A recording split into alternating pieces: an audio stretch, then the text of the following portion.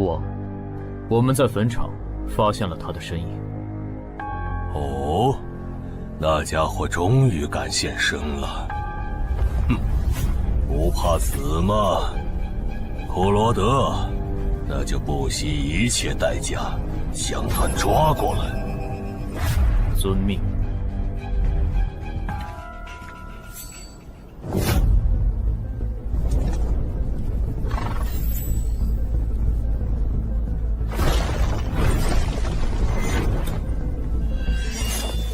是不是打败你，才会放过我？那看来是没谈拢啊！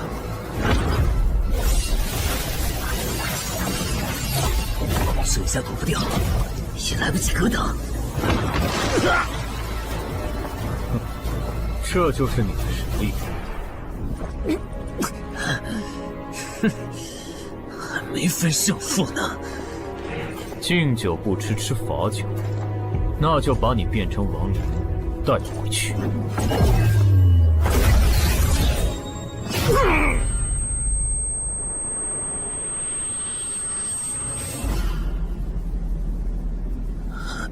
认输吧。做梦。蓝不灵。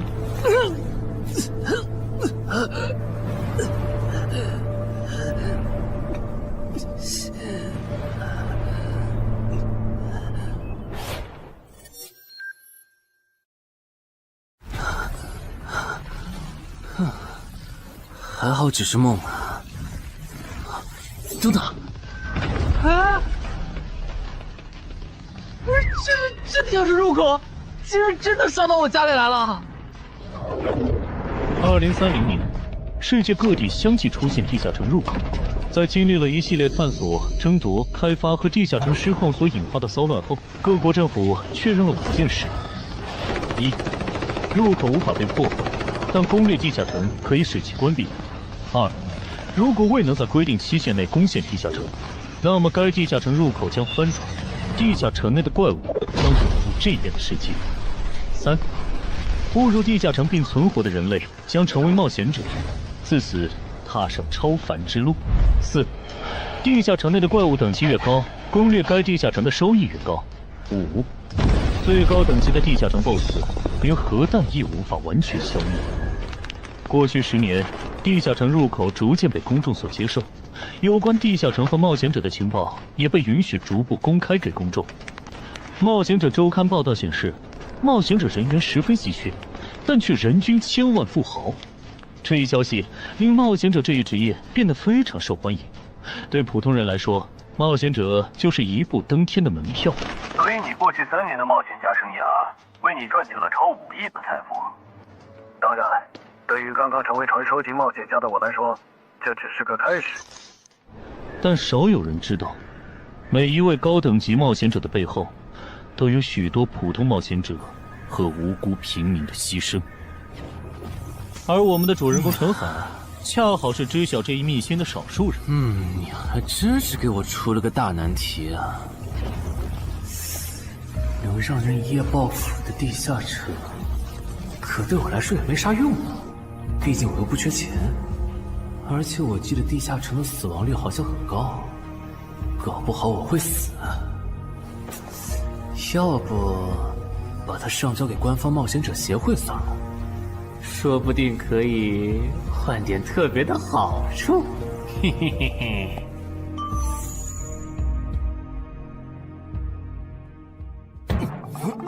谋杀捣乱，但放这也不是事啊。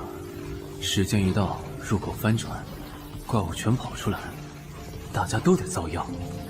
这样，我先瞅瞅这地下城啥类型，要是死亡率高，我就搬到别的城市，走之前报警让警察来管；要是死亡率低，我就自己搞定。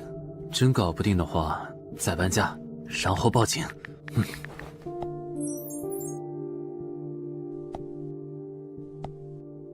嘿，运气不错，是 Level 2的狩猎型入口。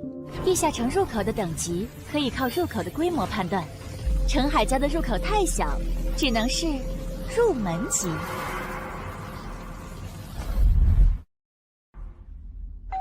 你好，有您的快递。来了，是你的快递，在这签字。好的。说起来，小哥你该不会是发现了野生的地下城入口吧？不然为什么要网购锁子甲？完了，不会暴露了吧？我玩全甲格斗的，之前的防具换，打算换新的。怎么了？有问题吗？没问题，我就是随便问问。感觉这人很奇怪啊，难道是我虽然想多了？早就知道一般市民对成为冒险者这件事有多着迷，但是被人这么生硬的试探，还真是有够惊悚的。还好我伪装的不错。不过这个箱子会不会有窃听器啊？还好没发现窃听器。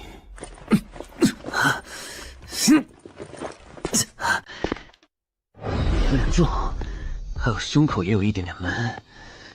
怕眼镜在战斗中不方便，从而携带了隐形眼镜。没有防身武器，就在附近消防器材店随便买了把消防斧。啊，锁起来倒是不影响，还行。那么，出发吧。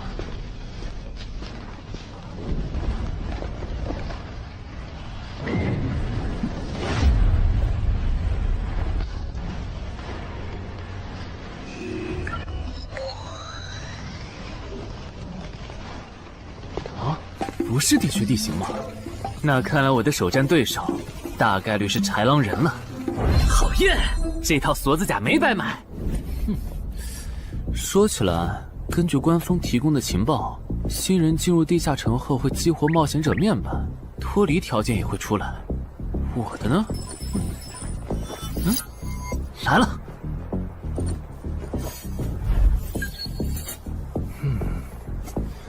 我记得普通人基础属性是10点，8点算弱，14点就很牛了。我不咋锻炼，力量和敏捷才9点，很正常。但智力有16点，真没想到啊！虽然智力和魅力是前期最没用的属性，但16点的智力，就算是协会或者财团内部也不多见吧？膨胀了，冷静，看一下地下城的脱离条件吧。脱离条件：杀死任意一只潮汐鱼人。通关条件是全灭一个潮汐鱼人小队。等一下，为什么是鱼人呢？我血场过敏啊！就不能给我安排点正常的对手吗？啊！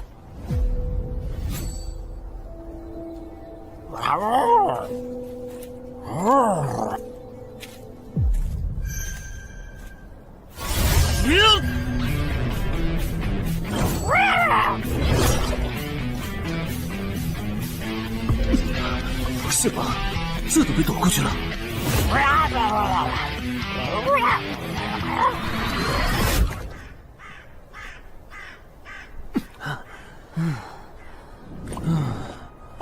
不是，这个地下城的难度标注是不是搞错了？一个落单鱼人就能把我打得差点翻车，如果遇到满编的鱼人小队，我岂不是要就地归西？啊，等级增加了。Level 2菜鸟，我的称号我与潮汐鱼人55开，这玩意儿侮辱人是不是？算了，今天就到这里。还是等我请个健身私教，把基础属性练上来了，再来挑战这个地下城吧。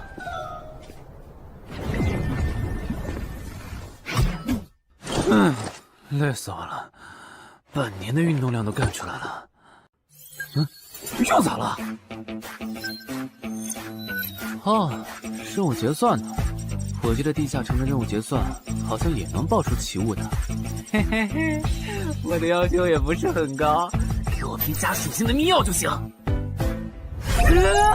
菜怎么了？谁还不是从菜鸟过来的？气死我了！罢了罢了，有总比没有好。让我看看这个保温杯有啥功能。该物品每天可以凝聚500毫升纯净水，可升级。这垃圾东西谁要啊？气死我了！你好，我预约了安教练。哈，您就是陈海先生吧？安教练已经在 VIP 室等您了，请跟我来。好的。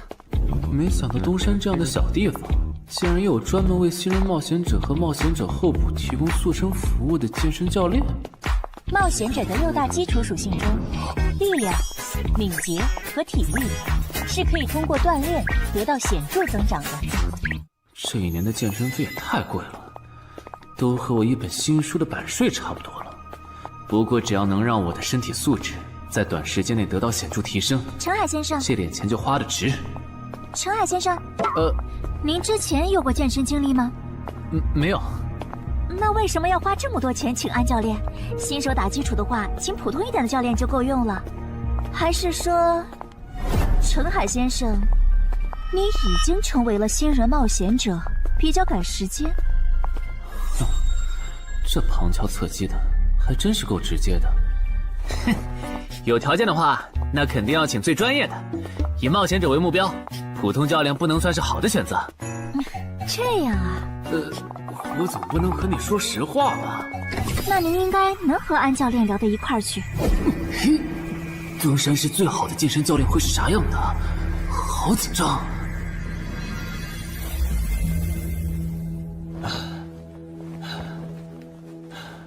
啊！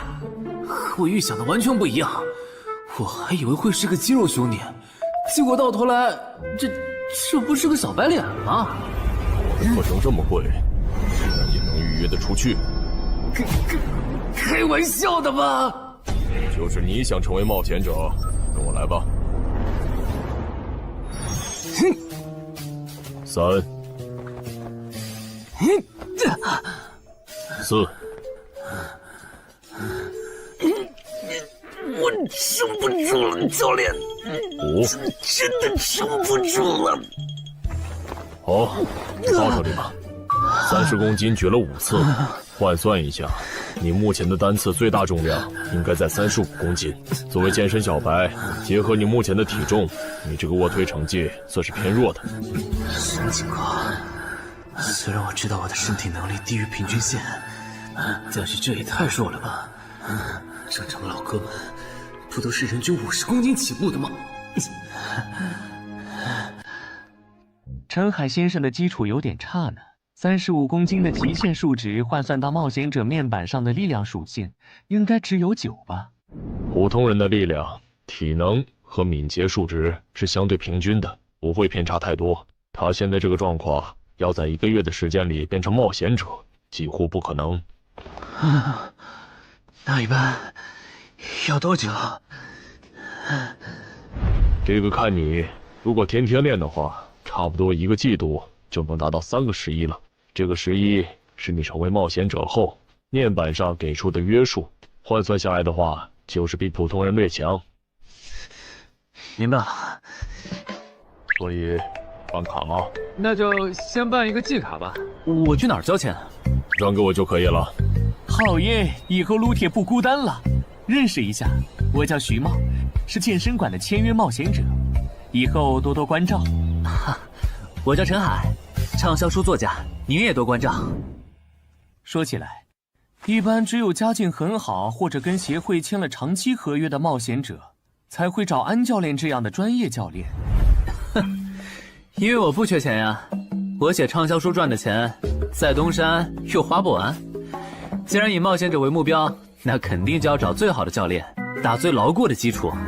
原来如此，我还以为你发现了野生的地下城入口，并且已经成为冒险者了呢。作为前辈，我得教你一些冒险者之间才流通的基础常识，免得你以后被人坑了。冒险者首次下地下城时，表现好能得个称号，带不带都行。要是带了会有加成，但也会被其他冒险者盯着。有些专找低等级地下城入口的猎人，就爱顶着称号，在可疑的人边上晃悠。要是被怀疑的人被称号吸引，表现不自然，那猎人就知道这人是冒险者了。接着只要跟着他，就能找到野生地下城入口。啊，这样吗？真是学到了。没啥反应，看来他真不是冒险者，就是个有点钱想当冒险者的弱鸡作家，那就没价值了。幸亏我先和超级任务5开这个称号太丢人了，没装上，不然今天肯定暴露了。安哥那边应该已经快拟完你的健身合同了，咱们过去吧。好的。国内有名的畅销书作者，还是专门写冒险者题材的。怪不得他有财力和动机买我的课，是想把身体数据打磨上去以后进军冒险者行业吧。而且他对课程的学期也没有明确要求，不像是发现了野生的地下城入口需要快速通关的样子。确实，程海是冒险者，或者他发现了野生的地下城入口的概率确实很低。这样，如果徐茂带着他回来的时候，他的注意力没有放在我的头顶，那就走正常流程吧。如果他有异常，那就别怪我了。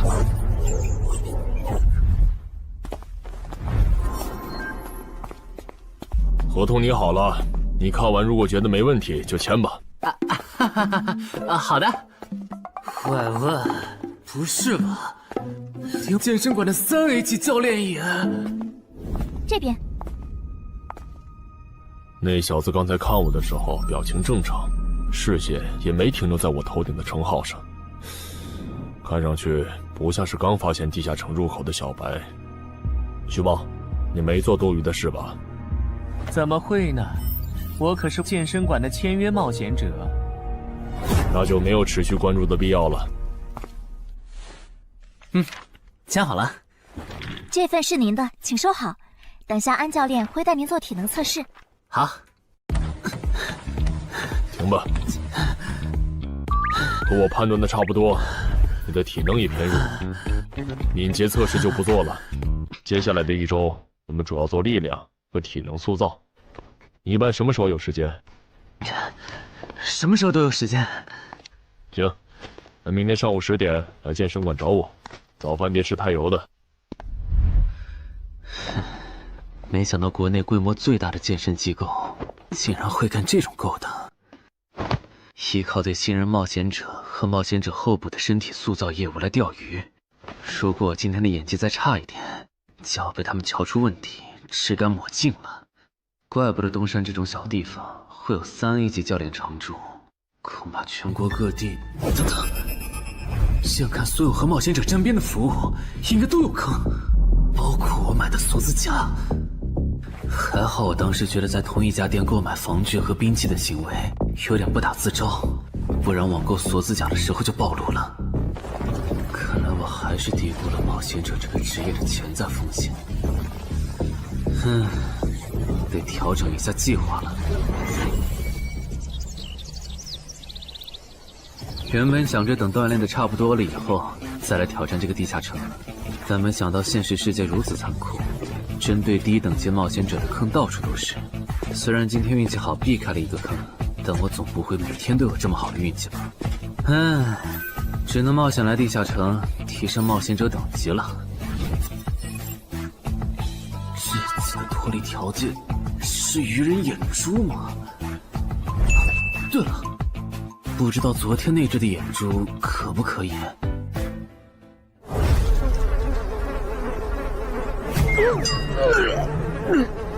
早都被啃光了呀！看来这附近有类似野狗的生物。不过好在眼珠还在。好耶！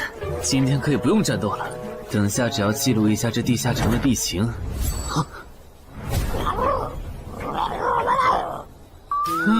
鱼人呢？我还以为是什么呢，吓我一跳。只是一只落单鱼人的话，我根本……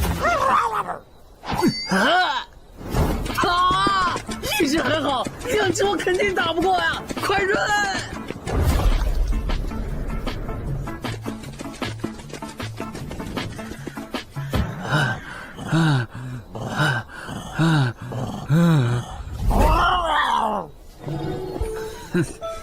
你都死到临头了，还这么嚣张，没发现吗？你和你的同伴跑散了。哼哼，现在换我来进攻了。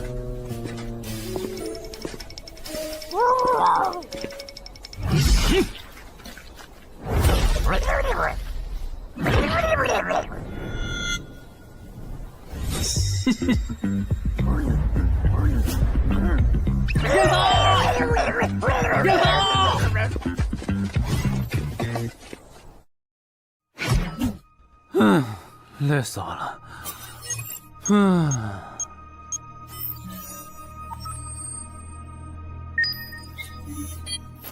不是吧？这次的评分明明更高，为什么反而没奖励啊？入门级地下城的爆率原来这么低吗？不过如果其他冒险者也是这个情况，那么他们是怎么赚到钱的？还是说有什么常识是别人知道，但我不知道的？明天找机会去问徐茂和教练。哎，徐茂和安教练还没有来吗？徐茂去隔壁室了，大概要过几天才会回来。安教练今天临时有事，得中午才能来。好吧，那我先去 VIP 室做体能训练。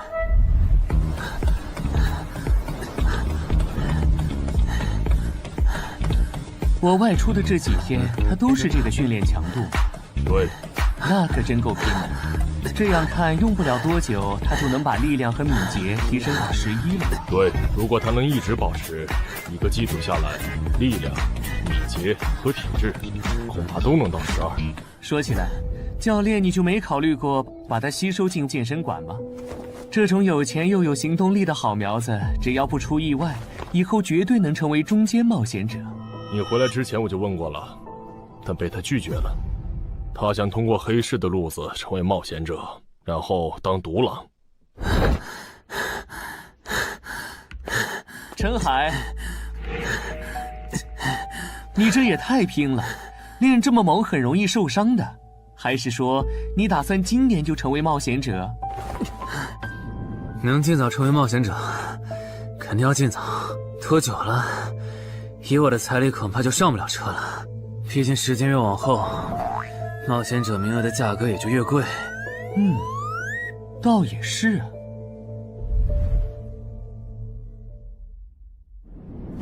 算上前天安教练的招揽，我大概可以肯定，徐茂和安教练已经排除了我拥有入门级地下城入口的可能了。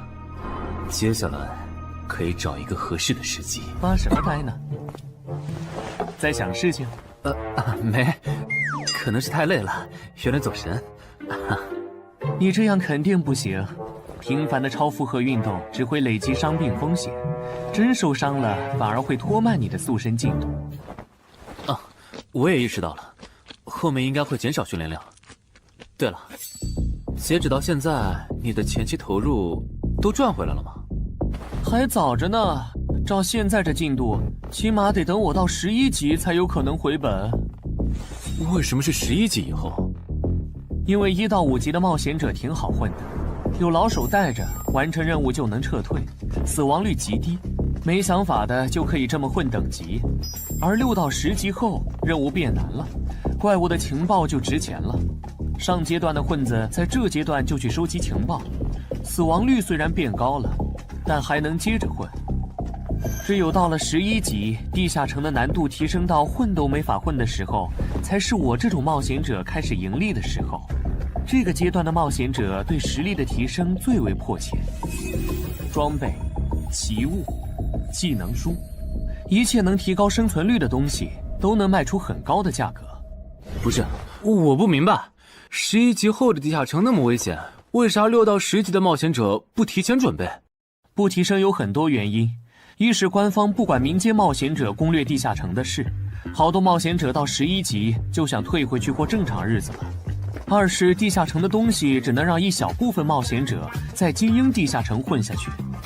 11到15级赚得多，但风险也大，而6到10级有人光靠收集情报和做后勤就能回本了，所以他们也就没必要冒着生命风险去11到15级这个阶段打拼了。原来如此，所以冒险者在6级不，在更早前就已经完成分流了。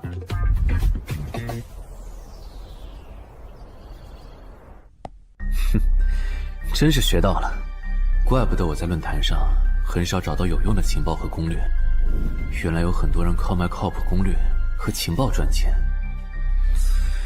不过更让我惊讶的还是这件事。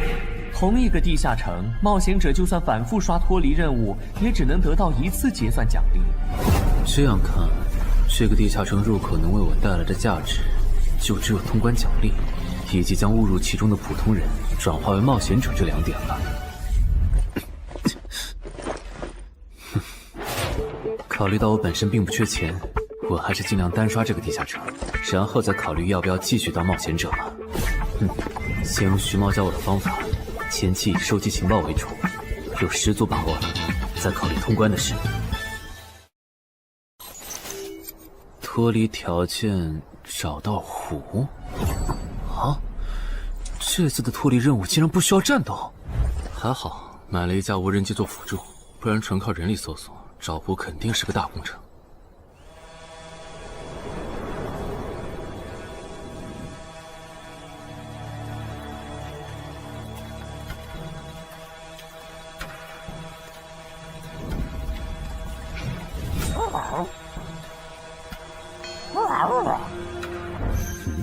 这是什么？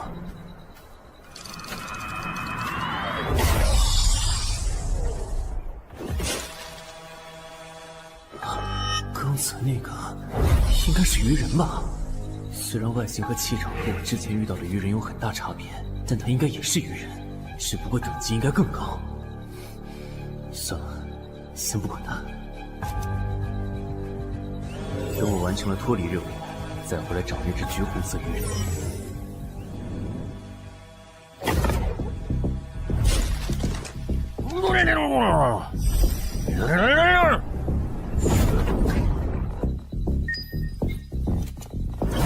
找到了！哼，怪不得森林地形的地下城会刷出鱼人这种怪物，原来森林深处藏着一个这么大的湖吗？这样的话，脱离任务就算完成了，不用和鱼人接触可真好啊！接下来，是那只橘红色的特殊鱼人。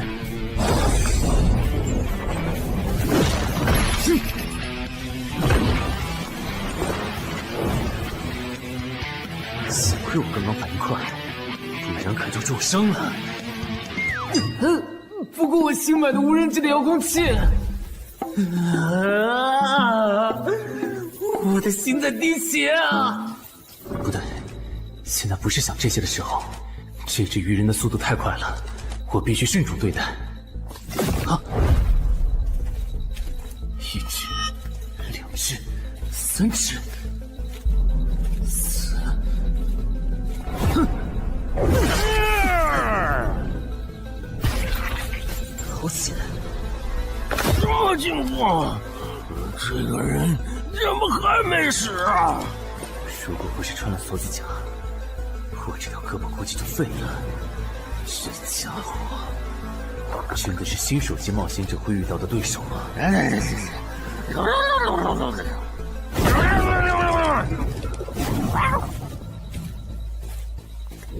如果只是和这只橘红色鱼人单挑也就算了，关键我还得抽出一部分精力来处理身后这几只杂兵。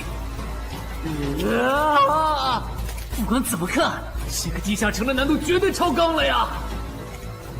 要不逃吧？脱离通关任务重置了。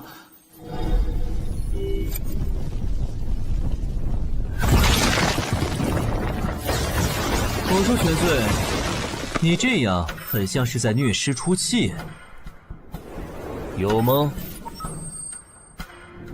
归根结底，还不是这只哥布林太弱了，扛不下我的拳头。能扛住才怪呢！明明只是 Level 5，却有着不下于 Level 9冒险者的综合实力。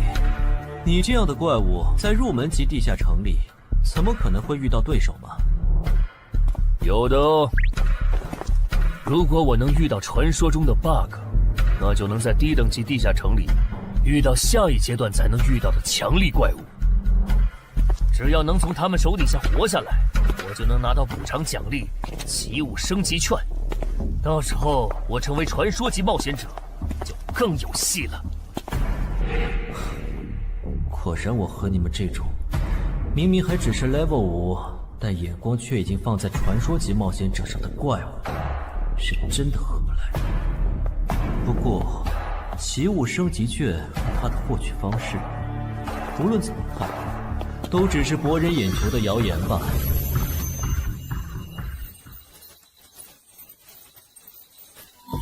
在高战力异常鱼人个体的追杀下活过3分钟，任务完成后将得到额外补偿，奇物升级券。不是吧？我都准备逃命了，你给我整这个，要玩死我吗？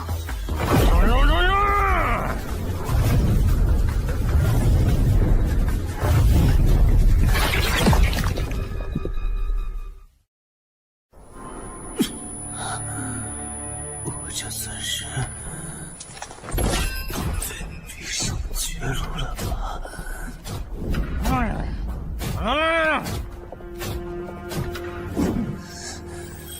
早知道当初就不该成为冒险者，好好当个畅销书作家不好吗？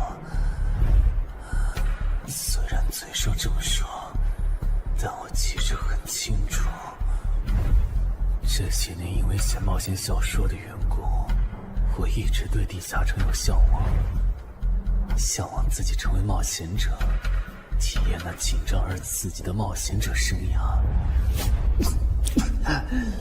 是的，虽然我怕死，人怂又不能打，但我的冒险人生绝不该止步于此。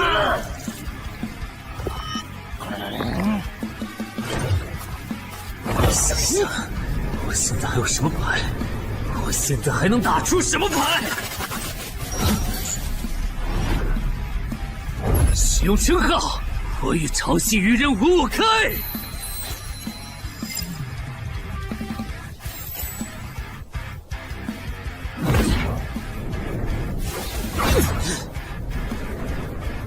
身体变轻盈，力量也变强了一点。不止如此，这些鱼人的动作也变得迟缓了许多。我的动态视力也加强了吗？能行，现在的我能行。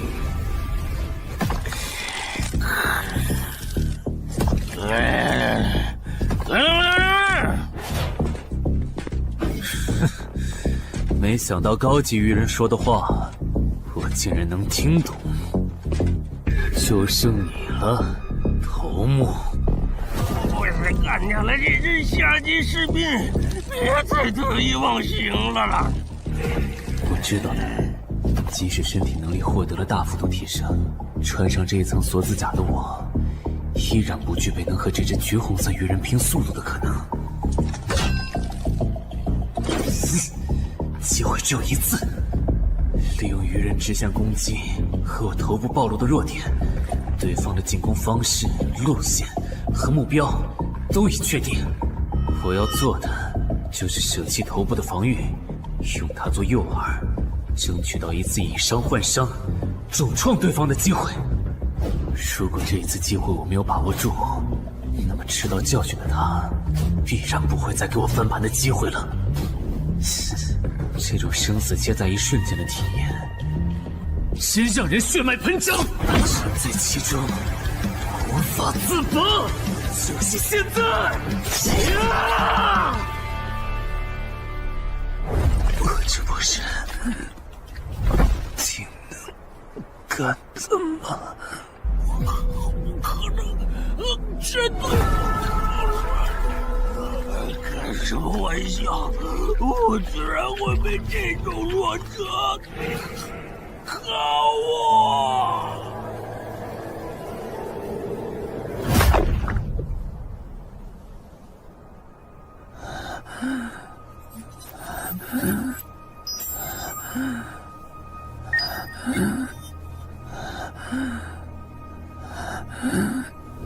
这下总不能还判定我是菜鸟了吧？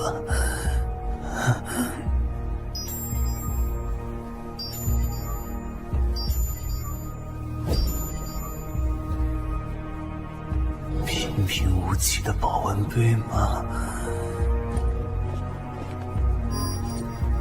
对，平平无奇保温杯是用起物升级券。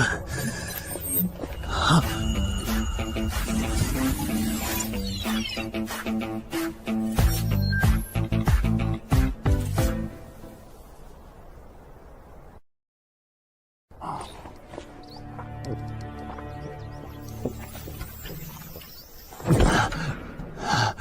活过来了。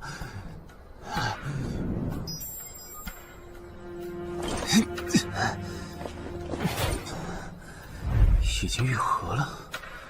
冒险者面板，冒险者等级竟然提升了，不过还是菜鸟。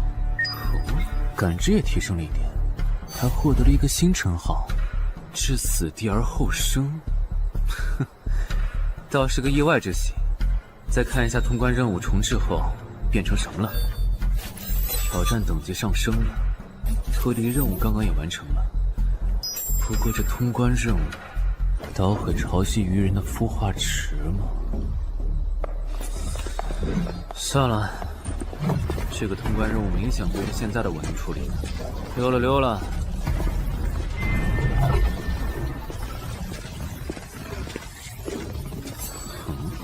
是错觉吗？怎么感觉这个地下城入口变大了？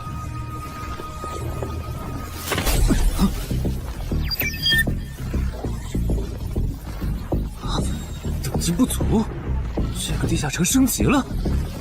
这么看来，我刚才完成的脱离任务，其实来自更高等级的地下城。怪不得任务难度提升了那么多，脱离任务掉落的奖励这么丰厚。隐藏之夜，我没记错的话，论坛上有个大佬，好像一直在强调这个东西的稀有性和重要性来着。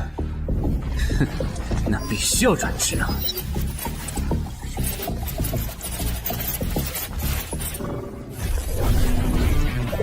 啊，什么情况？感知竟然提升了，死亡行者也算是新职业了。越接近死亡的话，属性点提升就越大，可以1至4点。啊，刚刚是啥玩意儿？我家？这就是感知16以后的世界吗？即使闭上双眼，我的大脑依旧能够准确勾勒出客厅每一角。真不敢想象，20点感知的人类眼中的世界又会是什么样子。说起来，我与潮汐鱼人555开这个称号的效果，刚刚在地下城已经体验过了。这个至死地而后生的称号，效果又会是什么呢？被逼入绝境以后，就能得到力量、敏捷、感知，每个加4点的加成。这个称号的触发条件和死亡行者的触发条件差不多哎。等等，也就是说，死亡行者搭配至死地而后生，极端条件下可以给我带来8力量、8敏捷、9感知的提升。哈哈哈哈！这也太超模了吧！胆子再大一点，以后遇到打不过的敌人，我完全可以靠自残触发效果让属性提升。等干掉敌人以后，再用稀奇古怪的回血药水把状态拉回来。而且回血药水的用处也不止于此，有了它，我再也不用担心健身过度肌肉拉伤了。反正每天都能回一次血，完全可以想怎么练就怎么练。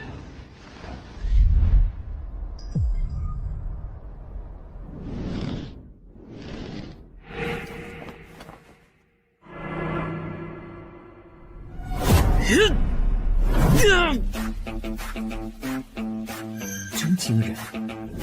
谁能想到，不久前还只是个健身小白的他，只用了不到2个月，就达到了正常人要用1年才能取得的成果。就他那训练量，换别人来早就去 ICU 报道了。但他一通瞎练下来，还能活蹦乱跳，这说明他体质很牛啊，至少有16，甚至都有可能17或者18了。安教练，你这次是看走了眼呐。陈海还在练呢。啊，恭喜啊！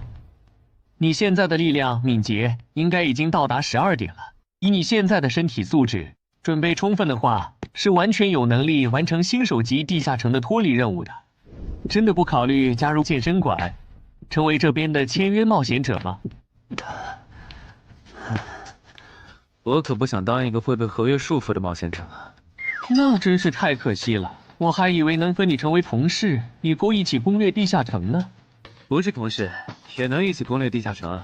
对了，我打算从散人手里购买冒险者名额，这方面你有什么忠告吗？忠告嘛。不是同事，也能一起攻略地下城啊。对了，我打算从散人手里购买冒险者名额，这方面你有什么忠告吗？忠告嘛。那我推荐你去找散人联合。散人联合？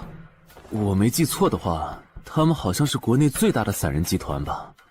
对，如果你想走黑市的路子购买冒险者名额，那么我只推荐你选择由散人联合提供担保，或者他们自营的低等级地下城入口。为什么？我感觉找独狼冒险者明显更好啊，省钱又省力。因为涉及到冒险者名额买卖，无论买方还是卖方，其实都存在巨大的交易风险。卖家怕遇到伪装成萌新的入口猎人，买家怕交了钱对方不办事。但有散人联合的介入就不一样了，虽然他们的佣金很高，但是作为冒险者资格、地下城相关产出生意的龙头，他们为买卖双方提供的契约书还是很值得信赖的。原来如此。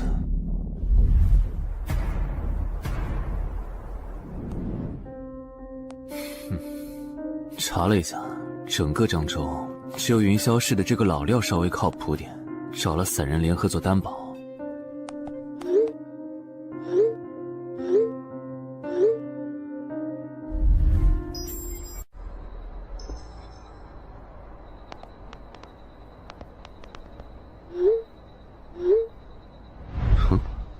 这边，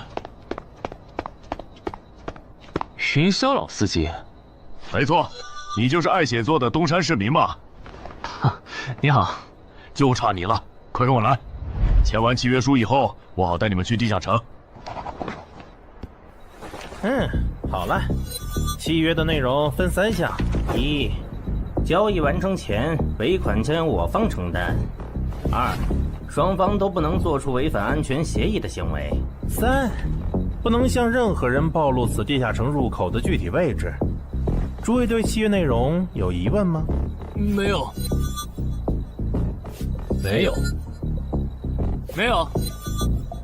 那么，契约成立。手臂在发光哎！哟，好神奇啊！好了，我的工作完成了，希望以后还有机会为诸位服务。等下大家再跟我走一段路，我带你们去地下城入口。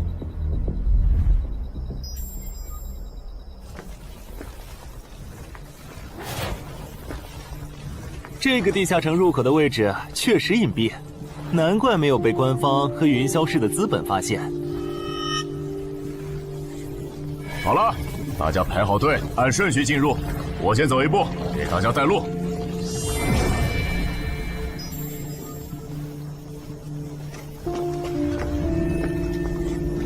这批新人怎么样？哦，太酷了！我也是冒险者了，真好。还行，没有看起来像刺头的。那就好，等会儿记得我们之前说的。卖家原来有2位吗？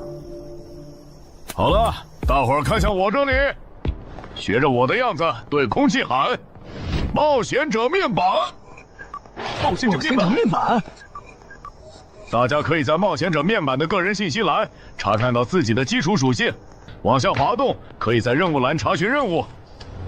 不是吧？我的基础属性原来这么低的吗？冒险者面板上的内容只有冒险者本人才能看到，所以不用担心个人信息暴露的问题哈。麻烦大家把你们的脱离任务报一下，我这边做一个整理。任务？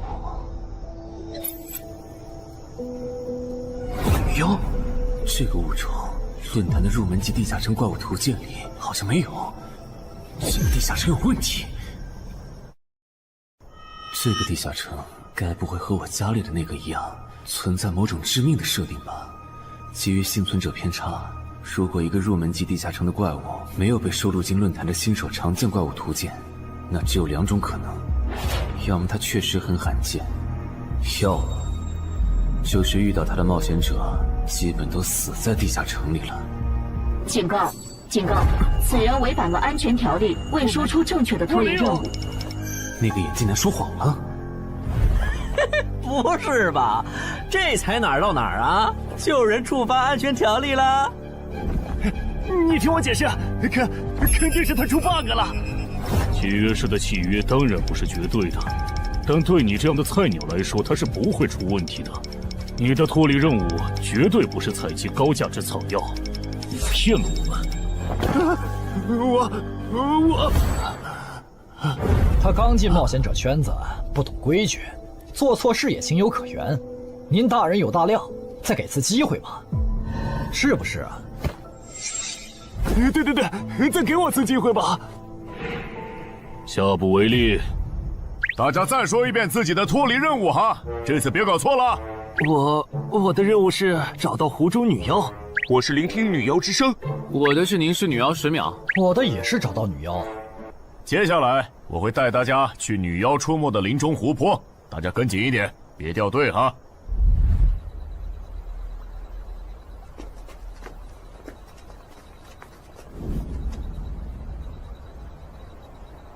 冒险者面板。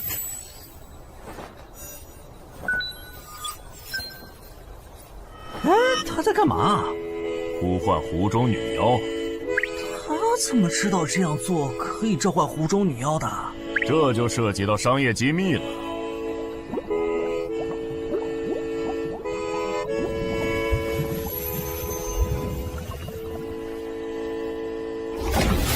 女妖出来了！我的脱离任务完成了，我的也完成了。8、9、10。大家把耳塞戴一下，女妖马上就要唱歌了。不戴的话会怎么样？女妖的歌声会破坏你的大脑。刚成为冒险者的 Level 1萌新，一整首听下来，大概会当场暴毙吧。什么？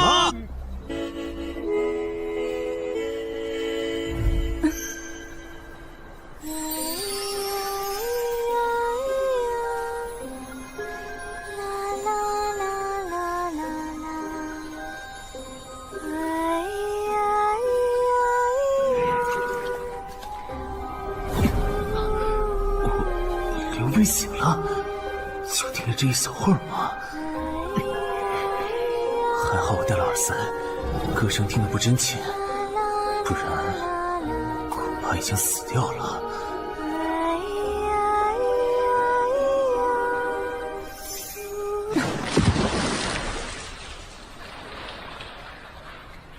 大家的脱离任务都完成了吗？都做完了，那咱们就原路折返回去了哈。搞笑，让我们原路返回？来之前我已经查过了，地下城里的植物和矿产都是很值钱的。你这么急着赶我们走，不会是想要独吞这个地下城的产出吧？我们可是付了钱的，为什么不能在这个地下城采集高价值草药和矿产来回血？等一下，咱们的契约书里可没有这条。但也没有不准我们完成脱离任务后采集高价值草药和矿产的条例吧？原来冒险者还可以在地下城内采集草药和矿产的吗？你不知道吗？其实大部分冒险者并不具备通关能力的，他们主要的盈利方式就是搬运地下城内的物资和收集怪物情报。你是觉得脱离任务已经完成了，我们又碍于契约不能对你出手，所以可以发难了是吗？不然呢？真是笨蛋！但有一点你没考虑到，那就是我并没有和你们签订契约啊。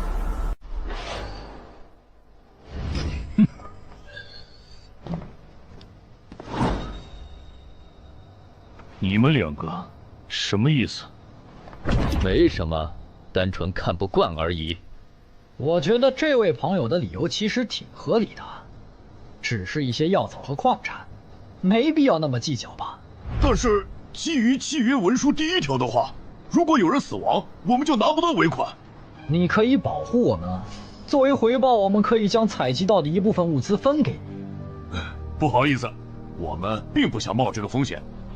真的只是因为不想冒这个风险吗？难道不是因为这个地下城藏着别的秘密，你们怕我们发现它吗？我明白了，你不是新人冒险者，你是奔着通关任务来的。老六，你应该能感受到吧？咱们之间谁更强？可恶！地下城让给他们，我们走。啥？你等等我呀！他们为什么就这样走了？这不很明显吗？这2位帮我们说话的朋友，其实是比那2个人更强的冒险者呀。过奖，其实强的不是我，是我的这位朋友。等等，不太对，3人联合的契约师不会蠢到让假装萌新的冒险者轻松找到契约书漏洞，这不符合逻辑。大家可以自行选择，接下来是单独行动，还是跟我们一起行动？单独行动的话，你们的收益可以独享；如果跟随我们一起行动的话，通关奖励我们要1半。1半？这么多？这叫多？你没仔细听吗？是通关奖励的1半。这2位资深冒险者的目标是通关。新人冒险者的通关率一般只有10%，甚至更少。就算分出去1半，我们也领先了90%的新人冒险者。大叔，你别得了便宜还叫委屈啊！所以这其实是好事。对新人来说，第1次通关时间是重要分水岭。新人冒险者越早拿到通关奖励，未来的冒险者之路就会越顺畅。那就是说，就算我只拿到1半的通关奖励，也会比绝大多数同等级的冒险者要强吗？如果你没有浪费这些开局资源的话，确实是你要强一点儿。请让我也加入你们，也包括我。我也要。那帮没良心的，签契约书前都说好了，只涉及脱离任务，其他不包的。任务一完成，他们就变脸了。差不多得了，都走了这么远，他们不可能再跟着了。你不用演了。哦。嘿嘿，不过你这次演技提高了不少嘛。刚才我一度以为你打不过那个顶着战斗专家称号的冒险者来着。我确实打不过他。啊？不过他也很忌惮我就是了，要不然不会用劝退的方式赶我走。原来如此。那你觉得他们能通关吗？可能性太低。个人判断，这批冒险者里，最多只有1到2个幸运儿能活着走出这个地下城。什么嘛，这不就和之前的几次一样了吗？真没意思。哇，酷哎！既然大家已经决定联手通关，那我也不藏着掖着了。我能够为认同我、信赖我的队友带来一点基础属性的随机增幅。他说的是真的，我的力量加了1点，我加的是感知，我的也增加了。体力涨了1点。原来团队领袖这个称号是用来提升自己的队友啊，还怪好用的。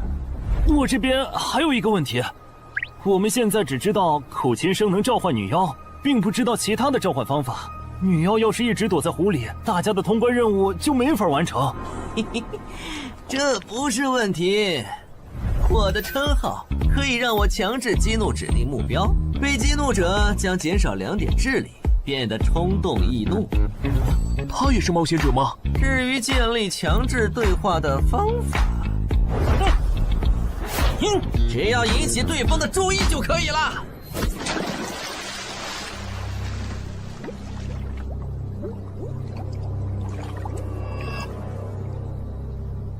蠢货，你过来呀！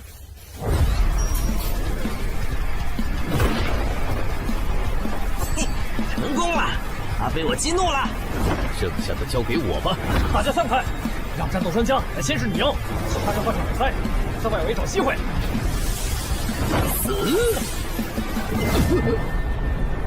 穿过去了？开什么玩笑？竟然是灵体！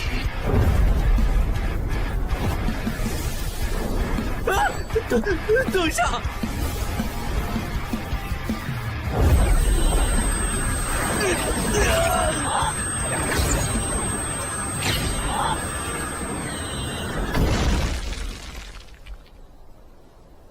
还好有2-3，只是鼻子出血。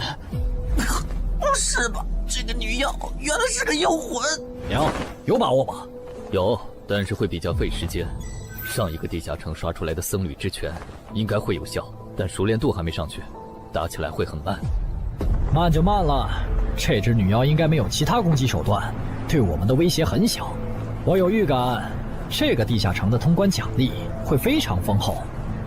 哼，愚蠢的选择。等等，你先别走。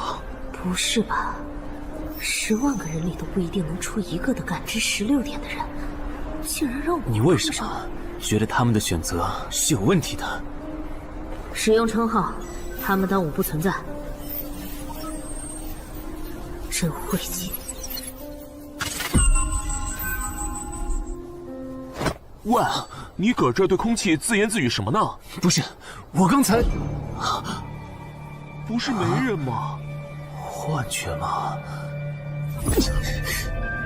有东西过来了！什么东西？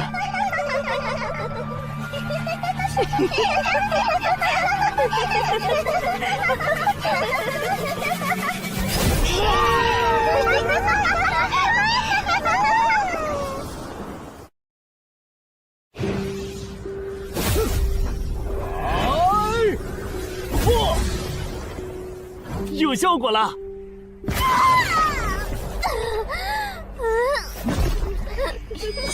什么声音？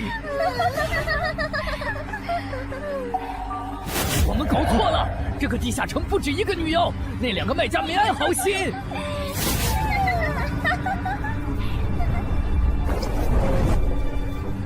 不是吧？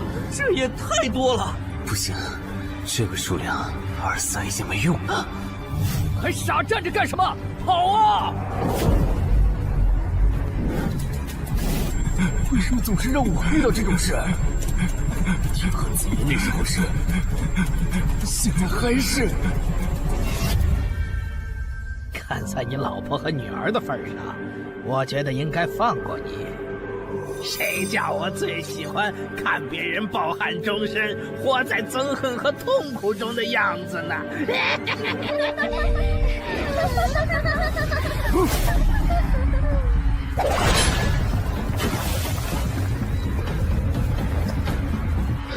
你们以为我是谁？给我滚开！妈妈，我错了。来呀，也不怕你们！来呀！被摆了一道啊！怪不得那2个入口持有者的契约没限制3级以上冒险者进来，原来是想引4到5级的冒险者来通关。等我们团灭后，就进来捡我们的通关奖励，真是好算计。关于如何杀死这些女妖，你有建议吗？这声音，有建议就赶紧说。女妖不光靠声音攻击，还有别的攻击手段。我费了听觉才勉强躲过第1轮奸笑。你是爱喜做的东山市民？对，真是看走眼了。没想到你一介新人竟然比我们这些老手反应还快。但是你不是听觉被废了吗？怎么还能听到我说话？好，我感知16，可以读唇。原来如此，这个地下城我认为是无解的。那些女妖能免疫一切物理攻击，老实说，这根本就不是正常4到5级的冒险者小队能处理的。哦，所以你也没有办法。还有一个办法，除了僧侣之旋，阿良还有一瓶被僧侣祝福过的神油，涂抹长剑后，应该也能伤到那些女妖。不过，这也就给你能伤到他们的力量。我不信新手冒险者能从这么多幽灵的围攻里杀出去。但总不能坐以待毙吧？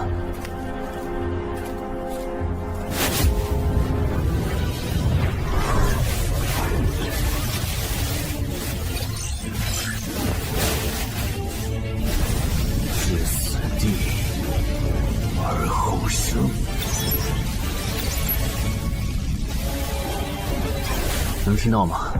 我问过你的同伴了，他跟我说，要通关必须从你那里拿到被僧侣祝福过的神油。通关吗？能帮我拿一下吗？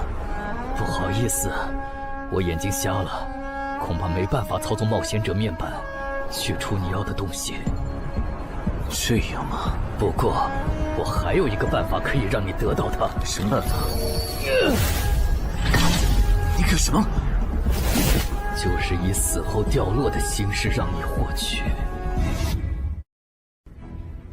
其实我也不是非要那碗油杀人夺宝不可。20点的敏捷足够我甩开女妖逃出地下城了。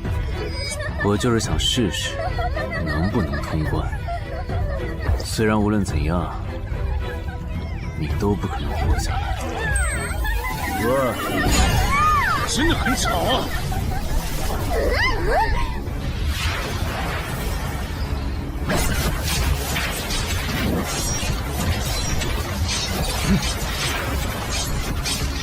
对邪恶生物伤害加点点，那么还是反击吧。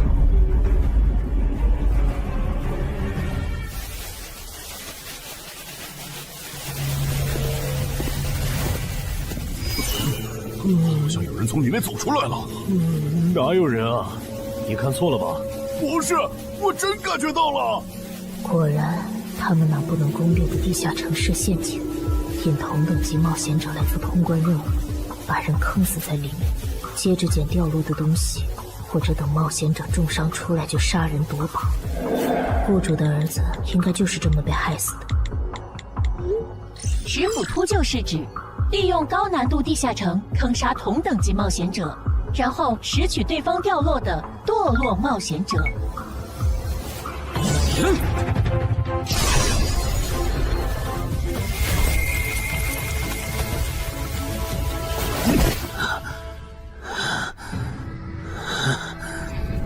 好险！如果再多几只女妖，我恐怕就要被逼出回血药水这个点牌了。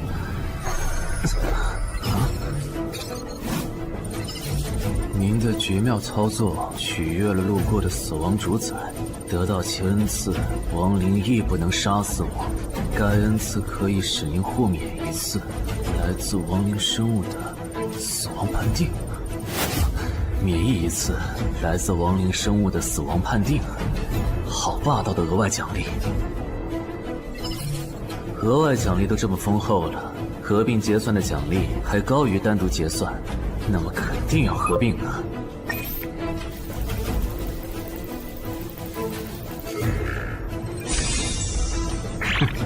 果然，除了稀有级奇物和新称号以外，还给我报了2个专属技能。这个地下城的奖励太丰厚了，难怪它的难度如此超标。爱写作的东山市民，你还活着吗？怎么没声音了？差点把他给忘了。你现在感觉如何？能站起来吗？有点难。那只能扶着你了。其他人是不是都死了？胖子、四眼、大叔，还有你的2位同伴，都死了。你应该不是第一次进入地下城吧？哼，我还以为你不会主动说破呢。如果我说我能保守秘密，并将我得到的奖励作为酬劳全部送给你，你能不能不灭我的口？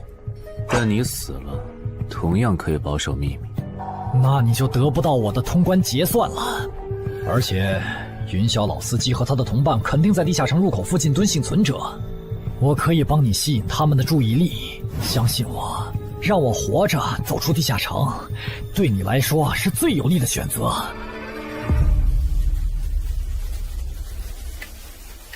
看到了吗？这才是真有人出来了。哎呀，刚才那次算我看错行了吧？等等，地下城在坍缩，他们通关了。不对，小心右边的冒险者，他绝对不简单，肯定是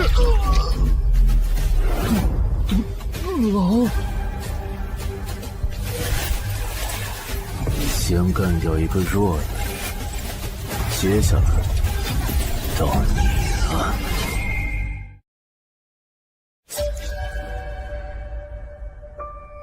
嵩山市民，你好大的胆子！不是吧，不是吧？不会真有人觉得自己坑完人不会被报复吧？呵呵，这么霸道的吗？闭嘴！哎呀，我好怕呀！你这家伙找死！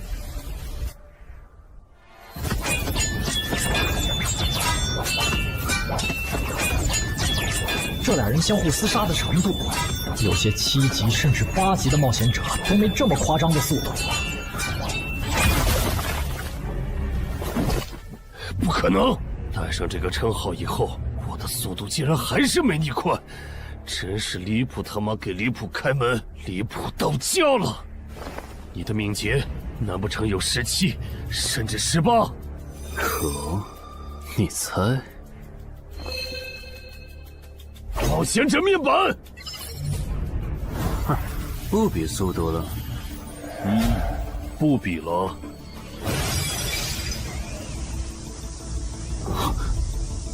这本来是为那个战斗专家准备的，不过给你也没差了。来好好感受一下我从黑市高价购买的变种蜘蛛毒素吧。什么嘛！你这毒抗完全不行啊，比普通人还差。连反击的力气都没有了吗？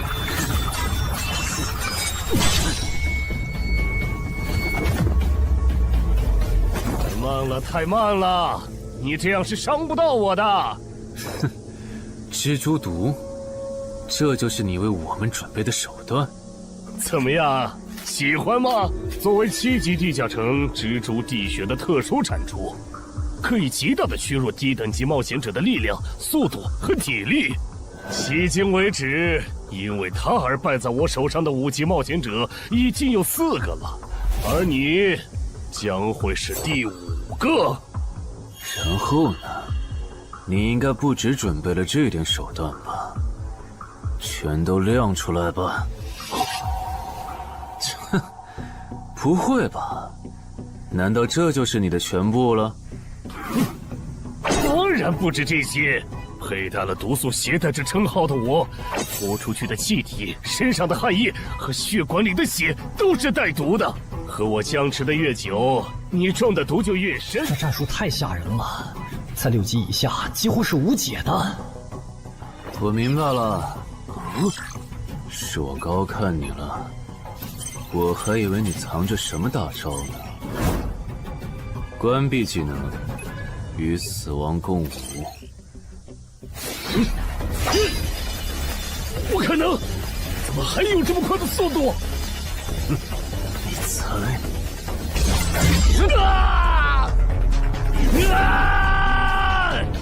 别太得意了！太慢了，太慢了！你这样可是伤不到我的。不可能，绝对不可能！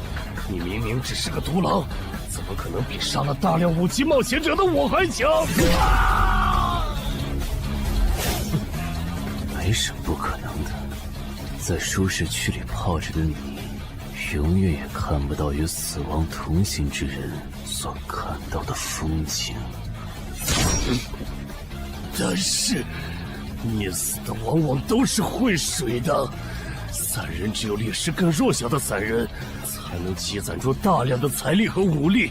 我的路才是正确的。对普通人来说，或许你才是对的。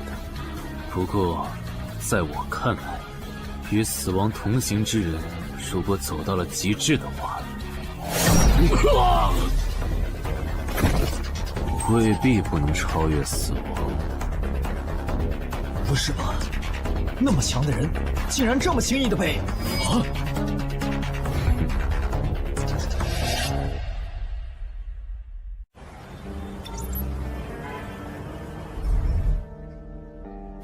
你这运气也太差了吧！啊，徐茂，你怎么来了？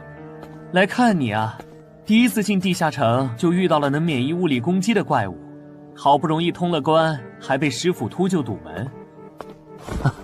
不过也多亏了这次经历，让我得到了置死地而后生这个称号。也是，还算幸运。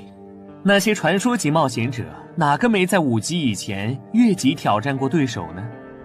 对了，个人建议不要让别人知道你的主要称号，情报泄露是很致命的。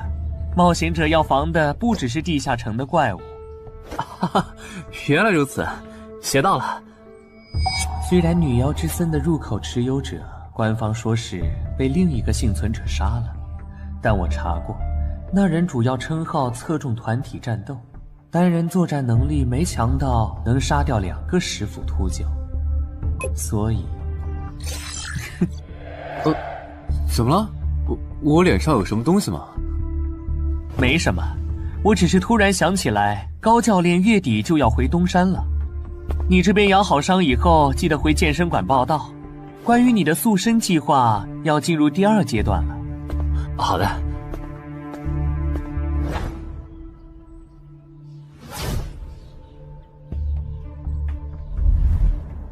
你不打算做攻略型冒险者了？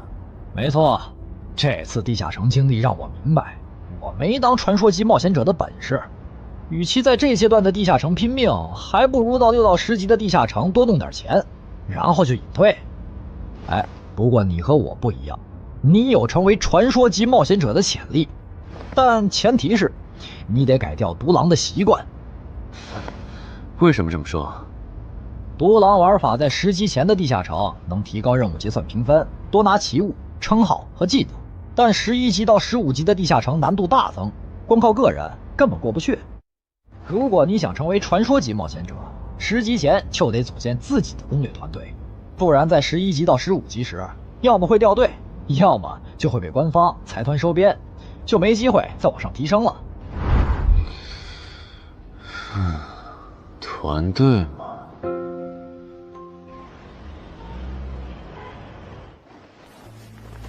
害死我儿子的秃鹫们已经死了，杀死他们的人就在这2名幸存者之间。你认为谁才是帮我儿子报仇的恩人？他。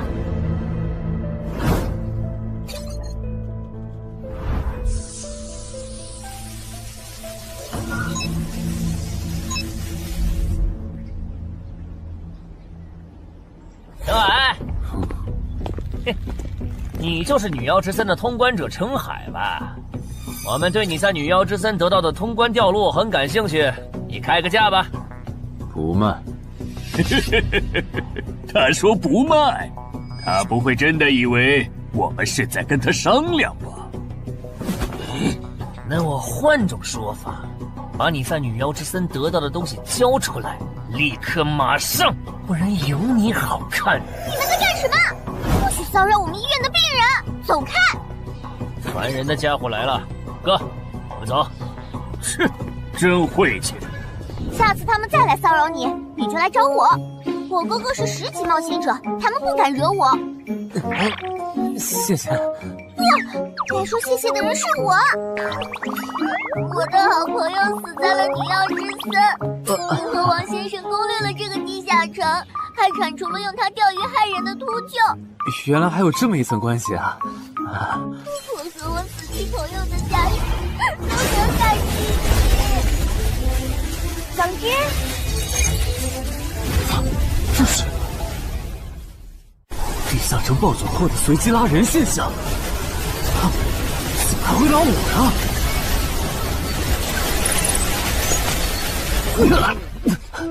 突！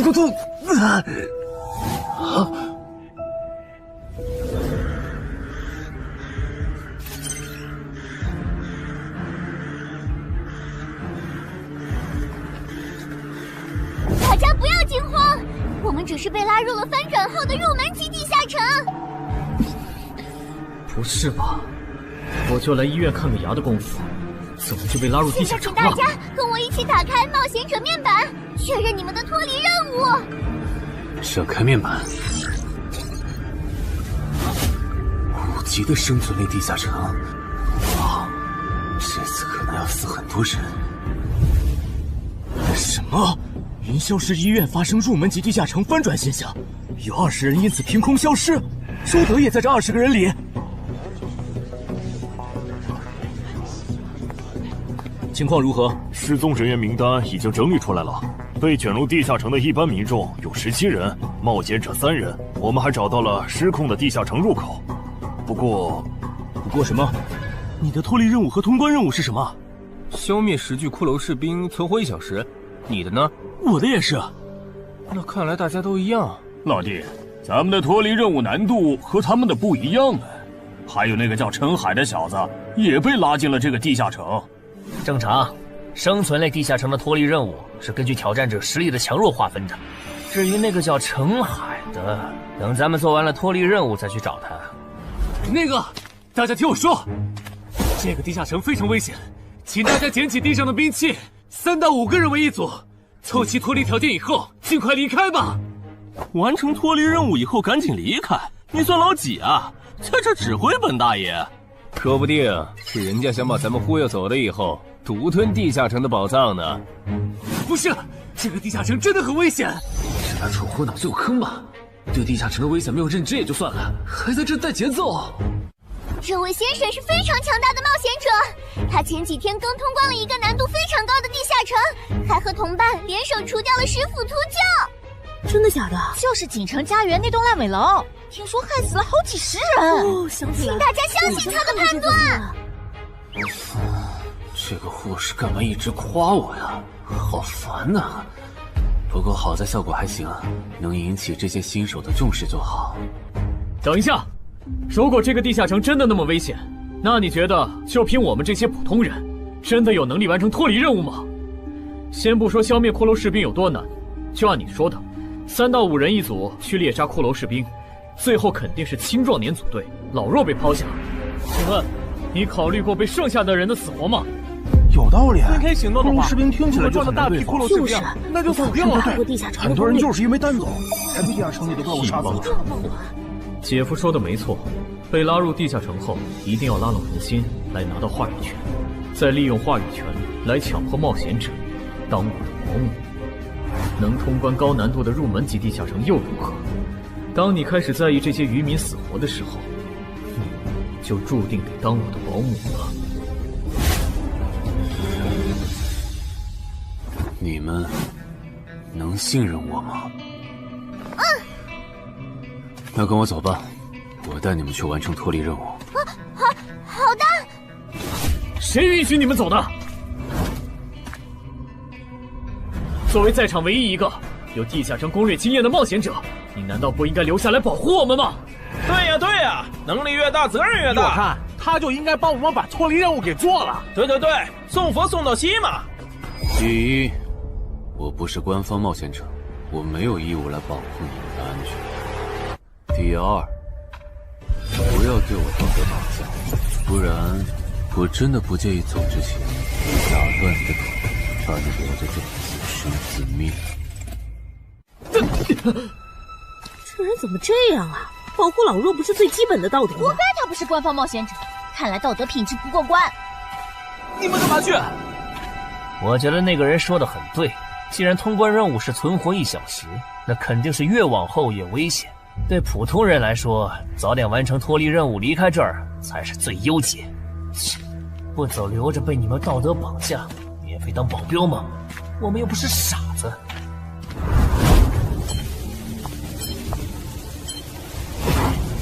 是他。这个地下城有什么问题吗，尚科长？这个地下城最大的问题在于，接下来的1个小时，能有几个人活着走出来？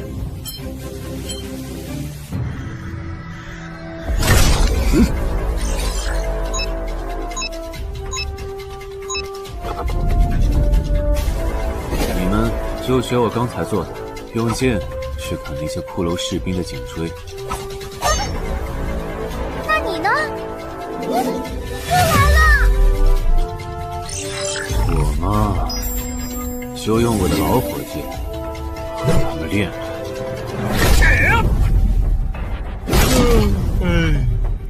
打完这批记得换班啊，老哥。好嘞。骷髅士兵不刷新了，看来并不是无限的。好消息是新人的压力小了，坏消息是我这样的老手完成任务更难了。这周围的骷髅士兵被咱们刷光了，换地方吧。好。受伤的人往后退，剩下的2人一组，交替清理从地里爬出来的骷髅士兵。再战40分钟，大家就可以回家了。好。亏我之前以为当冒险者有多难，结果就这儿啊！是啊，这些骷髅根本就没有那个老手渲染的那么危险。等这次结束，你也是个有名的冒险者。这些骷髅虽然弱，可不代表这地下城难度低。正相反，骷髅越弱，越说明地下城有极厉害的 BOSS。更让我烦的是，这地下城怪物也太少了。虽然我以老弱不宜参战为由，劝退了近半的冒险者，但是分到我这的怪物才4个。最后10分钟，这地下城难度肯定飙上。要是接下来10分钟都没有新的骷髅士兵刷出来，我就得自己想法子凑够剩下的6个骷髅士兵了。脱离任务做完了。你呢？还差几个？8个。把机会都让给他了吗？那你先回去吧，我们继续刷骷髅。等做完脱离任务以后，咱们3个在外面集合。10年来没有一个人通关。不止如此，这个地下城的幸存者们也非常奇怪，几乎所有的都是新人。怎么会有这么奇怪的地下城？正常不都是冒险者越强大生存率越高吗？因为这个地下城有一个被称为强者坟墓的机制。同样的脱离任务，新人的难度只有老手的1/10。当新人完成脱离任务离开的时候，实力远超冒险者的地下城 BOSS 会主动追杀冒险者。好多老手都栽在这机制上。朱德，快点察觉到，这个地下城的本质是谁最先完成脱离任务，谁才能活下来的竞速比赛。好心的冒险者哥哥，护士姐姐，再见。拜拜。再见。等下遇到的骷髅士兵，我多分给你一点。你先完成脱离任务，和他在外面会合。好的。有人完成脱离任务出来了。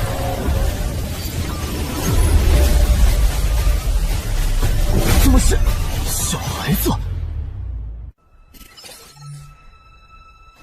有人离开这个地下城了。这个第2阶段是什么意思啊？原来是这么回事吗？这个地下城的本质是竞速。李明、王志勇，你们2个跟我来。老弟，有个人完成脱离任务离开了，是不是那个叫陈海的人呢？不可能，先不说他还带着2个累赘，光冒险者们要杀的100个骷髅士兵就不好找。那会是谁呢？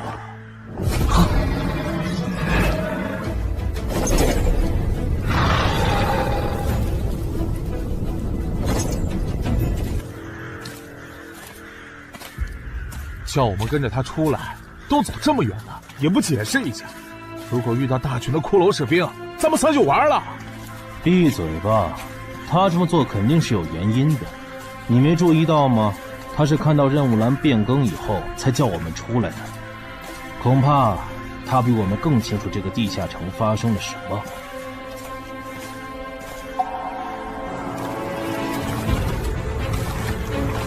准备战斗！他们3怎么会这么想咱们不回来啊？周德当初就不该气走那个冒险者，脱离了。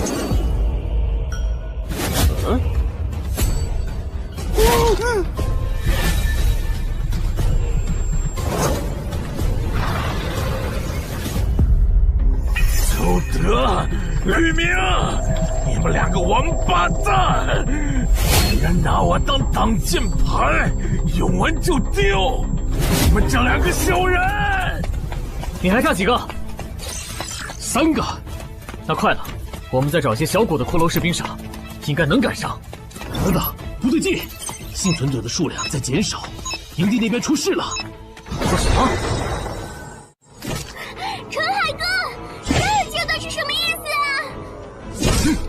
可能是难度提升，接下来会出现更强的怪物的意思吧？这个你别管。你的脱离任务做到哪儿了？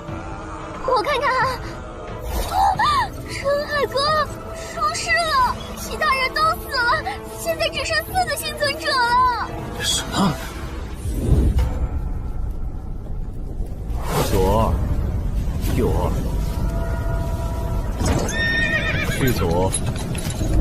都说了，是这个地下城的 BOSS 降临了，要想活命必须就地折返。在 BOSS 找到我们之前，完成脱离任务。别开玩笑了，就咱们2个人，怎么可能在那么多骷髅士兵的围攻下完成脱离任务？王之勇在的时候都做不到。听不懂人话吗？我们已经没有时间去找骷髅士兵了。还差右2。剑锋，救我！你好了吗？马上！陈海哥，好了。常先留下，你先走。可是，撤下！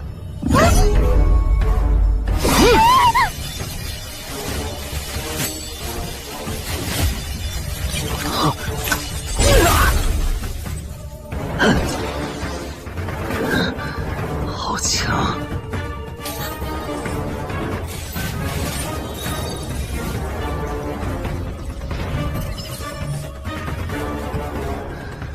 明白了吗？留下来，只会碍事。我知道了，我去外面等你，你一定要活下来。好了，现在只剩下咱们2个，我猜你是不会放我走的，对吧？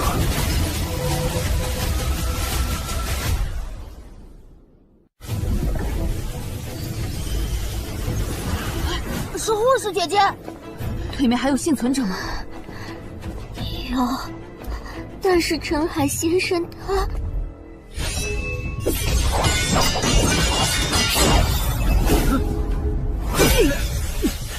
好强，这样下去不行，速度和力量我都不是他的对手。就算能大概猜出他下一步动作，肯定会一直忙着抵挡，一次出错的话就得死。小走！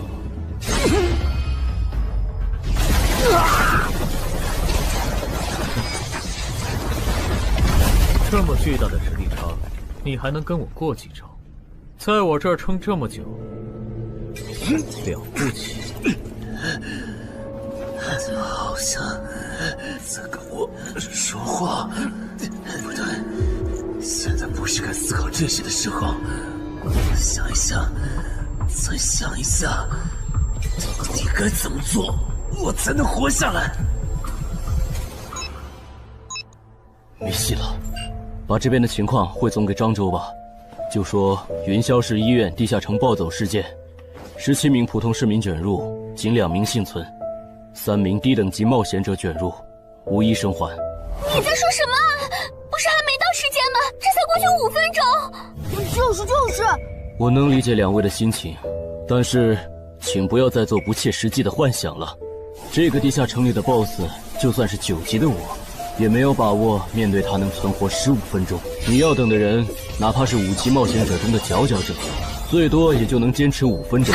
你从地下城出来到现在都过去5分钟了，他还是没有脱离地下城，这意味着什么？你应该清楚吧？怎么这样？如果不是因为我们拖累了他的进度，护士姐姐，陈海先生肯定能活着离开这个地下城。都是因为我们。是啊，全都是因为你们。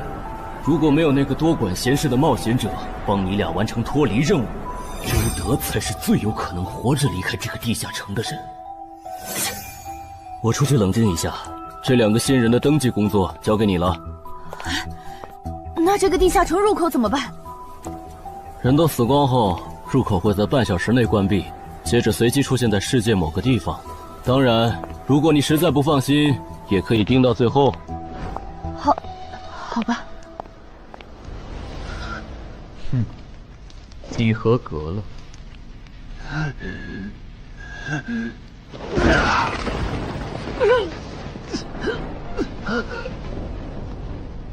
我很期待你成为亡灵后的那天。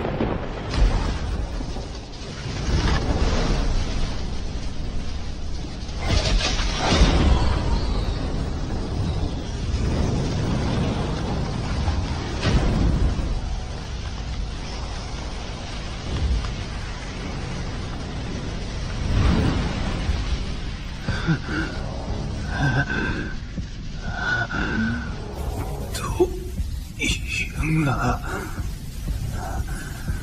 对这个 BOSS 来说，完整的我更有价值。在他回来之前，是用死亡主宰的恩赐。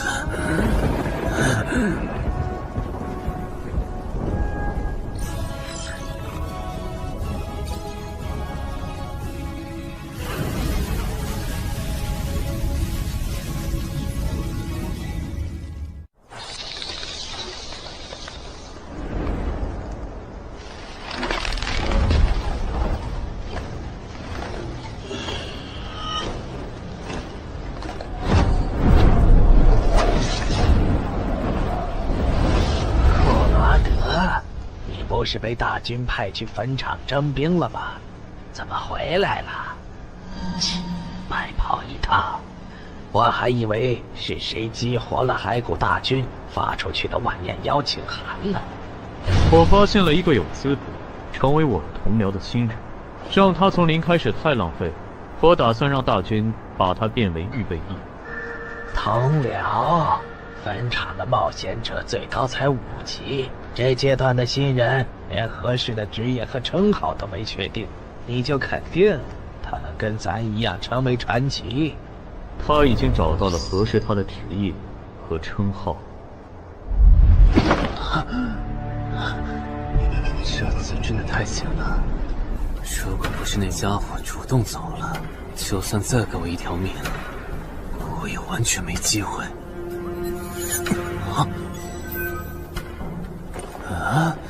通关任务都显示完成了，为什么没有弹出来脱离选项？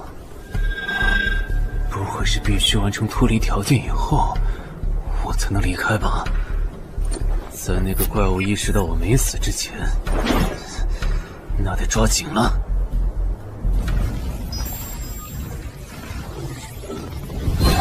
没有关闭，这个地下城的入口还没关闭。澄海先生还在战斗，他还活着。我去找尚科长。周德死在地下城里，他姐知道后一定会迁怒同期的幸存者。如果处理不当，尚科长，怎么了？慌张成这个样子？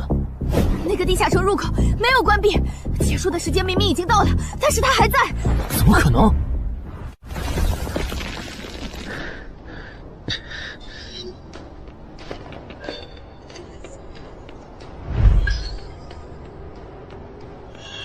合并结算。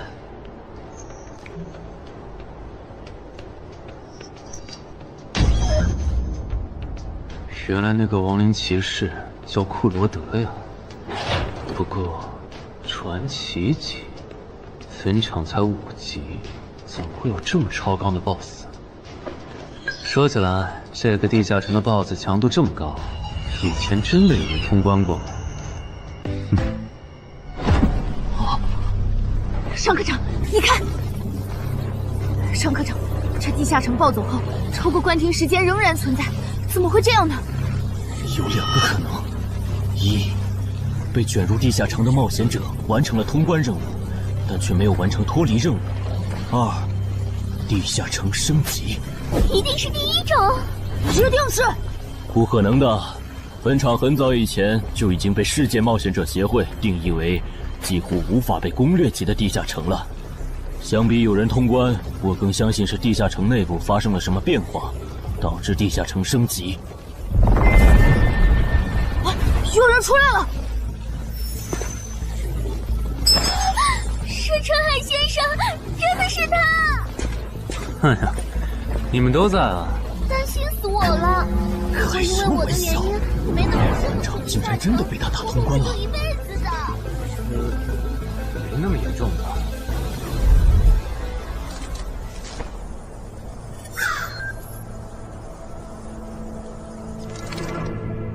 吴王，这是你驻守坟场以来第一次主动觐见吧，库罗德？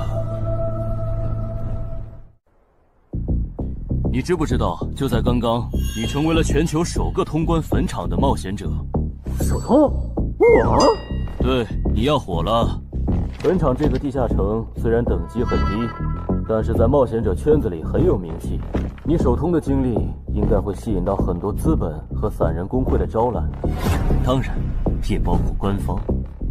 啊，所以现在是招揽环节？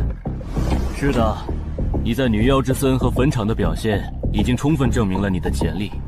像你这样的超级新人，整个冥省1年下来也不会超过10个。作为云霄市地下城负责人的我，当然不可能错过。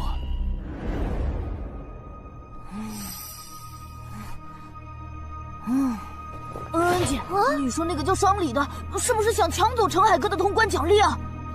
要不然他为啥要拉着陈海哥单独谈话？应该不至于吧？我可不会那么没品。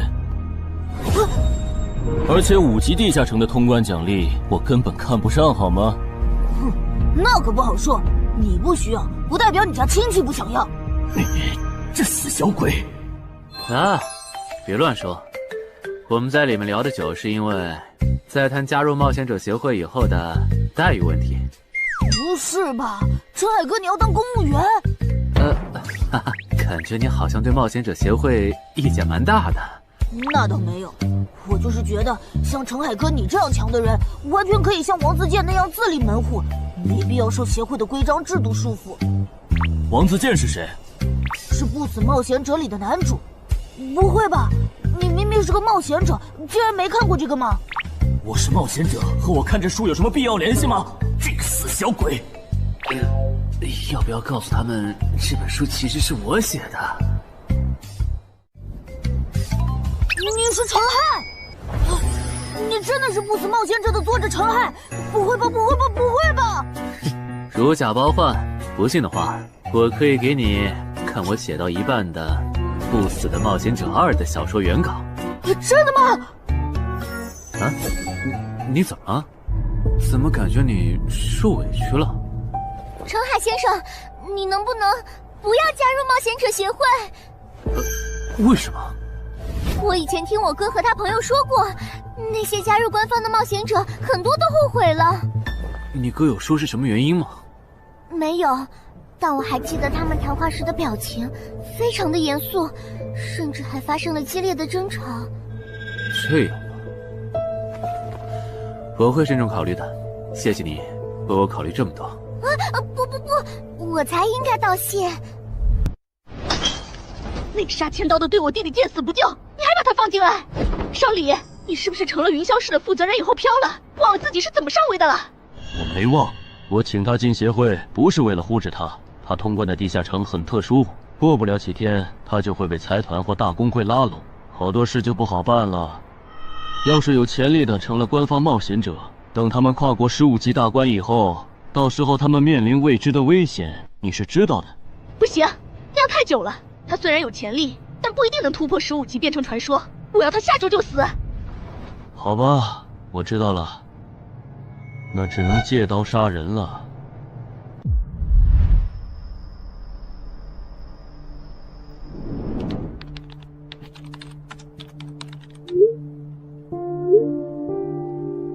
坟场，这个地下城的情报不是早就挖无可挖了吗？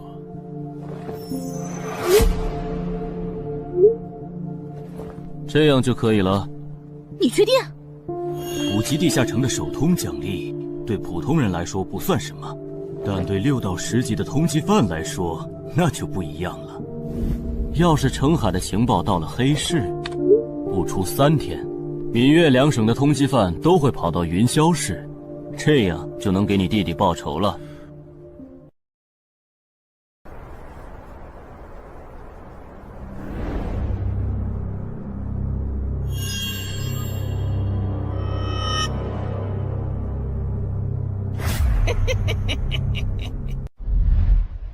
我的个人信息要3天后才能录入官方的冒险者系统吗？是的，我记得程先生你是东山人吧？要不我这边先给你安排一下暂住的酒店，这样你这几天就不用两边跑再折腾了。不用，刚好我要回东山办点事，那我3天后再来云霄。好的好的，那咱们3天后再联系。前提是3天后你还活着。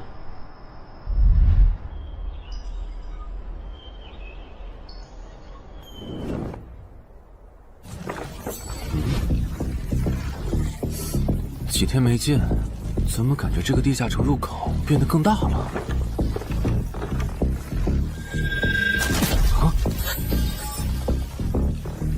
准入等级6级，也就是说，这个地下城的等级现在介于6到10级之间了。我现在是5级，按照之前的升级速度，只需要再打1个到2个5级地下城，就能升到6级了。上次翻论坛的时候，我记得东山这边好像有一个5级的地下城正在招募人手，我看看还在不在。好耶，还在。你好，请问你们的招募条件是？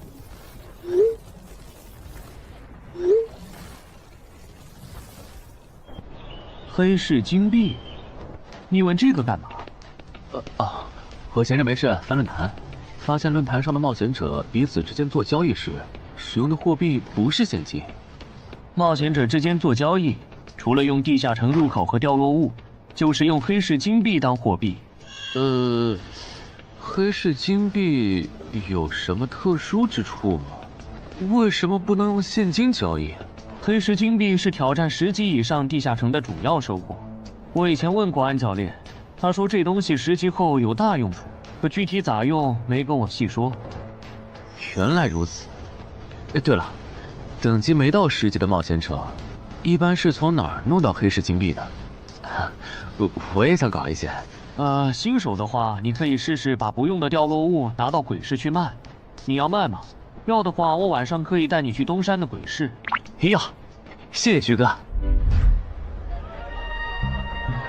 东山这边的鬼市只有每周一的凌晨2点到4点有。你别看这边人很多，实际上只有1/10是冒险者，甚至更少。这些摊贩也是卖的东西真真假假，很容易上当受骗。听起来有点像古玩市场。差不多吧。总而言之，东西先别急着卖，多转转，弄清楚物价后再卖东西。我这边还有点事，就不陪你继续逛了。好的。看不出他这人还怪好的。好了，到我来扫荡了。小哥，来看看这件，可都是宝贝啊！瞧一瞧，看一看喽！精品装备，仅此一天，价高者得。小哥，来看看我的矿石啊！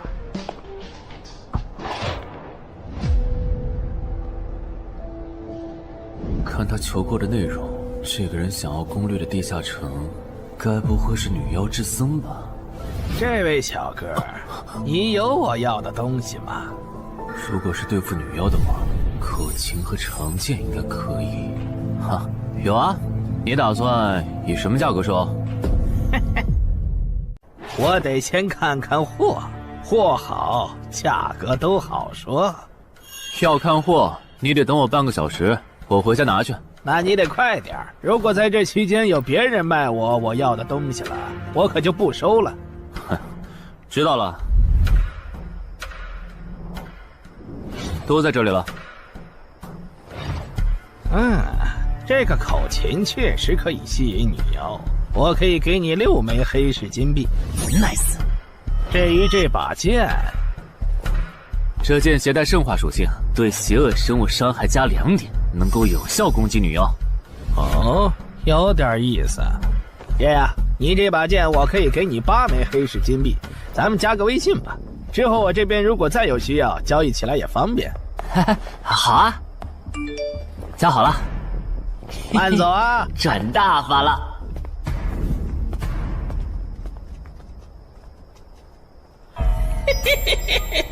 疏于防范了哟，坟场通关新人。唉，都过去1个多小时了，那个叫四海为家的怎么还没来？算了，不等了。各位新老朋友，大家好，我是5级哥布林地穴地下城的入口拥有者搬砖小 C。我左手边这位是协会冒险者林女士。哟，本次攻略已在官方备案，大家可以不用担心秃鹫的问题。这边的3位大叔和我组队过3次，是实力和人品都很过硬的老手。这小子怎么每次都这么磨叽？然后是本次行动的金主，目前还是普通人的王老板。大家好，鄙人姓王，是东山地产的经营者。最后是新朋友，爱写作的东山市民和今天也很闲鱼呢，他们都是3级以上，可以胜任后援工作。大家好。怎么这些人都喜欢在公园集合呀？上次的师傅秃鹫事件后，我都快对公园有心理阴影。大家都互相认识了，接下来请随我前往哥布林地穴的入口所在地吧。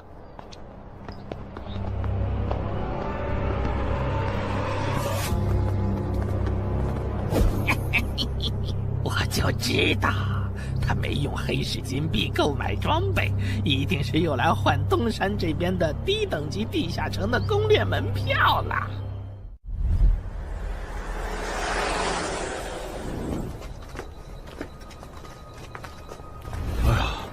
那个还要走多久啊？啊，快了，入口就在前面。小三，这入口你是怎么发现的？这也太偏了。不是我发现的，是本地的一位驴友发现，然后卖给我的。真的假的？这年头还有发现地下城入口以后自己不攻略，反而拿去换钱的傻子？因为哥布林地穴对新手来说太难了，当时发现这个入口的驴友不止1个，但最后完成脱离任务活下来的就只剩下1个人了。人家已经是冒险者了，这地下城在开放期又攻不下来，还不如卖了，换点能用的东西，剩下的钱分给死去同伴的家属，这选择挺合理的呀，不是吗？合理是合理，但我觉得事情应该没那么简单。喂，你这人真是的，咱们都合作好几次了，你还怀疑我？到了，形状、颜色、大小完全一致。没错，这个就是5级的地下城，风险评估过了，可以进。讨厌，这一下你放心了吧？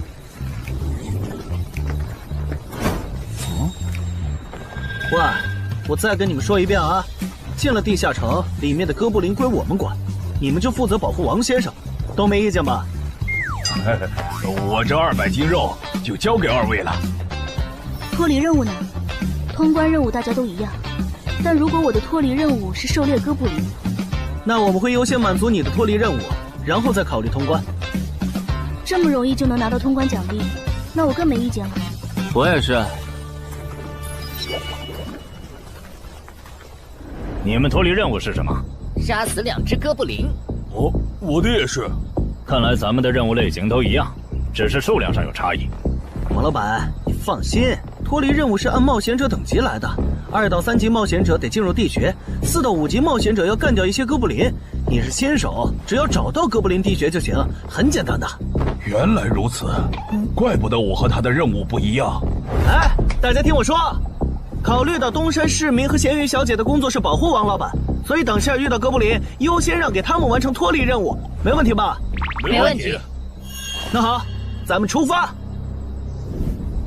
只用交手就行了，感觉也不难呐。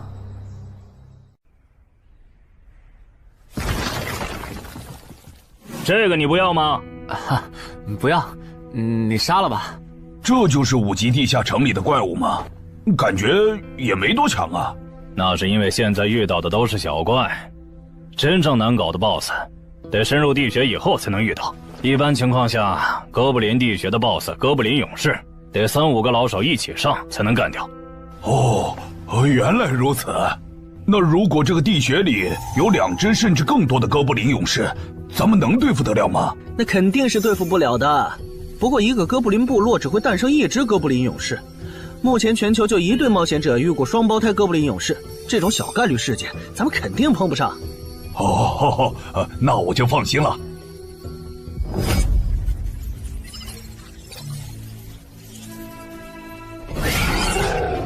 速战速决，别让他们逃回去报信。麻烦了。啊？你指哪方面？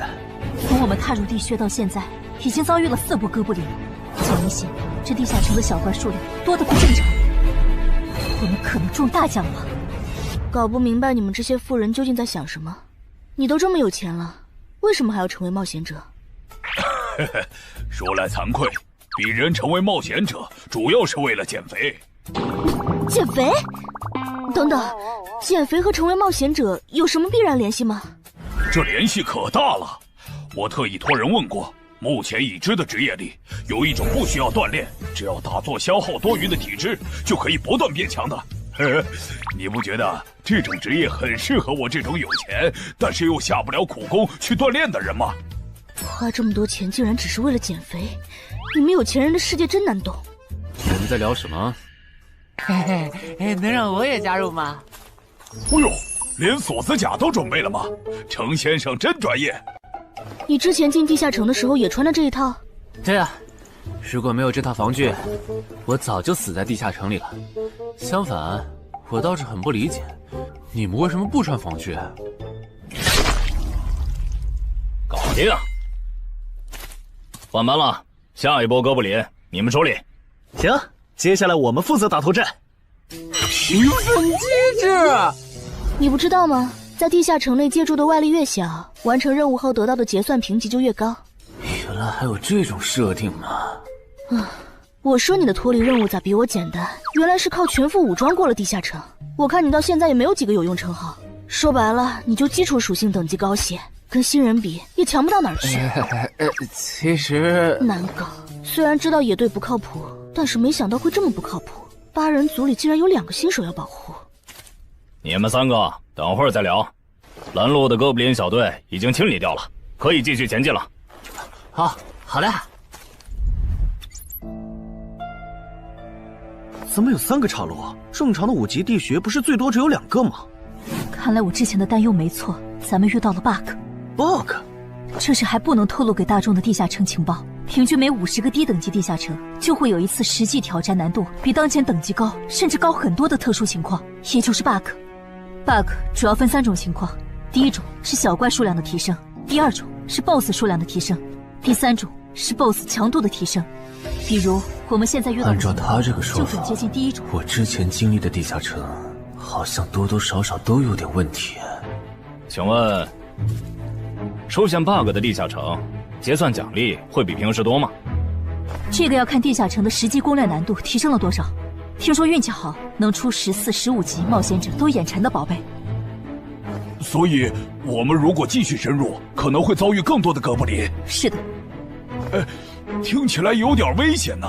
要不这次就算了，咱们回去吧。反正我也成为冒险者了。不能回。这个地穴的哥布林数量虽然变多了，但 BOSS 的强度没变化呀。我们只要把 BOSS 解决了不就行了？只要速战速决，在大多数哥布林发现我们之前，找到并杀死这个地下城的 BOSS， 其实和正常通关没多大区别。BOSS 的强度没变化，只是你的猜测。要是 BOSS 强度大幅提高，无法快速击杀，等他的援兵一来，咱恐怕就得被困死在这地下城了。所以就要放弃啊？这点风险都不肯担，那还不如尽早转职当后勤算了。这是一点风险？情报不足就去挑战等级比自己高的地下城，简直就是找死！那个，要不这样好了，咱们举手表决，想要继续的留下，想退出的就原路返回。这主意行，两不耽误。来去自如，这你满意了吧？现在开始举手表决，要留下的举手。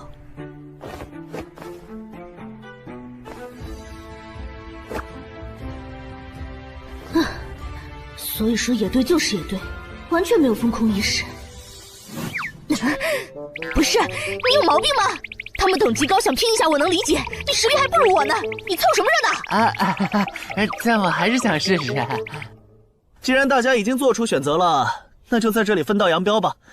王老板，你的通关费用我晚一点退给你啊。哎呀，不用，就当交个朋友了。走了。哎呀，你等等我！一定要走左边吗？我觉得右边更好啊。那就猜拳，谁赢了听谁的。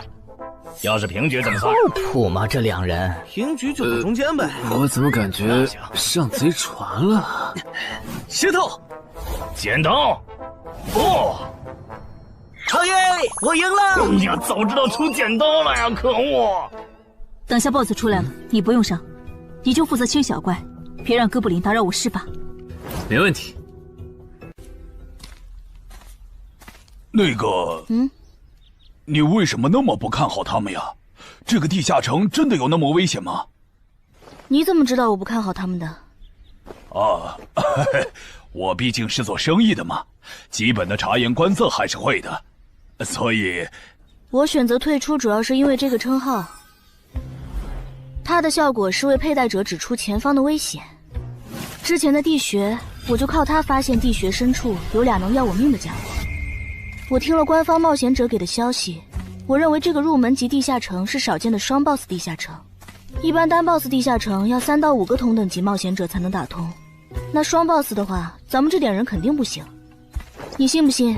我要是跟他们把话说开了，明天情报商人那儿就会有我和我这称号的情报。为啥要我牺牲自己的利益去拦着他们作死？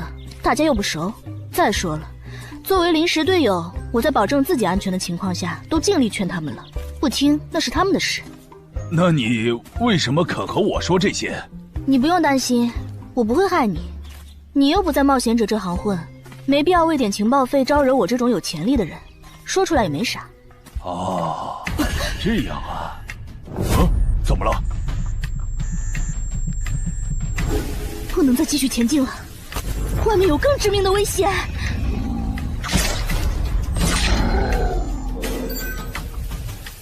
2级速能法术，烈焰爆！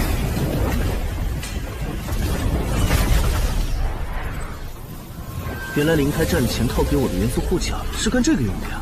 不愧是官方冒险者，虽然同为5级，但他的称号、职业、技能和装备都已经毕业了，而且还是最难凑齐的一套法系职业。干得漂亮！换班，下一波哥布林你们来处理。好的。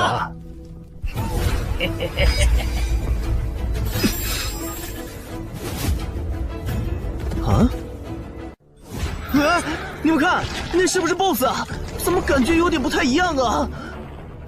应该不是吧？这么矮，和哥布林勇士完全不沾边啊！等等，这是……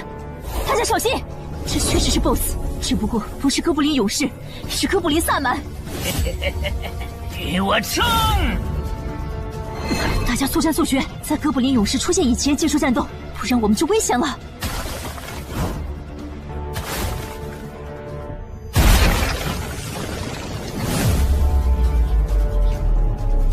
开什么玩笑？哥布林怎么也开始讲战术了？这地下城到底发生了什么？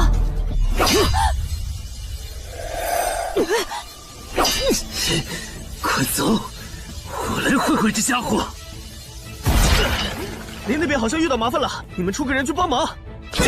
你在开玩笑吗？这么多哥布林，我们哪抽得出人手？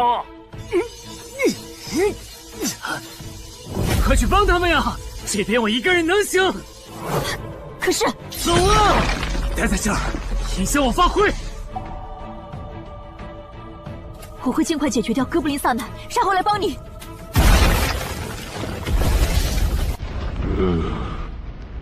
可不，现在没人能打扰我们了。来。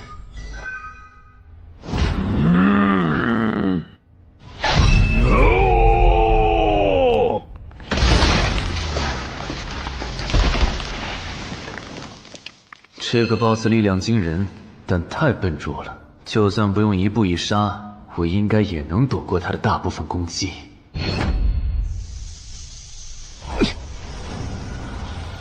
好怕了吗？太简单了。虽然你黄化后的速度和力量涨了，可出招没个计划，反而更容易躲了。所以，这就是5级地下城 BOSS 的强度吗？说实话，有点扫兴。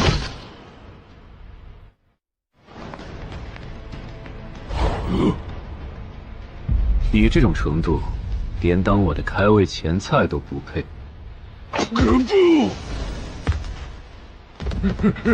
可不！连死战到底的勇气都没有吗？这样看，我以后不用对5级地下城抱有期待了。这个地穴到底还有多少哥布林啊？再这样下去，我可顶不住了！再用一次那个火焰魔法！你以为我不想吗？这个哥布林萨满一直在用低级法术看让我施法。等一下，通关任务怎么完成了？我的也是。石头山市民解决掉了哥布林勇士，大家再撑一下，他等下应该会来支援我们。我看不见得，他既然已经完成了通关任务，就没有理由再回来冒险。那咱们也撤吧，反正通关任务已经完成了。不行，如果我们不能一鼓作气杀死哥布林萨满，那撤退的路上我们会被他们耗到死的。您说的对，现在还不能撤，大家顶住！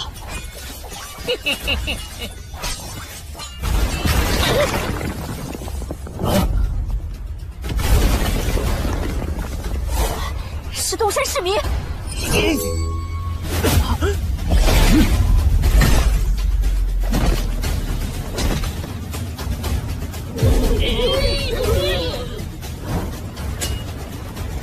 你从哪儿找来的大佬啊？双 BOSS 地下城就被他一个人打穿了？不是我找的。关于我的事情，麻烦大家帮忙保守秘密啊！明白。你这种有潜力的新人，容易被人盯上，等级没升上去前，确实不能太张扬。理解万岁。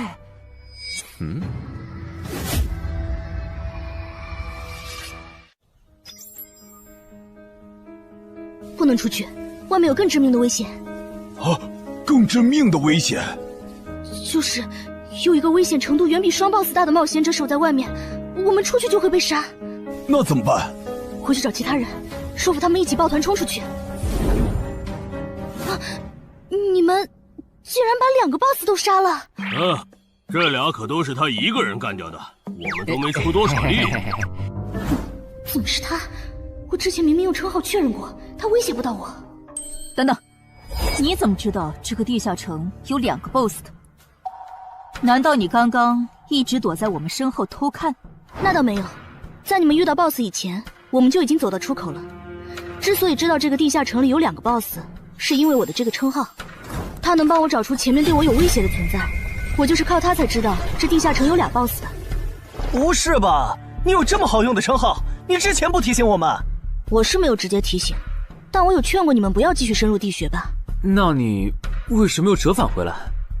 因为出口那边有一个比双 BOSS 更强、敌意更浓的高等级冒险者在堵门。外面有高等级冒险者在堵门，你确定？确定。先是地下城难度超标，再是高等级冒险者堵门，可疑的地方太多了。说，是不是你搞的鬼？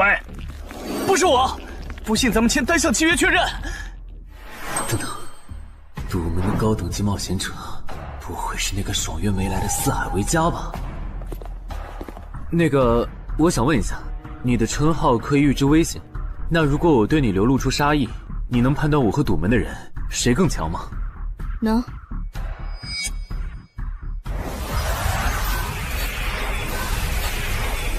现在，我和外面的那个高等级冒险者，谁强？外面的要强一些。明白了。那摆在我们面前的，就只有一条路了。大家先去结算各自的脱离和通关任务，等提升完，咱们就去和出口的堵门者拼命。也只能这样了。早知道买这个地下城会出这么多事，我当时就不该手贱。事已至此，后悔也没用了。再说，咱们这么多人，未必打不过。这都多久了，怎么还没人出来？那个通关坟场的小子不会死里边了吧？你有没有兴趣？不好意思啊，我想再考虑一下。没想到第一次进入地下城，就让你遇到这种事，实在不好意思啊。计算出来了，这次没有掉落史诗级奇物，看来双 BOSS 的地下城难度也远不如坟场了。感觉下一个地下城可以跳过6级，直接尝试7级了。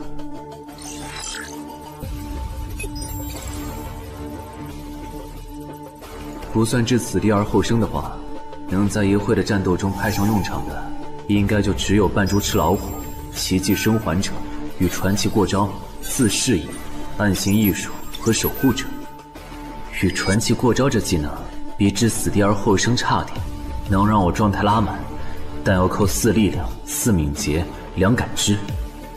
至于暗行艺术，应该是和扮猪吃老虎搭配，靠扮猪吃老虎走到目标的视野盲区，然后换暗行艺术逐渐接近目标，最后再切到置死地而后生，从而打出完美的偷袭。至于守护者，最合理的应该是依靠与传奇过招的感知加2，提前确定目标的下一步动作。要是目标跑去攻击别人，就切换称号守护者去阻拦他。围绕这2个称号展开的战术，感觉都还可以，但如果硬要选一个，还真不太好选。先瞅瞅新得的职业技能和奇物有啥效果，再决定下一步。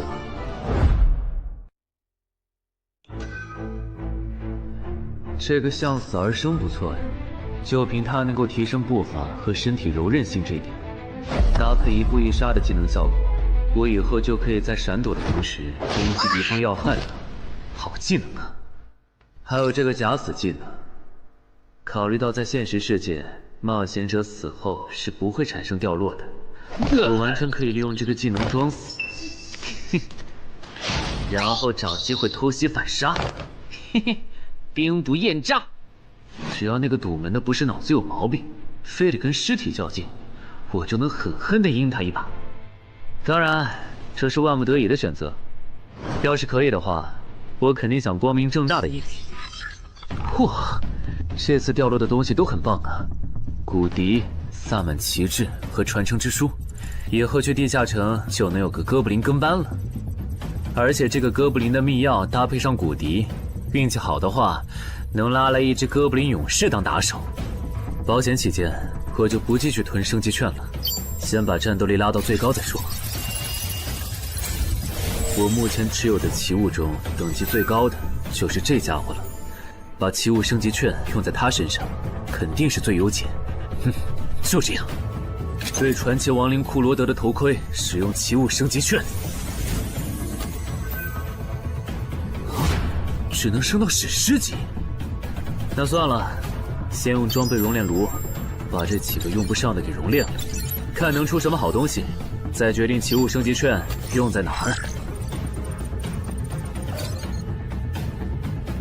不是装备型的奇物不能熔炼吗？那我手里没用的装备，估计也熔不出啥好东西。没办法了，用奇物升级券提升被污染的名剑吧。使用奇物升级券。好酷的剑！头盔和武器确定了，那装备祈愿券就用在防具上吧，正好替换掉我买的锁子甲。厉害！这套铠甲穿起来比我之前用的锁子甲还轻便。东山市民，你那边完事了吗？差不多吧。你们整理完了吗？完事了，再给你们上一轮 buff，就可以出发了。你的装备好酷啊！这些都是你在这个地下那再等我一下，我招个怪物随从。啊！喂，别无视我呀！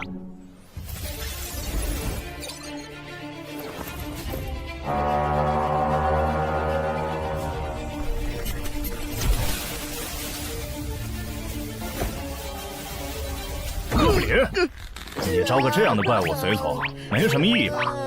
这小东西连半个战力都算不上，不帮倒忙就不错了。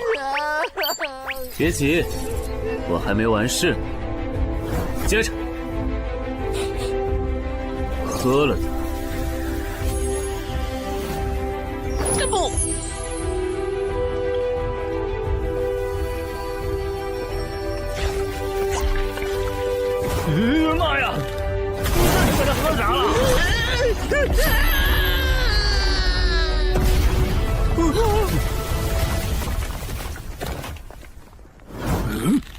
天哪，他变成 BOSS 了！那边有适合你的衣服和兵器，自己拿吧。你的随从不会失控吧？毕竟是 BOSS 级别的哥布林。不知道，不过你可以让他用称号看看这只哥布林对我们有没有敌意。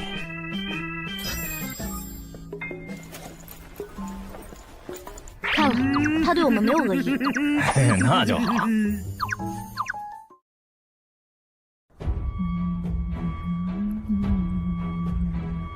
法师护甲1级，属性强化，雄之坚韧。好厉害，体质竟然加强了2点。属性增益只有1个小时。法师护甲能给没穿护甲的地方加点防护，虽说比不上你身上这套的防护力，不过有总比没有强。我呢？好运！你没事吧？没事，休息一会儿就好。嘿嘿，终于出来了！啊，怎么还混进去了一只哥布林勇士？说好的有人在出口堵门呢，这也没有啊。估计是藏起来了，你用称号看一下他在哪儿。好。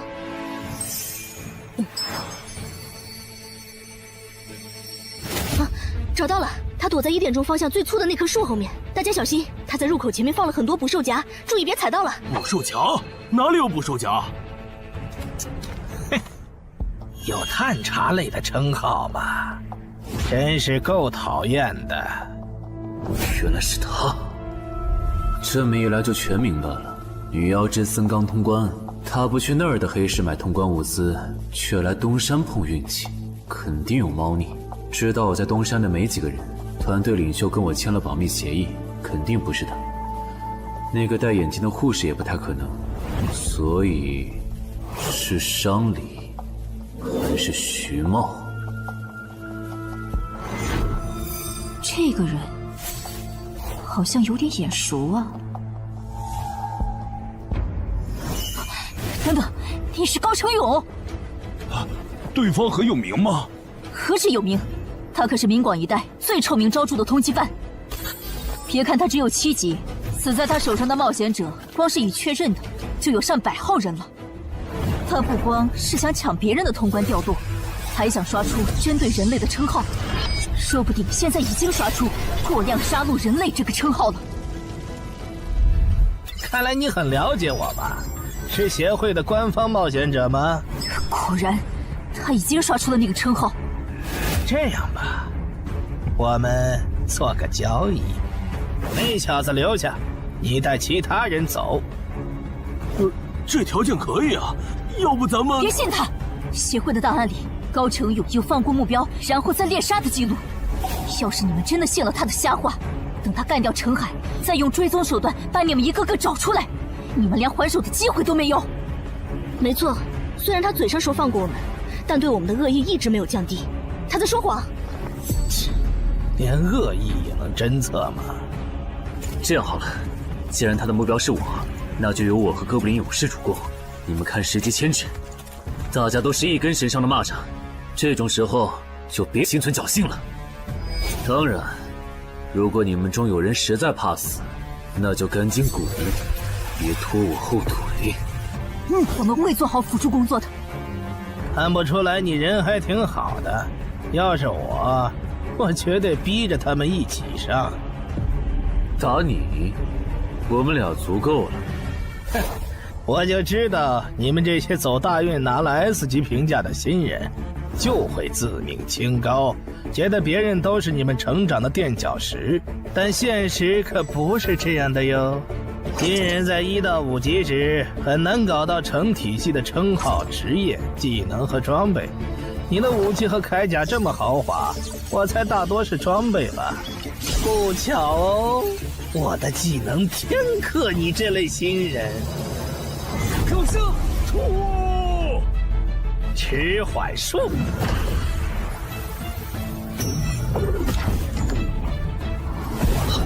速度变慢了。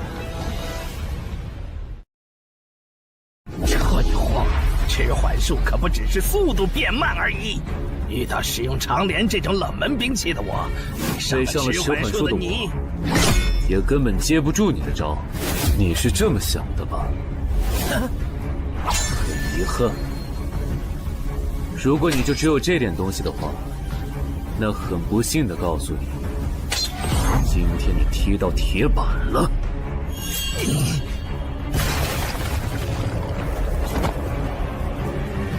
开什么玩笑！我百试百灵的组合技，竟然被他这么简单的破了吗？这真的是只经历了3个地下城的新人该有的水平吗？嘿，那个高成勇也没有你说的那么厉害啊！一上来就被澄海大佬没收武器了，感觉澄海大佬都用不上咱们了。不是高成勇不厉害，是澄海太强了。现在的他，恐怕和明省分部重点培养的那位超新星是一个水平。如果我说我认栽，那把长镰我也不要了，能放我一马吧？换位思考的话，你会吗？说的也是。消失了，那件披风的效果是隐身。唉，一想到超新星要死在我手里，我就感到惭愧呀。如果你没遇到我这样的新人杀手，大概会成为传说级冒险者吧。可惜，今天你就要死在这儿了，是你选择的死战。澄海小心，那人没走，就在你周围。你这娘们儿！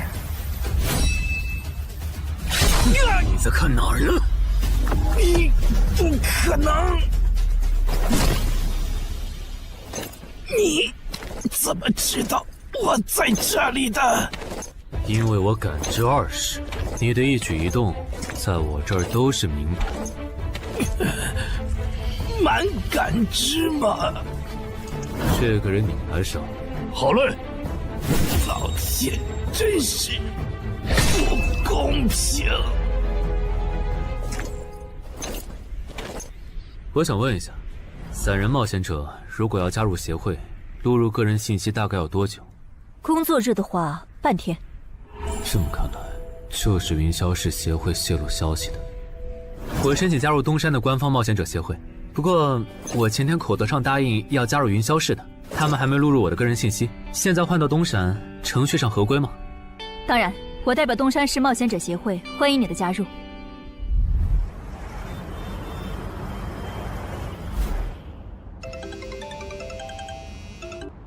喂，我考虑了一下，还是决定不成为云霄市的官方冒险者了。为什么？你的个人信息明天就能录入进系统了，怎么又变卦了？因为我刚刚除掉了一个 A 级通缉犯，叫高成勇。东山的冒险者协会知道后，邀请我成为本地的官方冒险者。这样嘛，也挺好，成为家乡的官方冒险者，做事会更方便一些。对，我也是这样想的。那我挂了。以后常联系。废物，都是废物！你那边说完了？说完了。哎，你怎么还没走？因为林姐也邀请我加入东山的冒险者协会了，等下要和你一起录入个人信息。这样啊？说实在的，你也被协会邀请加入，我都有点怀疑官方冒险者头衔的含金量了。我不就是在地下城的时候嘴了你几句吗？至于这么阴阳怪气吗？小心眼！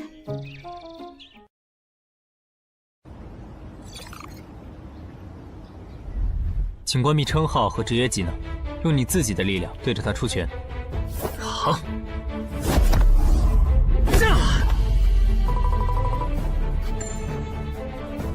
不愧是官方，测技出属性的工具比健身馆的强太多了。12点，那我呢？他们测完了吗？测完了，他的力啥玩意儿都是12。17点，只有12吗？这跟他之前的表现差太远了，我以为他至少14甚至15呢。只有12点却能杀掉9级的高成勇，主流的职业称号肯定够大。等我激活了职业和称号，再测一次，肯定压过你。澄海先生，你的个人信息已经录入了，这是你的证件。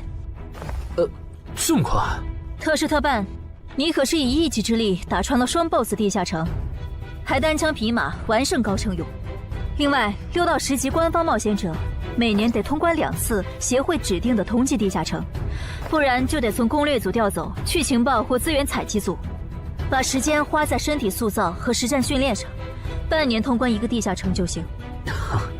没问题。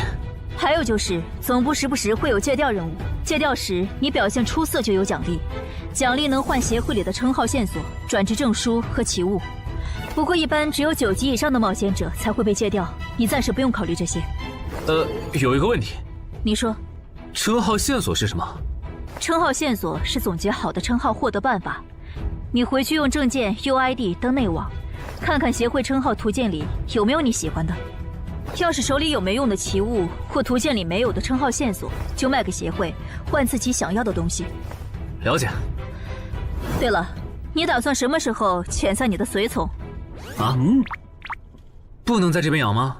我这只哥布林骨笛是随机召唤哥布林啊，送回去的话，下次召来的可能就不是这只了，那我不就亏了一瓶秘药吗？这你不用担心，除非你的哥布林勇士在那边的世界战死，或者你打算随机召唤别的哥布林。原来如此。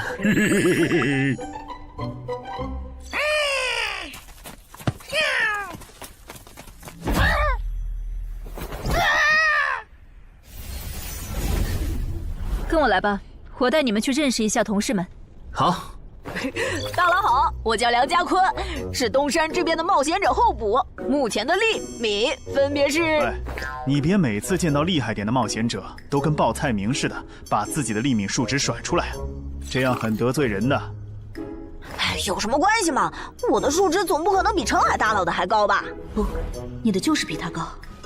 你是东山这边的入口管理者？在东山专家级地下城没打通前，干不了入口管理者的活。好，所以入口管理者另有其人是吧？那他没来是因为在攻略东山这边的专家级地下城？那倒没有，他没来是因为在处理昨天突然涌入东山的通缉犯。据说好像是因为东山市出现了坟场的通关者，那些人都是奔着他来的。这样吗？坟场那个老手坟墓，哟，那可是出了名的 bug 级地下城，能产出奇物证据去。你们这样看我干什么？我说错话了吗？你还没意识到吗？意识到什么？那个，我就是坟场的通关者。什么？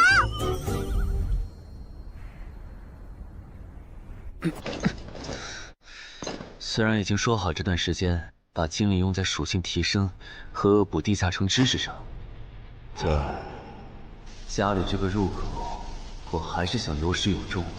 一个人单刷的，我全力以赴的时候，大概相当于10级，完成脱离任务应该也没什么难度吧。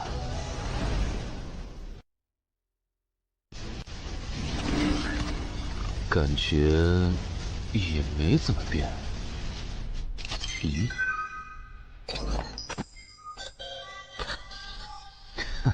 原来冒险者面板还能升级吗？那是不是等11到16级的时候，我的面板还会有变化？怎么感觉升到6级后的限制反而变多了？等升到11级，不会还来一些新的限制吧？就先这样，搞定。账弄完了，让我看看这次的脱离任务是什么。脱离任务从单选变成2选1了，这对不打算通关的冒险者来说倒是个好消息。不过，豺狼人，原来这片森林除了鱼人以外，还有别的怪物吗？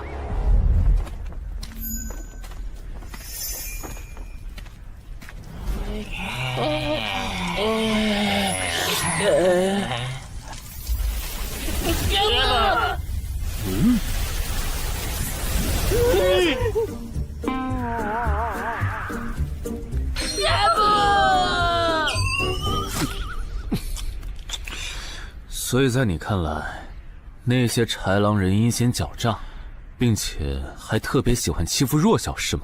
没错没错，就是这样。这不就一群森林恶霸吗？嘿嘿，答对了。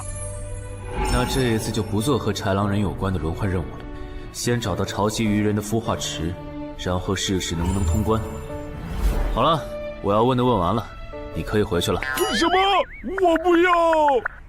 你不想回去？是的。好吧，你留下来也行。好耶好耶！但我先说好，这个地下城的挑战等级是7级，你悠着点。放心吧，我很强的。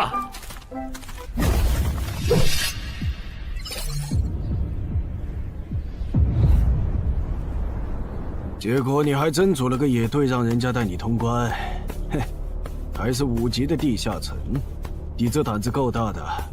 嘿嘿，其实还好啦，虽然中间出了一些意外，但也因祸得福，认识了2位很有潜力的冒险者。你这就是幸存者偏差。那些散人如果靠谱，我儿己就不会死在地下城里。我知道，所以我是确认有官方冒险者兜底以后，才决定下去的。说起来，前几天的新闻我看了，你儿子的死好像不是意外。怎么可能是意外？我儿子下去之前，我给他准备了2件保命的奇物，可他还是死了。那2个弱鸡入口拥有者却活着。开什么玩笑！可惜那2个杀千刀的没撑到我出手，就栽在别人手上了。不然，我一定要让他们后悔来到这世上。那这人也算间接为你儿子报仇了，咱得报答他呀。他叫什么名字？叫陈海。我这次来东山，就是要当面感谢他。陈海，你认识？我组的临时野队里也有一个姓陈的，可能就是他。什么？说着，都打起精神来！那些豺狼人斥候说不定就藏在附近的灌木丛里，你们这样懒散很危险的。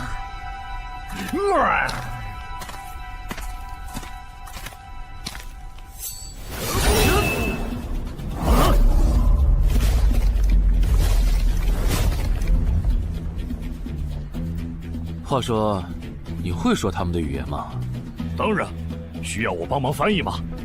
先不，我有一个能在这种场合上派上用场的奇物，如果它不好用，我再找你。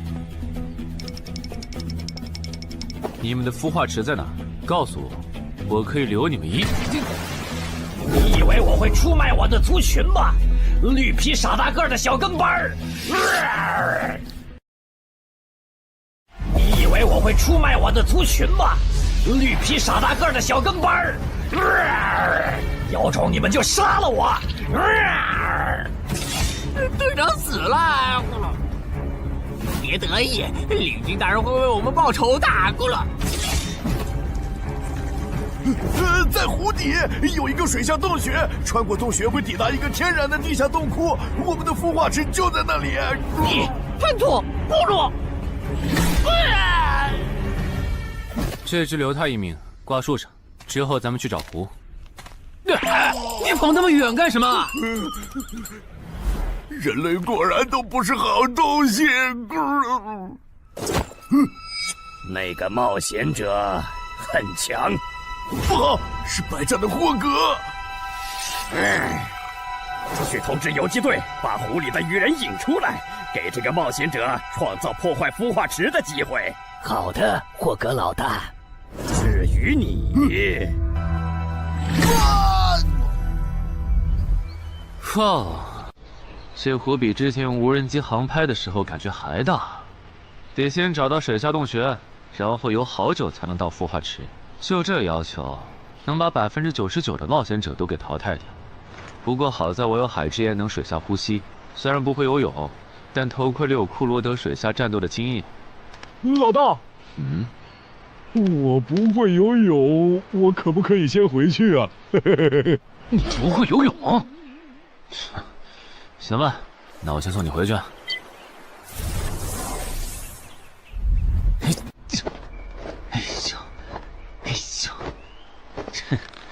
好了，热身完毕，那出发了。果然，依靠海之言和库罗德的头盔，就算是我这种旱鸭子，在水里畅游，那还不是小菜一碟？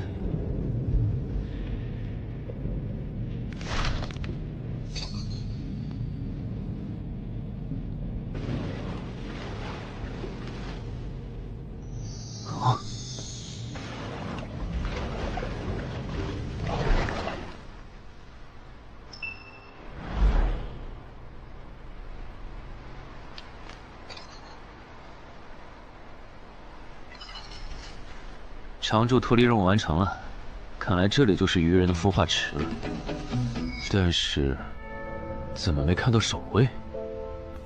算了，不管出于什么原因，现在是通关的最好机会，这一点不会错。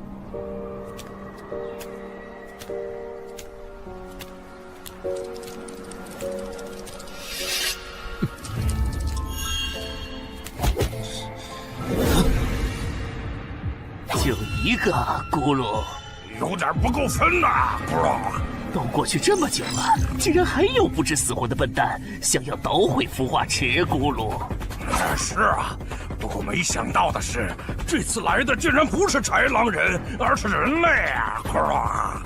原来守卫一直藏在上面吗？1对4，他们应该不会给我穿装备的时间，用至死地而后生，速战速决吧。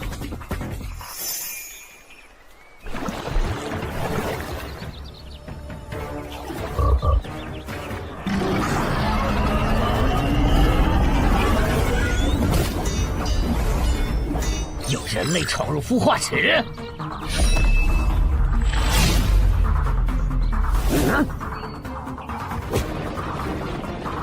霍格老大，鱼人撤了，应该是湖里的鱼人哨兵发现那个人类冒险者了。派个机灵点的去湖边盯着，如果那个人类冒险者逃出来了，就通知我。好的，霍格老大。这几只守卫的强度比哥布林勇士高不少，他们应该就是这个地下城的 BOSS 吧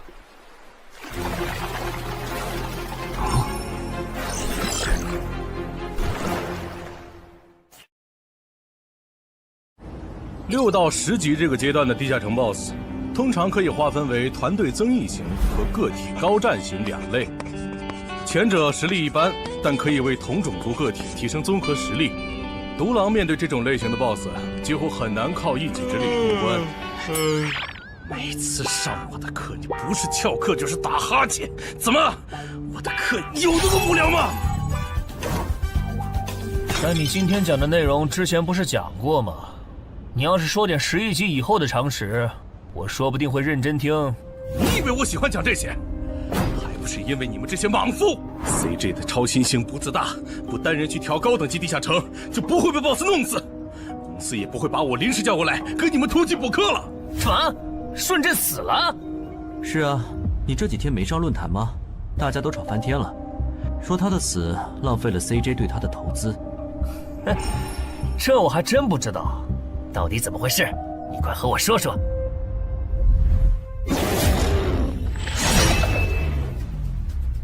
小心，这个人类是极其罕见的高感知个体，偷袭对他没用，大家一起上，咱们耗死他！那个鱼人 BOSS 什么情况？都被我杀了这么多精英鱼人了，他怎么还在旁边观望？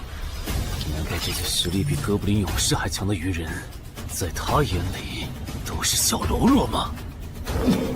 这个人类的实力和霍格好像差不多，好在他是一个人来的，可以用数量耗死他。这样的杀戮速度，等精英怪把他体力耗得差不多了，剩下的精英种恐怕也没多少了。到那时，霍格如果察觉到我方兵力空虚的话，恐怕……算了，还是冒一点险吧。终于感到心疼，要亲自出马了吗？奇迹生还者，等这个很久了。邻居大人小心，这个人类冒险者和霍格一样强。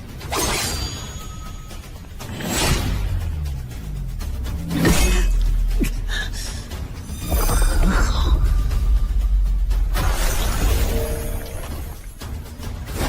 领军大人，别管我，他伤得更重，还不擅长水下作战。就算没我帮忙，你们也能轻松杀掉他。把脑袋给我带回来。是，领军大人。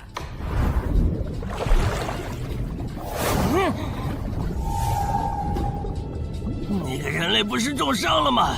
他咋能这么快逃到这儿，还迅速干掉鱼人哨兵的？他是被人潜到身后，然后一招毙命的。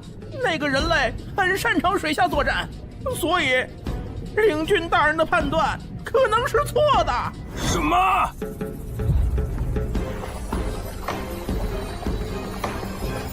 该死，总算活着逃出来了，多亏了这个奇迹生还者呀，不然我就得交代在这儿了。果然和我预想的一样，那个鱼人 BOSS 沉不住气，要是他再稳点，我就会被耗死了。怪不得团长说，独狼到了更高级的地下城会越来越吃力。一挑多肯定没胜算呢，看来我还是得找些厉害的队友了。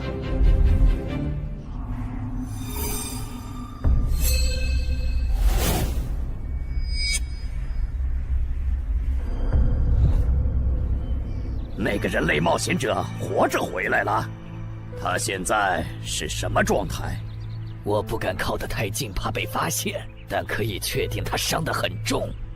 嘿嘿，重伤的冒险者嘛。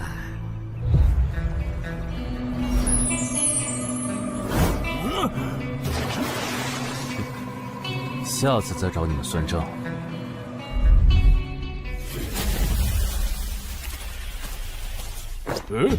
已经结束了。失败了，孵化池里的鱼人太多了，我一个人杀不完。我刚才翻了下你们的传承之书，如果你的战斗累积到一定场次，会升阶为更高等级的百战哥布林。以后你就用这把剑斩杀和你实力差不多的地下城怪物。等你成为了百战哥布林，这剑对你没啥用的时候再还给我。那您用什么？哼，我用这个。啊，对了，你以后得练一下游泳了。后面我还要再打一次这个地下城，到时你得出力。好吧。这一定是豺狼人干的。激活技能，与死亡共舞。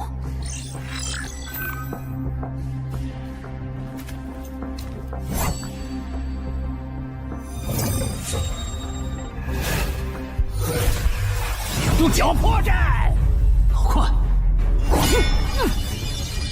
切！豺狼人！还好为了以防万一，把感知拉到20，不然刚才这只豺狼人就得手了。切！这个人类不是受重伤了吗？可他刚才的动作根本就不是重伤之人能做出来的。他不会是在钓鱼吧？他跑了！不一定是逃跑，也可能是在示弱，引诱我们过去。那咱们还追吗？如果追过去的话，感觉很可能会进入他们的包围圈。算了，不追了。等找到足够强的队友，做了充分的准备以后，咱们再回来和他算账。好的。哎呀，没想到6到10级的地下城的难度会比5级的高那么多。下次得提前掌握好情报再去通关，不然风险确实太大了。是任务结算呢。哼，说起来，这一次我虽然没有通关，但宰了那么多鱼人，怎么说也该有个 A 吧。水产过敏怎么了？不对，你怎么知道我水产过敏的？还有啊，我是人，你给我一袋动物口粮是什么意思啊？就算他吃不完，这会难吃。什么？他加入东山的冒险者协会了？你给我站住！你当初是怎么信誓旦旦的跟我说他死定了的？连高成勇都栽在他手上了，我能怎么办？听你这意思，我弟弟的仇你是不打算管了呗？哼，也是，你已经靠我爷爷成了云霄市入口管理人，上了岸的你哪能冒着被革职的风险对隔壁市的超新星下黑手呀？我真是看错你了，早知道爷爷当初留下来的资源就该用在周德身上。你干什么？专收我爷爷留下来的遗物啊！我弟弟死了你不帮忙，那我就把你想要的遗物给能给我报仇的外人了。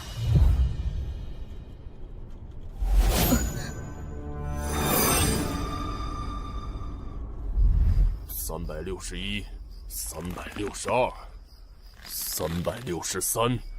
安然，黑市上出现了个你可能会感兴趣的悬赏。内容？有人用传说级冒险者的遗物作为奖品，悬赏东山市某位超新星的命。徐茂又惹到谁了？不是徐茂，但这个人咱们都认识。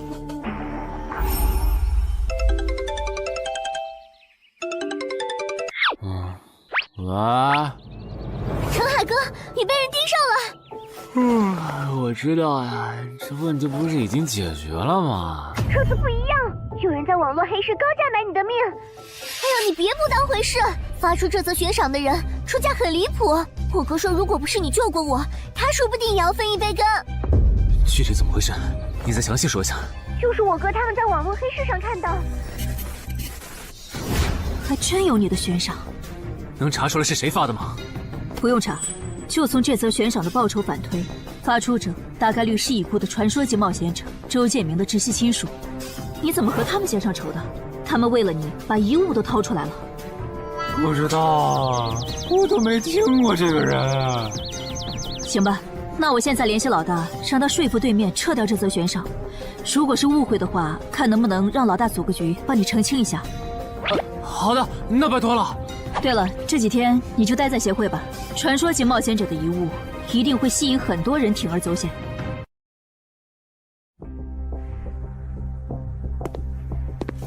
被人捷足先登了？不对，这里似乎没发生战斗。看来那个叫程海的，当时应该在攻略自己家里的地下城。真不知道他是幸运还是不幸。虽然因为家里的地下城躲过了第一波袭击，但被堵在地下城里的话，他连逃都没地方逃。除了我和目标以外，这个地下城还有4个人，不知道是敌是友。你卑鄙！哪有你们人类有病？我不就派了个斥候守在出口吗？至于让你们杀过来吗？搞得我现在受伤不说，手底下的兵也被消耗的差不多了。如果昨天那个冒险者又回来了，不行，留得青山在，不愁没柴烧。这点不能待了，得赶紧走。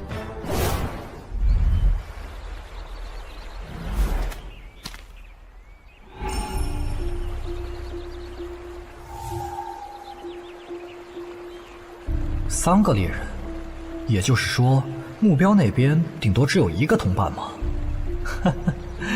这么看的话，这个游戏变得更有意思了。安教练，你找我？对，程海被悬赏的事，你知道吧？知道。那正好，你给程海打个电话，如果他不知道自己被悬赏了，随便挑个6到10级地下城，邀请他和你一起打。剩下的不用我说，知道该怎么做吧？徐茂打过来的，肯定因为悬赏的事，不知道他是来提醒我的，还是来试探我的。哎呀，算了，还是不接了。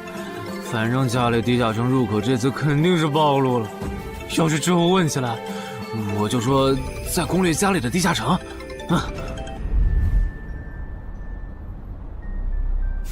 咱们来晚了，那个叫程海的，应该是被前面的人逼进这个地下城里了。我们还进去吗？进。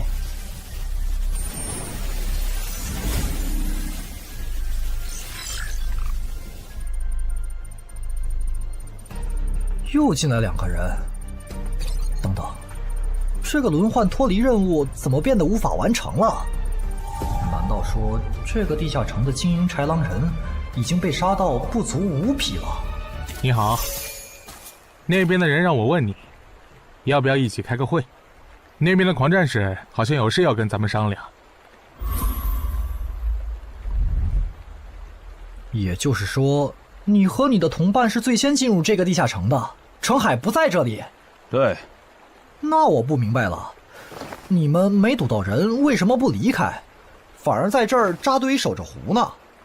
因为我同伴的主职业是海兽祭司，他因为职业特性的原因，发现这个地下城刚刚诞生了一只英雄级鱼人，他想趁着对方还未成长起来，和他签订主仆契约。那你们呢？你们为什么不去做轮换脱离任务？因为我们进入地下城用无人机找程海的时候，只发现了守在湖边的他。等我们赶过来以后，他既不承认程海在湖里，又不肯交代他守在湖边不走的理由，那我们能怎么办？只能陪他在湖边耗喽。这不能怪我呀，我总不能说我的同伴下水了，但我不会游泳，只能在岸上等他吧。你这家伙！啊，我怎么了？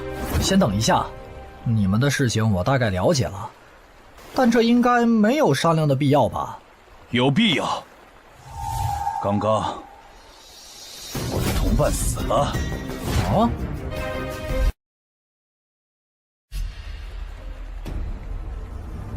力量涌上来了。这样的食物外面有很多吗？除了偶尔出现的人类冒险者，附近的森林里还有一批豺狼人。很好，把他们带过来。现在恐怕不行，因为昨天和今天的冒险者已经把我们的兵力削弱到无法和豺狼人抗衡了。那需要多久？50个日升和日落。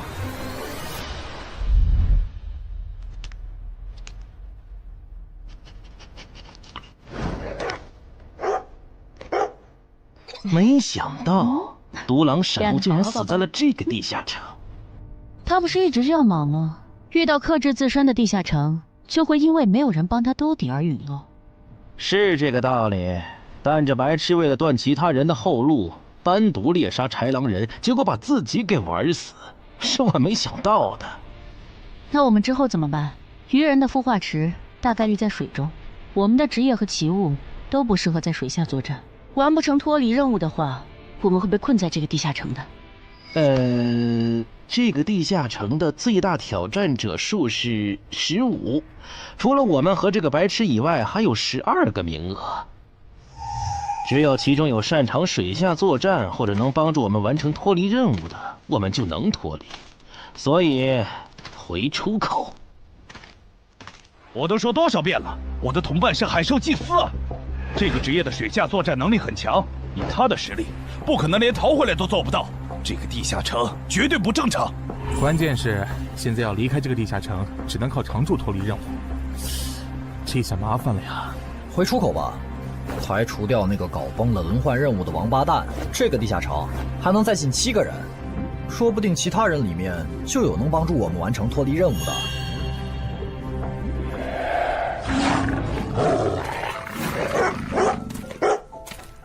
自杀者王二，他不是去月省了吗？怎么会出现在这里？你们得手了？没，目标可能根本就没进来，咱们被耍了。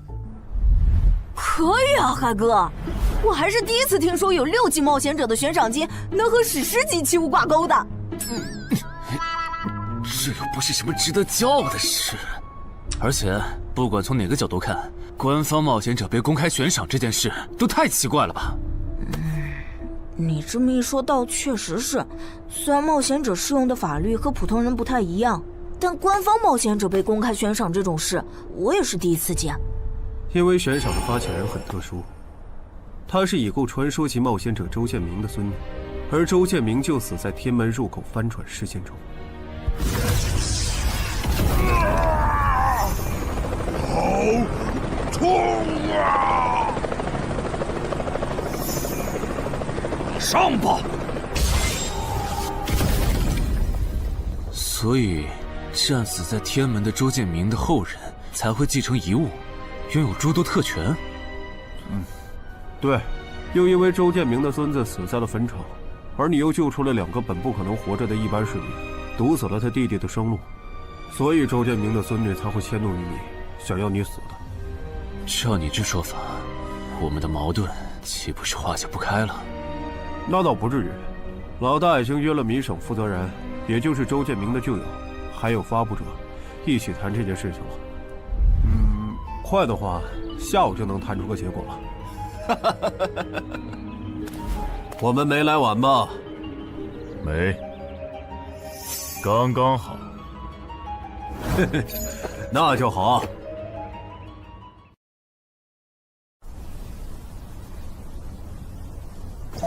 啥情况？怎么进不去？刚刚那个人还可以的，不会刚好到我900元不让进了吧？我觉得我们现在得团结起来，一起完成任务。话说，你们找到程海了没？他根本不在里面。啥？程海不在这个地下城？脱离任务需要下水才能完成？对，本来轮换任务不用下水的，现在任务推进不了，只能等入口翻转以后再进去了。关键是这片森林里的物资，可能不够我们撑到入口翻转的那一天。那怎么办？有人的物品栏里带了足量的食物和水吗？我可以高价收。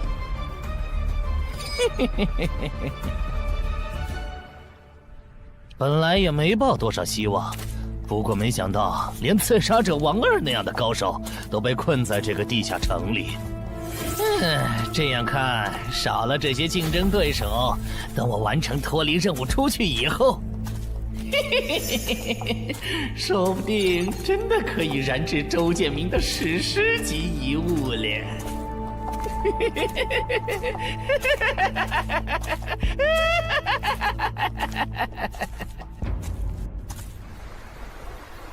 什么？有远方的鱼人部落派使者来拜访我们？是的，对方自称是寇涛鱼人的大祭司。大祭司？吞噬者大人，要和他见一面吗？见，不过以防万一，把放出去的鱼人都叫回来吧。寇涛鱼人吗？我还真挺想知道他是怎么找到我这里的。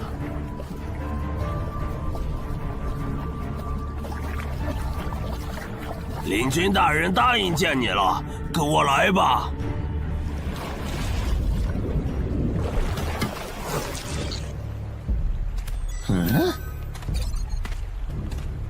这就完成脱离任务了，真是得来全不费工夫。你在看什么？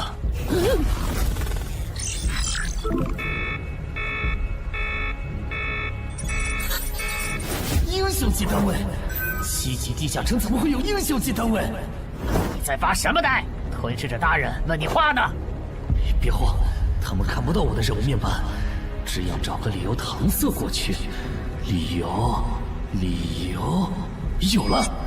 本祭司拜访过很多鱼人部落，但像你们这样能把孵化池放在地表生物完全无法到达的部落，我还是第一次见，一时有些惊讶。这样啊，那不怪你，毕竟不是哪一只鱼人都能找到这样的风水宝地。嘿嘿，不对，他有问题。天赋不会说谎，打他出现在我视野里的那一刻开始，我的天赋就一直在提醒我，吃掉他，我还能再升一级。我的天赋是不会对同种族的鱼人同胞生效的，他根本就不是鱼人。如果不是那个叫程海的圣母心泛滥，我弟弟才是最有可能完成脱离的人。官方冒险者应急预案操作手册第4条，被卷入生存类地下城翻转拉人事件，需优先帮助弱势群体完成脱离任务。程海的操作完全合规，不是他的问题。但他那个时候还不是官方冒险者。周畅，你先别说话，我就问一个问题。您说，如果一切顺利，你觉得程海能成长到哪个程度？优秀的中间，独当一面的地区负责人，还是传说？以散人冒险者开局，1个月到6级，还单杀了新兴猎手高成勇。不管从哪个角度看，程海都比同期的我要强。再结合他在坟场的表现，我觉得他至少都能胜任地区负责人，甚至有望冲击传说。好，那这事儿就这么算了。我这边稍后会督促华东委托集市的负责人下掉那则悬赏。黄伯伯，差不多得了。我之前看在建明哥的面子上，一直纵容你和你弟弟，但再怎么照顾也是有限度的。我们这一边的传说种子，可不能因为你的一己私怨而夭折。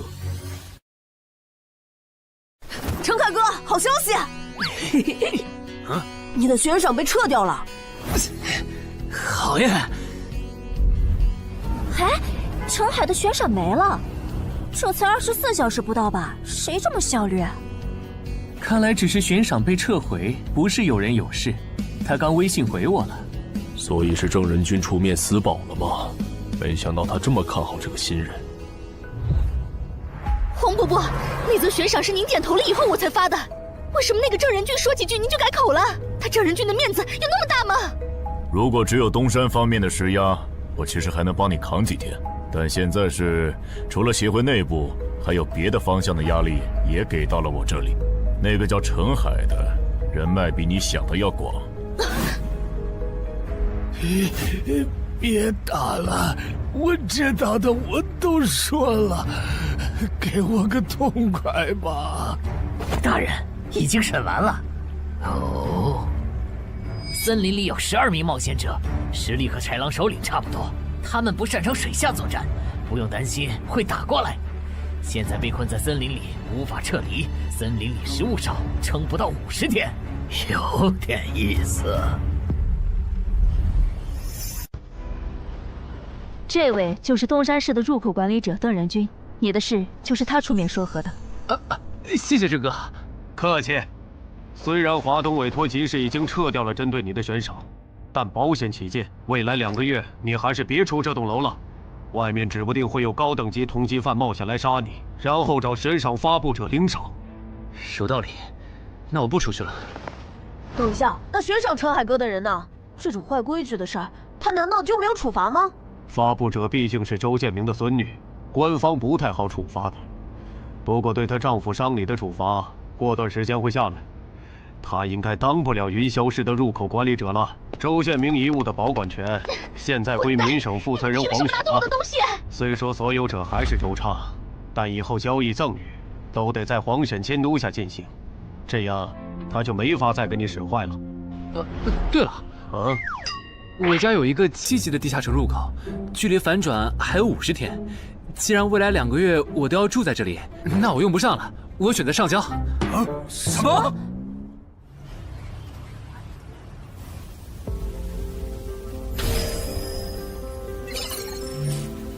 确实是6级到10级地下城，而且挑战人数已达上限，现在进不去了。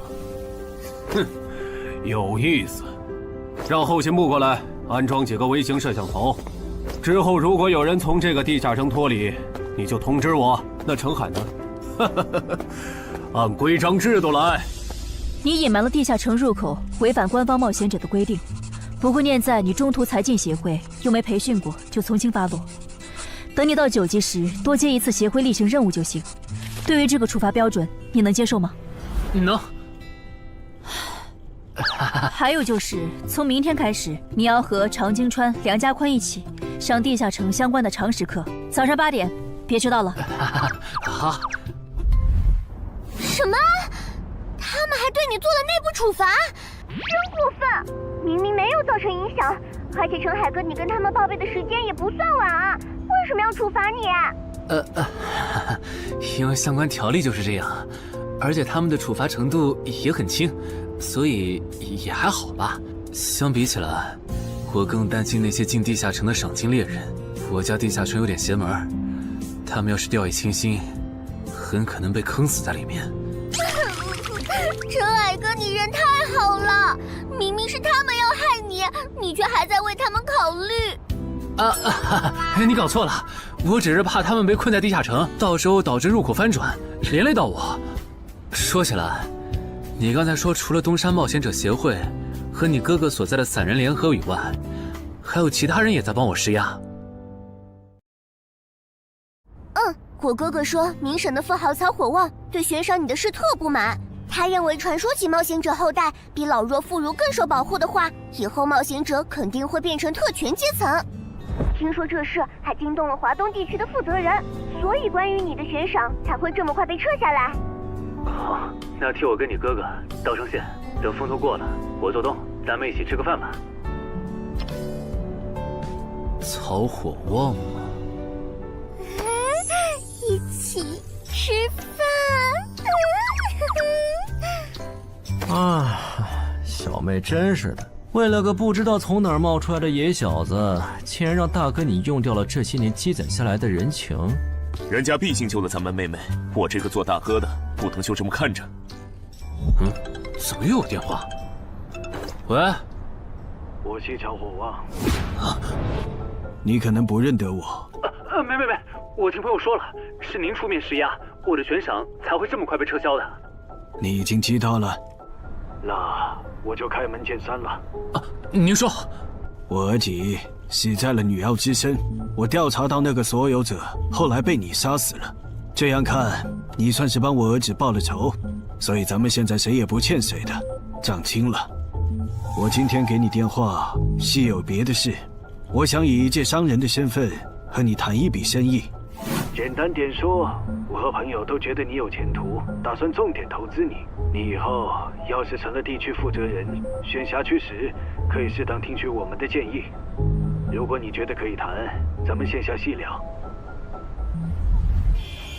我是基础属性与称号常识课的客座讲师朱伟，很高兴认识大家。开始前，我想问大家一个问题：你们觉得对于新人冒险者来说，力、敏、体、智、感、魅这6种属性哪个最重要？这还用问？肯定是力量，毕竟脱离和通关任务大多需要击杀指定怪物才能完成。现在都知道，进地下城得备好防具和开刃武器，有兵器帮忙，哪怕身体弱得像软脚虾，也能击杀低等级怪物。对新人来说，力量够就成，多了那也是白搭。反倒是敏捷更能提高冒险者的生存率。这位学员说对了，在协会统计的数据中，刨除掉称号、职业和装备，对低等级冒险者的存活率和内战胜率影响最大的属性就是敏捷。敏捷影响冒险者在地下城内的存活率，这点好理解。但冒险者之间的内战，为什么也是敏捷占主导？很简单，低等级冒险者的称号、职业和装备都不成套，没法弄出有效的攻防体系，所以他们内战时谁先动手谁赢面大。这时候敏捷就很关键了。原来如此，怪不得我遇到的秃鹫和通缉犯不是速度很快，就是打法非常克制、速度快的冒险者。原来点在这里。极限加敏捷的冒险者到6到10级就不好使了。一是这阶段冒险者能靠地下城掉落完美攻防，二是地下城等级一高，怪物种类和数量猛涨，光靠敏捷自己单干没法应对任务和怪物都变强的新情况。那6到10级这个阶段，哪种属性收益最大？6级之后，除了必定作为攻略组核心的超新星以外，其他冒险者都得按团队需求调整自己。这时候别管啥属性收益高，得看团队要你咋发展。原来如此。但不同属性之间多少会有一个模糊的价值差吧？比如同样是1点属性，加在感知和加在力量上，谁更划算？这个确实有，目前公认的排序是魅力大于感知，大于智力，大于体质，大于敏捷，大于力量。魅力最高，为什么？我也不知道，不过这个排序是传说们公认的。作为金字塔最顶层的冒险者，他们的判断必定有其缘由。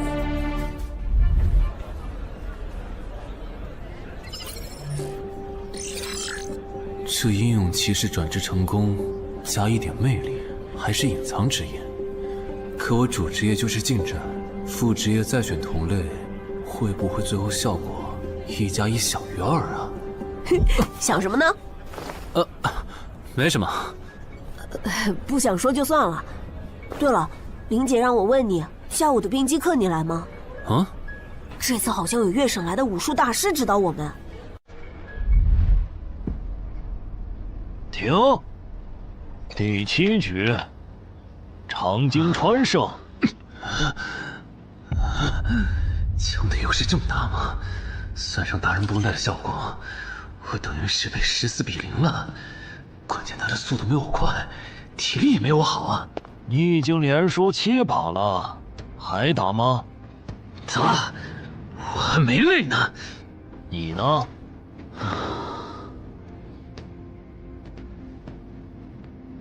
打。好，休息3分钟，然后继续。怎么感觉不用称号和职业技能的陈海哥表现还不如我？你说的没错，他做了个基础身体塑造，就去女妖之3了。靠着地下城和坟场暴走事件，成了华东新星。要是光论基本功，他确实比不上你。啊，这样吗？哼，不过作为冰姬的门外汉，他的表现已经足够出色了。他现在已经能一步步跟上长京川的节奏了。我估计5局之后，他应该就会开始赢了。停，第8局，长京川胜。开什么玩笑？这才10局不到，他就变得比梁家坤强了。他的智力到底有多高？感觉不是打法的问题，如果我的爆发力再强一点，刚才那一局说不定能赢。陈海，啊，下一局你用称号和职业技能吧。你确定？哼，确定。我想更直观的感受我和超新星的差距。长京川亮称号了。什么？他们好像要来真的。行吧，老爷爷，您往旁边站一点，我怕待会儿打起来会碰到您。不用顾及我。好吧，那我尽量快点结束。置死地而后生，看起来好像是增加爆发力的称号。我准备好了，你先攻吗？不用。好，来吧，让我领教一下超新星的含金量。那你不要眨眼哦，现在的我可比之前快多了。好快！我出手更快。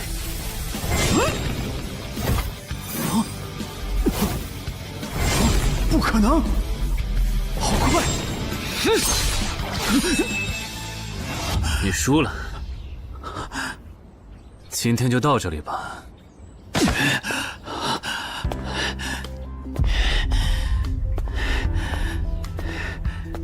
喂，我完事了，换班换班。我和他的差距原来这么大吗？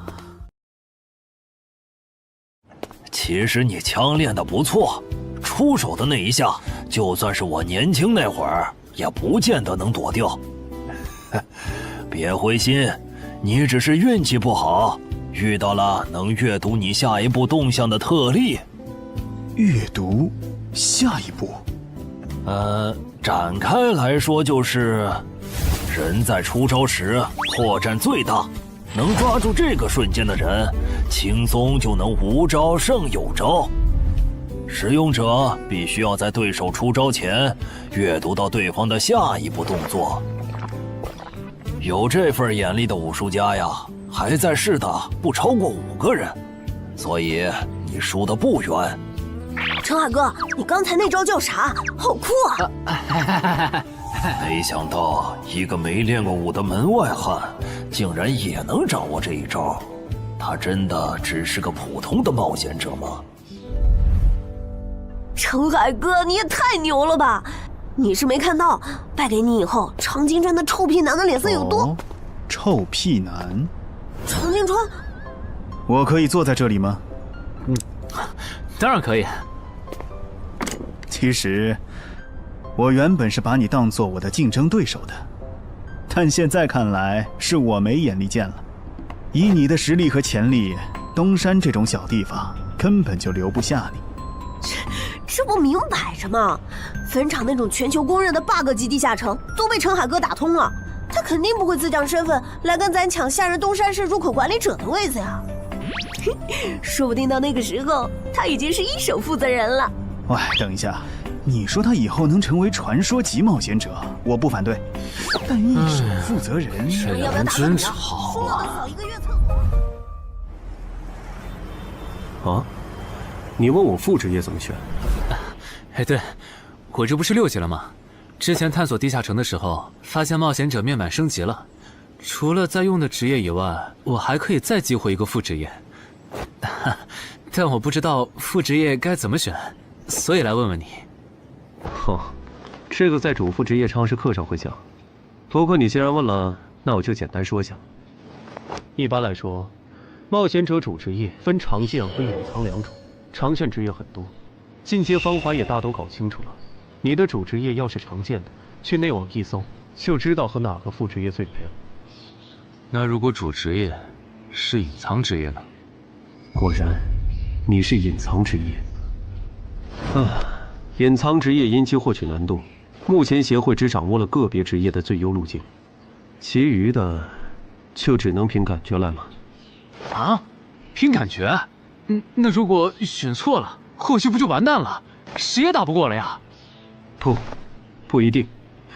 毕竟常规职业冒险者，就算是成为传说，实力也只能排到中等偏下这样。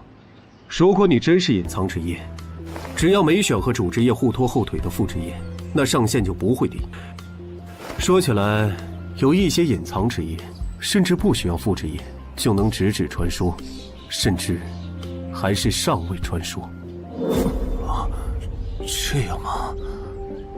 不过这种，就算在隐藏职业里也是非常稀有的，就像8美人的骑士。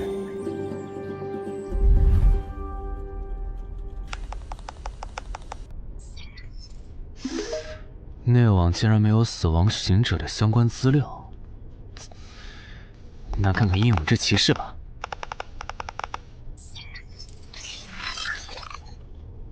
没想到我手痛坟场得到的转职道具，竟然在全球冒险者圈子里被无数人追逐。看他们的评论，这个转职徽章除了挑战难度高的离谱以外，没有别的缺点，而且挑战次数也没有限制。那么只要转职成功，就必然能成为上位传说。嘿嘿嘿。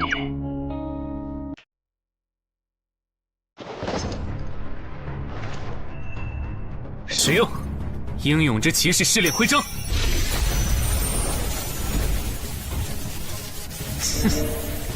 那么，出发吧！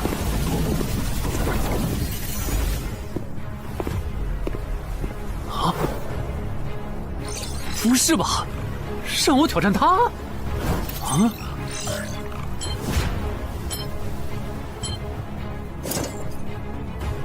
直接开始了这个任务描述啥意思呀？是要撑过10分钟吗？还是用10分钟得到他的承认？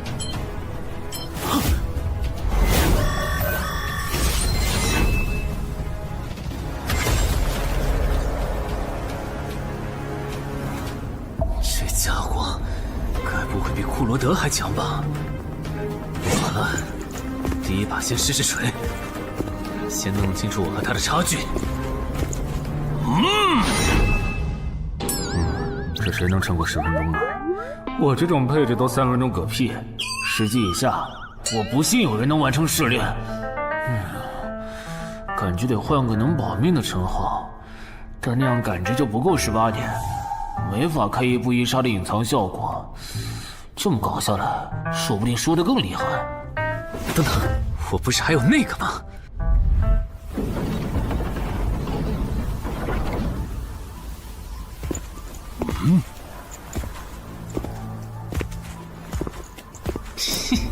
讨厌，这个傻大个的弱点是感知，他看不到穿了隐身衣的我。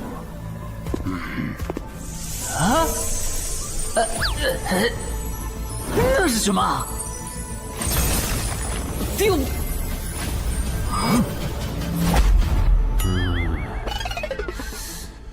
他怎么能有看破隐形到位的技能啊？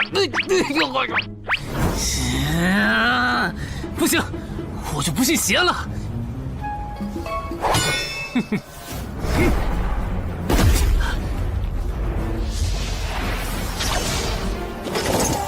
混蛋！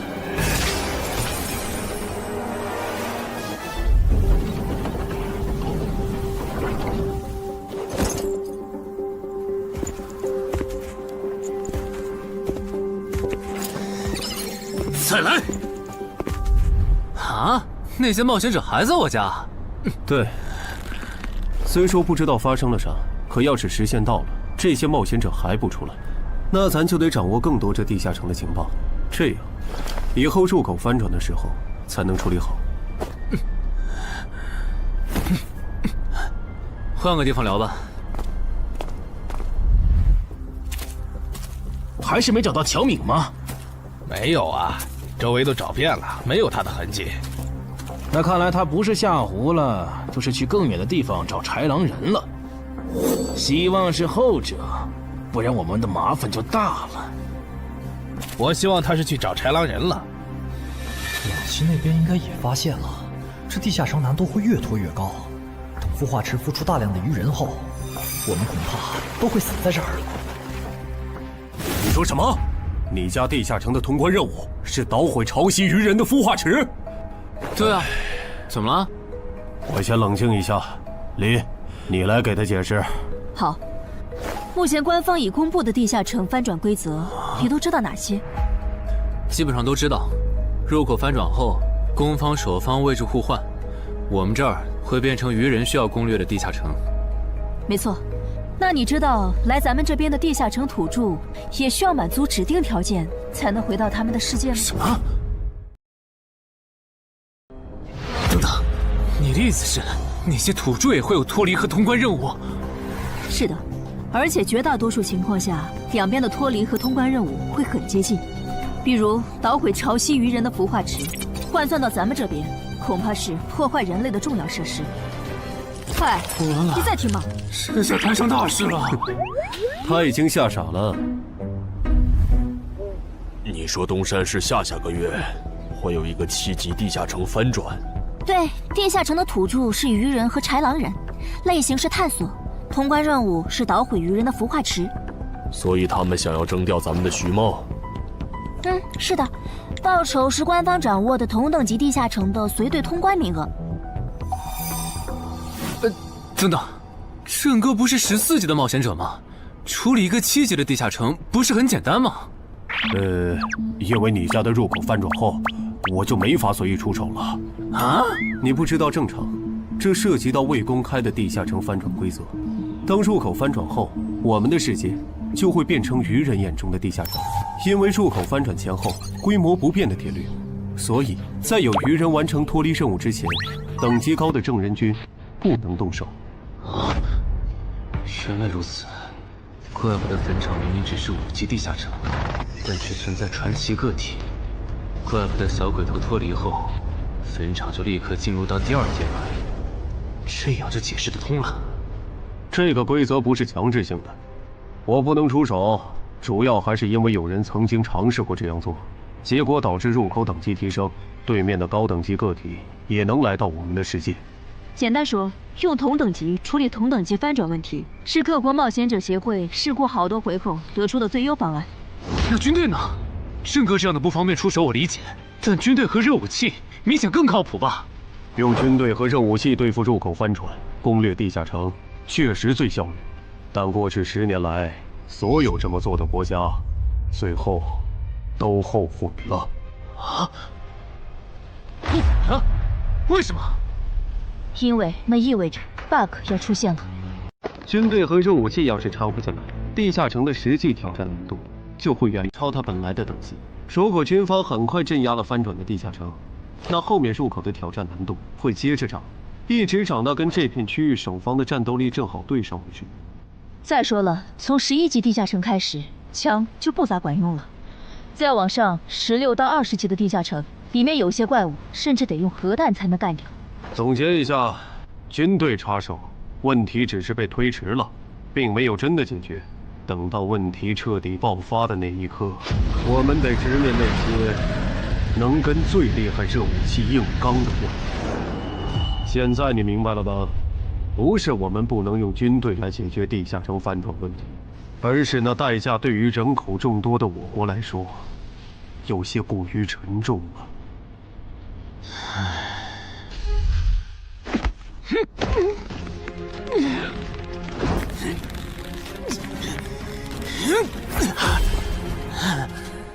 陈海哥这也太拼了吧！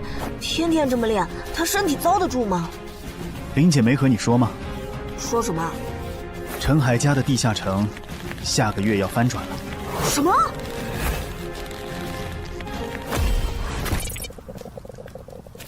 你那边怎么样了？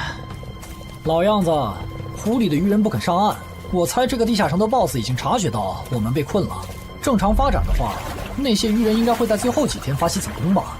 其他人呢？他们怎么看？都蛮乐观的。小敏的失踪并没有引起他们的警觉。唉，那这下不好办了。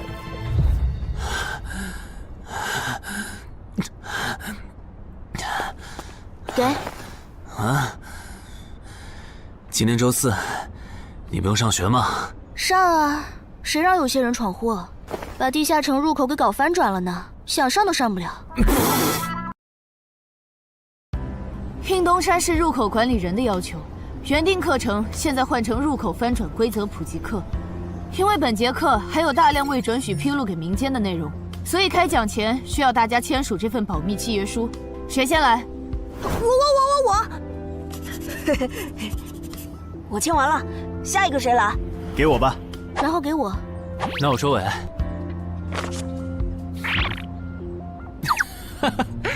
原来你叫苏玉啊！哎，你爸是不是三国迷，喜欢荀彧啊？闭嘴，快点签！最后重复一遍，我接下来讲的内容，你们不可以透露给协会外的人。一旦违例，协会的档案师和守密人就会针对违反保密协议的人进行内部处罚。相信我，绝对会让你们后悔泄密的。下面开始正式上课。官方已公开的入口翻转规则，你们都看过吧？看过。好，那我就用东山市要翻转的7级鱼人地下城做切入展开来讲。地下城翻转完后，入口还在老地方，东山市会出现对鱼人来讲难度一样的7级人类地下城。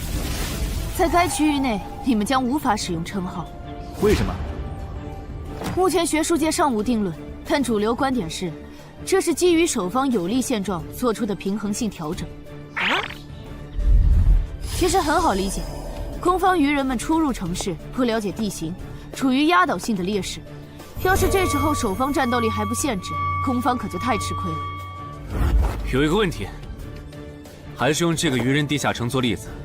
如果鱼人来到我们的世界，那他们的实力会变强吗？在他们完成脱离或通关任务前，实力并不会有明显的提升。也就是说，鱼人完成脱离任务后，因为有好处拿，就更想把通关任务也给完成了。这机制，不就是让人等死吗？我也有一个问题，这次的入口翻转事件就不能用枪来解决吗？用枪的话，地下城难度会高得多。要是不想以后碰上更多入口翻转的事儿，就别想用枪解决问题。那找2个9到10级的大佬堵门怎么样？来一个杀一个，这总行了吧？地下城入口翻转后，以入口为中心那一片，攻的一方占大便宜，守的一方在这地儿，称号没法用，职业带来的基础属性也没了。多找几个人呢？如果来5个9级堵门，应该就稳了吧？5打1的话，咱们经验更多，绝对是咱们这边优势更大。是，之前确实有人这么做过，而且效果也不错。但对攻方不利的地下城，也会因此变更为生存型。按照镜像法则，要是咱们守着的地下城变成生存型，这世上某个地方就会出现同样等级区间的生存型地下城入口，来和它平衡。比较典型的就是坟场和恐惧之墓。所以，至少在我们国家，现在是尽量避免这样做的。哎呀，好恶心啊！这里不允许，那里又有限制的。难道入口翻转，我们就只能安排附近居民撤离，然后一波接一波的处理跑来咱们这边的鱼人吗？倒也不是，其实我们已经快找到可以快速解决地下城翻转事件的办法。哦，是什么？只要入侵我方世界的同批次地城土著里，有人被我们捕获，且在该地下城入口时间归零前，我们一直保住他的命，那就不会再有下一批次的入侵者。这次喊大家过来，是想和大家一起讨论我们最后几天的安全问题。能有啥安全问题？不就是个靠机制恶心人的7级地下城吗？要不是我的职业不适合水下作战，他早被我攻陷了。不懂就闭嘴，好好听。这个地下城没你想的那么简单。啊，搞得你好像很懂的样子。你懂你说呗，我洗耳恭听。没看这个地下城的名字和任务内容吗？摧毁潮汐鱼人孵化池，这么明显的暗示你都没反应过来，我真是服了。照现在这样下去，到最后几天，火里的鱼人能多到数不过来。如果他们的 BOSS 是团队增益型的，那某些不抱团的蠢货绝对死定了。你骂谁呢？所以召集我们过来，是要商讨最后几天鱼人上岸时，咱们怎么自保吗？对。上个月我去粤省处理当地10级地下城翻转的事，知道了一些不能透露给民间的情报。官方察觉到翻转后的地下城有个对攻方有利的规则，以入口为圆心的特定范围里，守方的战力会被严重限制。所以我认为现在这个地下城作为守方的鱼人们，应该也存在类似的规则。具体点呢？会限制到什么程度？以我们为例，鱼人作为守方，我猜就算他们的 BOSS 是团队增益型，进入我们攻方有利的区域，这个增益效果也会被压制。称号不能有也就算了，连职业带来的基础属性加成也会被抵消吗？这限制未免也太大了吧！我原本还想着，如果称号不能用，就选一个感知+2的副职业，凑出一步一杀第2个效果，未来式的最低要求。但现在肯定没戏了，算了，到入口翻转前，我先用英勇之骑士来适应没有未来式的战斗吧，看看实力会折损多少。早啊，骑士。啊？不是吧？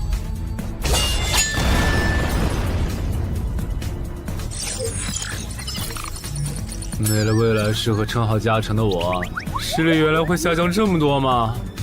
这么看的话，我还是得找个能加感知的副职业，至少要把未来式点出来。你找姚文忠？对，我想找一个能加2点感知的副职业，想问他有没有推荐。还有，协会内部是可以用贡献点兑换副职业的转职道具的吧？能是能，但这种和智、感、魅有关的副职业转职道具，所需要的贡献点有点多。你除掉高成勇得到的贡献点肯定不够。我知道，我来之前已经查过了。我有2个称号未被收录进官方的称号图鉴，我可以提交他们的获得线索来换取贡献点。行，那我叫姚文忠帮你整理一下。你现在就要定副职业，不再等等吗？距离你被强制征召进地下城还有半年呢，没准过几个月，新隐藏职业的最佳升级路线就能搞清楚了。不等了，我家地下城翻转后，我主职业的核心技能就会没了称号加成，得再加2点感知才能开启。这2点属性对接下来的我是刚需。行吧。这是协会掌握的能加2点及以上感知的副职业，你看一下吧。寻物师，你确定就要这个，不改了？啊，就它了，寻物师。行吧，那我现在就去联系福州的冒险者协会，让他们派评估师来东山看一下你手里的称号值多少贡献。如果价值大于寻物师的职业证书，我就向总部打申请。那麻烦姚哥了。啊，您就是陈海先生吧？你可以叫我太极，我的副职业是评估师。接下来由我为您评估至死地而后生和与传奇过招这2个称号的价值。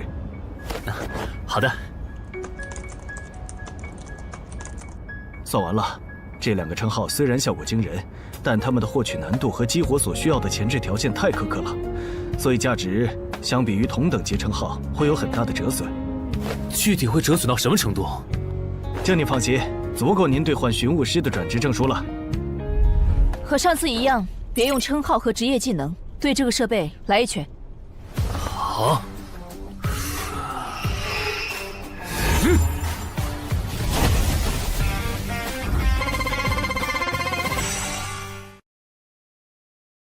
陈海哥的基础力量怎么只有13？我还以为他至少有14的。你别看他现在只有13，等他家鱼人地下城翻转的时候，他保底能练到14，也有可能是15。啊，虽然陈海哥很拼，但13到14这个阶段，就连姚哥都用了2个月。陈海哥再快也不至于到15吧？不信算了。说实话，我挺眼馋你这个达人绷带的。等你以后用不上它了，能不能考虑一下平价卖给协会？可以啊，不过那得等我的力敏双16以后。原来你们在做力量测试啊！我说怎么找不到你们？程海，你的副职业转职证书到了。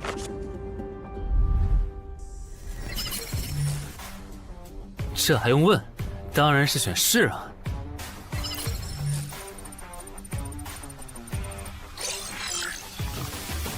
等等，不会吧？不会吧？蒙对了，死亡行者的最佳搭配竟然是寻物师。我原以为死亡行者的效果1和效果2已经够超模了，没想到他的效果3更加离谱。考虑到大多数人靠锻炼得到的力敏的极限数值是16至17，如果到达极限以后再去挑战这8项试炼的话，发了，这下发了！明天不，我现在就去健身房撸铁，以后只要练不死就往死里练。至于英勇骑士那边就暂时不去了，反正我现在也完不成那个转职任务。有没有搞错？他东山市的地下城翻转事件，为什么要拉我这个云霄市入口管理者去帮忙？因为你老婆在我这边的人情已经用光了。还有，你下个月就不是云霄市的入口管理者了。身为官方冒险者，被附近的协会征召，不是很平常的事吗？而且，别告诉我你不知道，东山市的愚人地下城是因为谁才闹到要翻转这一步的？11121、11122、11123。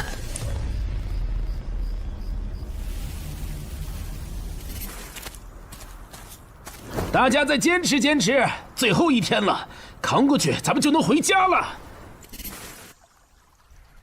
曼哈努斯大人，巢穴现在有守卫24只，精英鱼人69只，哨兵队长和士兵共800。很好，我要用他们来提升我的等级，杀死森林里的冒险者，把他们的尸体拖回来。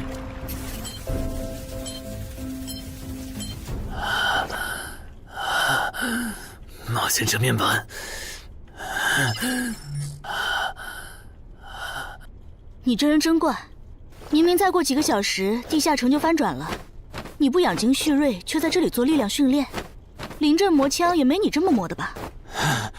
其实这2个月，我一直都是这么练的。啊？倒是你，大晚上的不睡觉找我干什么？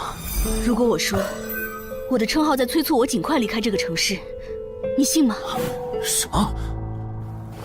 我有一个想法，如果那些鱼人真的会在最后几个小时上岸，我们要不要试着做掉他们的 BOSS？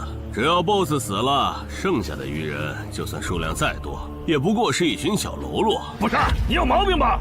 明明已经说好了，大家守在出口，等任务时限到了就一起回去，你加什么戏啊？而且任务没完成，你杀 BOSS 也没奖励啊！不是我非要杀 BOSS， 是我问过王二了，我们没完成脱离任务，想搭地下城翻转的顺风车回家，是会占用翻转后地下城的挑战名额的。确实如此。那么基于镜像原则，翻转后地下城的挑战人数上也会是15。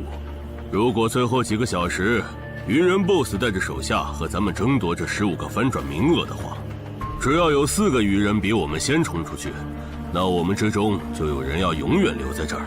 等等，话不能这么说吧？万一那些鱼人最后没来呢？万一咱们守住了也成功撤离了呢？不，他们一定会来。我的副职业是塔罗牌占卜师，我刚刚给自己算了下，接下来的几个小时，我的运势是凶多吉少。真的？你啥时候知道的？2个小时前。我记得你这称号只能找出有危险或敌意的人吧，不然高成勇那次你察觉到危险早就退了，这次你咋发现待在东山是有危险的？就因为那次我发现称号有预警盲区，所以才加入协会，想用称号线索换贡献点，在内网找点能补称号短板的奇物，要不然这次又要被你连累。等一下，什么叫又被我连累啊？果然，你和林姐一样，根本就没意识到你家地下城翻转后到底有多危险。啊！你再想一想，处于战场外的我，竟然触发了危险预警，这到底意味着什么？说明风险区的防线拦不住鱼人，他们的活动范围会扩张到整个东山市。对，然后我就倒霉了，因为协会肯定会强制拉我和常金川去阻拦那些鱼人。这就是为啥我的称号一直催我赶紧离开东山市。这些推测，你和姚哥、玲姐他们说过吗？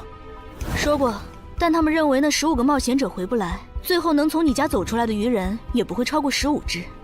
鱼人单体作战能力不强，就算突破防线，有10级的陈华宫和吴龙也能快速抓捕他们。你信他们还是信我？信他们的话，我就拉着我爸妈去隔壁云霄市躲几天了。我是想信你，但光凭咱们俩又能做什么？毕竟在你预见的未来，连10级的冒险者都失手了。不，我们能做很多。有我预警，再加上你的隐身衣，咱们先去收拾那些弱小又落单的鱼人，把鱼人对咱们世界的破坏降到最低。结果咱们3抽到的不是塔，就是死神，都不是什么好兆头啊！别告诉我你们真信了。如果张志兴的复制液真那么好用，他又怎么会沦落到和咱们一样的处境？这个他刚才不是解释了吗？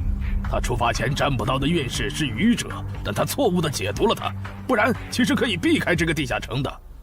而且你看，咱们之中最强的王二和郎奇夫妇，他们的占卜结果都对应着象征顺利和成功的女皇世界。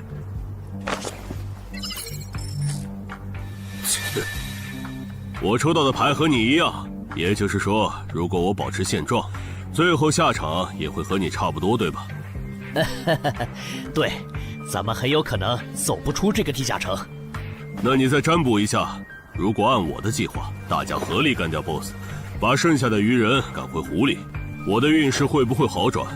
行，等一下，先别占卜。你的计划还有完善的空间。这地下城里的鱼人现在估计已经繁殖到好几百甚至上千了。如果他们的 BOSS 是团队增益型的，那我们和他们贸然开战，绝对会死很多人。所以你的意思是，咱们干脆什么也不做，就在这儿等他们打过来喽？哼，也对，反正你们俩抽到的都是安全牌。不，你理解错了。我的意思是，普通 BOSS 按你说的来，团队增益型 BOSS 就得先引走大部分鱼人，再集中精锐力量斩掉 BOSS。前期侦查、辨别 BOSS 和发射信号弹也得有人做。侦查部分最好由我来负责，我有潜行技能。没问题，这样就可以提前确认 BOSS 的类型，然后按照事先准备的预案来执行了。感觉朗奇的方案要更可靠些，我按他说的占卜吧。可以。这么做确实能低风险地解决掉一部分落单鱼人，但如果可以的话，我还是不想让失控之事发生。我打算再劝一下姚哥，但这需要你配合。你能和我一起去我家，用称号确认一下入口对面危险鱼人的数量和质量吗？没问题。没事的，我们大家都在呢，最后肯定都能出去。那个女生好像又抽到死神牌了，连续2次了，看来她大概率会死在这个地下城。愚者牌怎么解读？眼下这个情况，抽到它，意味着你将利用你和你身边的力量来达成你的目的。目的嘛？大家听我说，占卜的结果出来了。除了个别人抽到死神、塔牌，大家整体的运势其实是变好了的。这说明主动出击会带来好的转变。既然这是让大多数人都受益的决策，那我的建议是执行。至于抽到死神和塔牌的，就麻烦身边的人分精力照顾一下了。王二，了解，我现在就出发。要是这 BOSS 是团队增益型，咱就得派一半人去当诱饵，让其他人找机会干掉 BOSS。有人自愿去诱饵组不？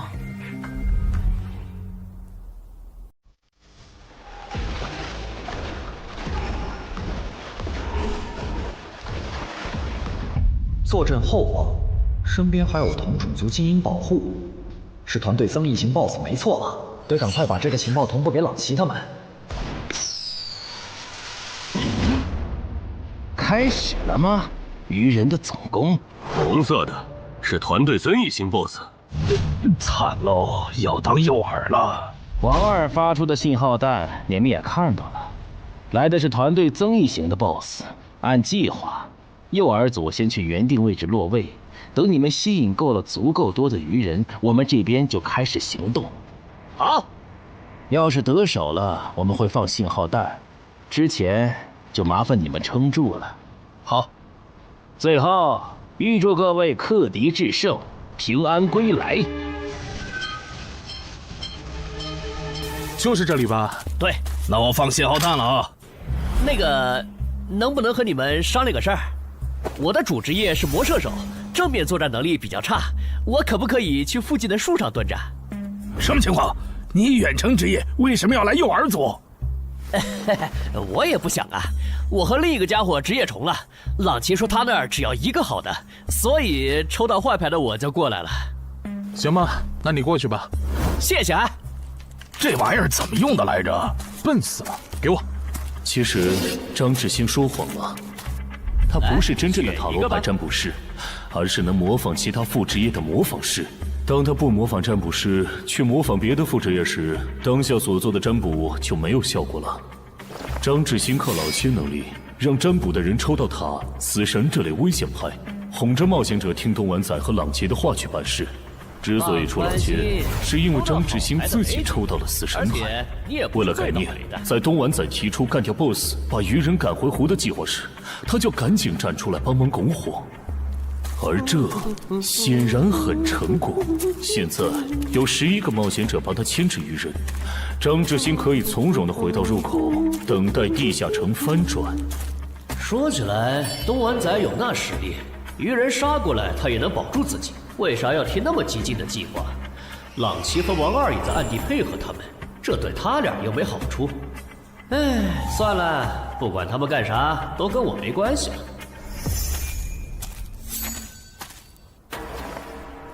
这好像是个一次性的异世界奇物，林军。这个就是刚才发送红色的发光物的武器，其作用8成是提醒他的同伴们我们上岸了。林军大人，你看天上，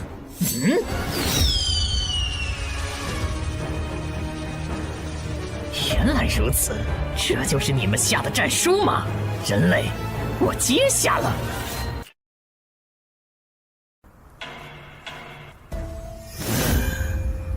过去这么久了，怎么还没有冒险者的尸体被带回来？可能是因为那些冒险者藏得很深，领军大人光是找到他们就要费一番功夫。您再等一下嘛。那就再等一下，如果还是没有，我就亲自上岸狩猎。鱼人怎么还没来？你说他们会不会没看到我们发出的信号弹呢？应该不至于吧，毕竟这玩意儿这么显眼。护住我身后，鱼人来了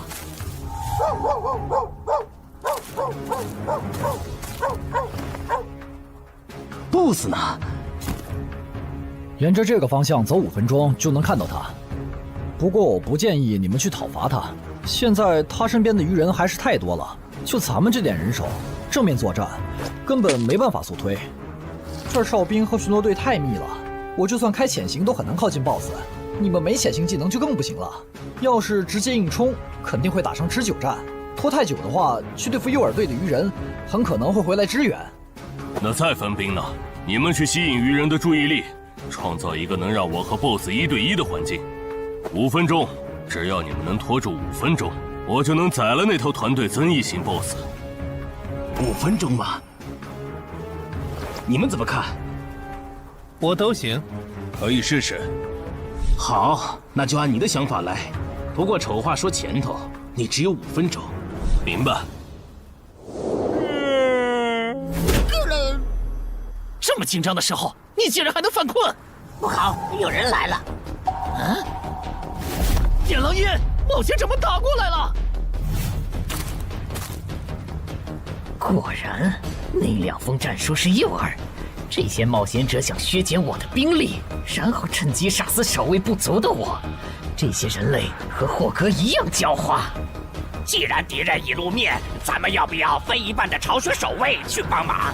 不，已经露面的未必是敌人的精锐。之前霍格就喜欢用大部队拖住我的主力，然后只身潜入军中暗杀我。这些人类也有可能这样做。不是吧？这样都没乱吗？难搞啊！算了，不等了。大人您别冲动啊，暗哨现在很危险的。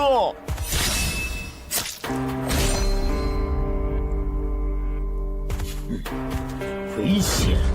难道你认为我不如那些冒险者吗？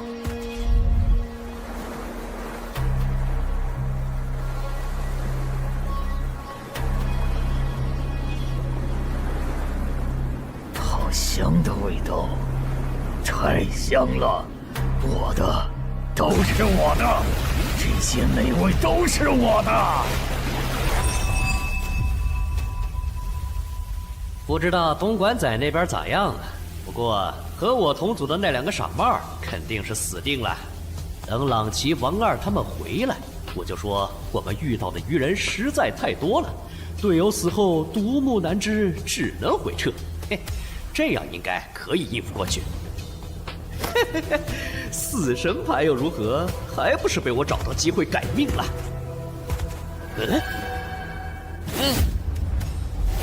那个鱼人怎么回事？绝不能放他活着离开，至少在地下城翻转前，不能让鱼人知道入口位置。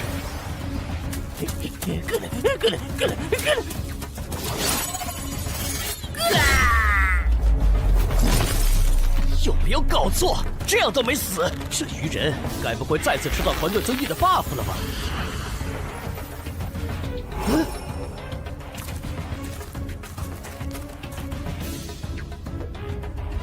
靠北呀！你干什么 ？BOSS 身边的护卫可还没有被引走呢。无所谓，大不了一起杀了。联军，不用提醒，我看得出来，他很强。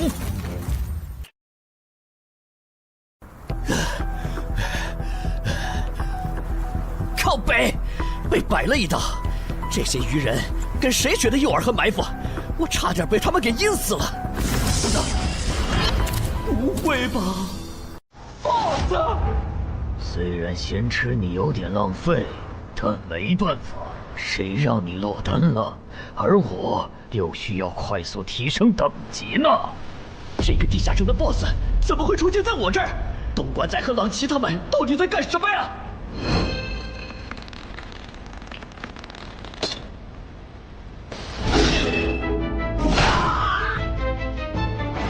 开什么玩笑！他的霸气魔射手竟然会栽在一只低等的鱼人的手上！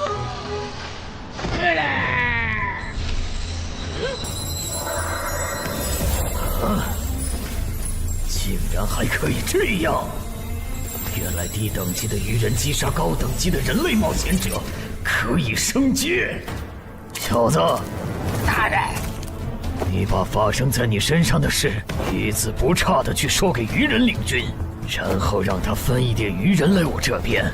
我需要新的炮灰，还有我的战利品也催一催。好的，曼哈努斯大人。有没有搞错？这是个7级地下城，为什么会冒出这么多怪物？别藏了，王二，来帮我！这只 BOSS 身边的护卫太多，我攻不进去。邻居，看那个人类冒险者的反应，他好像不是一个人来的。我们要不要别上了他的当？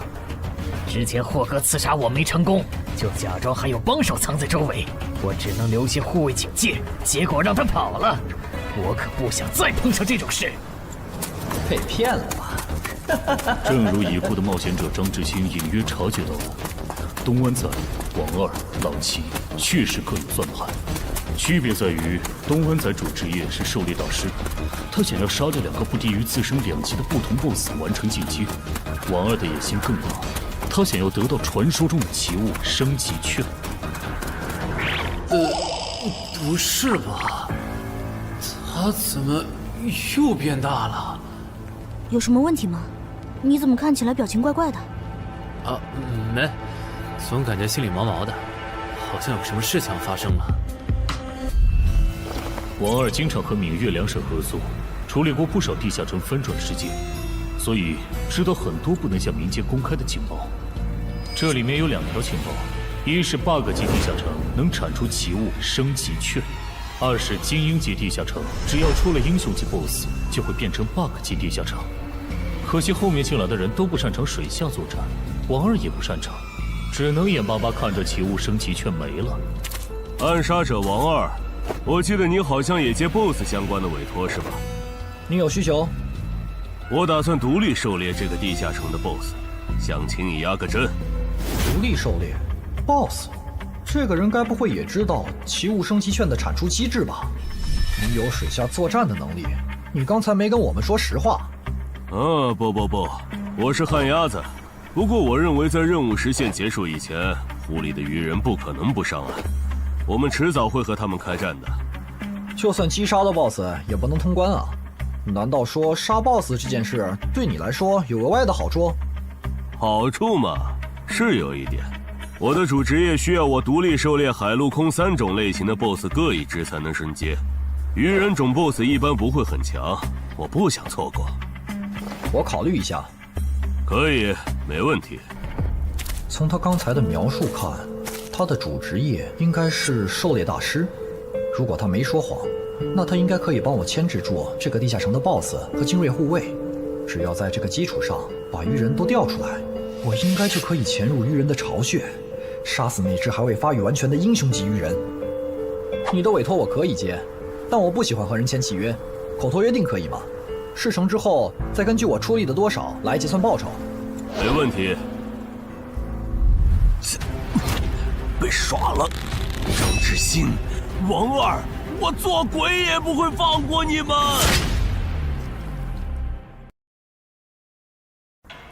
这就是你说的杀死人类的冒险者后会进化？为什么他没有？可能是还有别的触发条件，但我们不知道吧。领军，我先带着尸体去找曼哈努斯大人。去吧，等我这边弄清楚进化条件以后，过去找你们。这都多久？东莞仔那边还没完事吧？连个信号也不发，他不会已经死了吧？哦，不管他们了，我们撤。许愿，法术等级3，水中呼吸。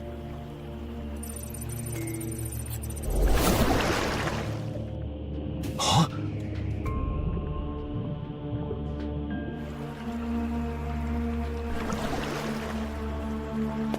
湖里没有鱼人，巢穴里也没看到，看来他们确实都被调走了。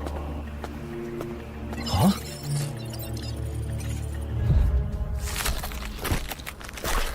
曼哈努斯大人，这是您要的尸体。可以，但我要的炮灰呢？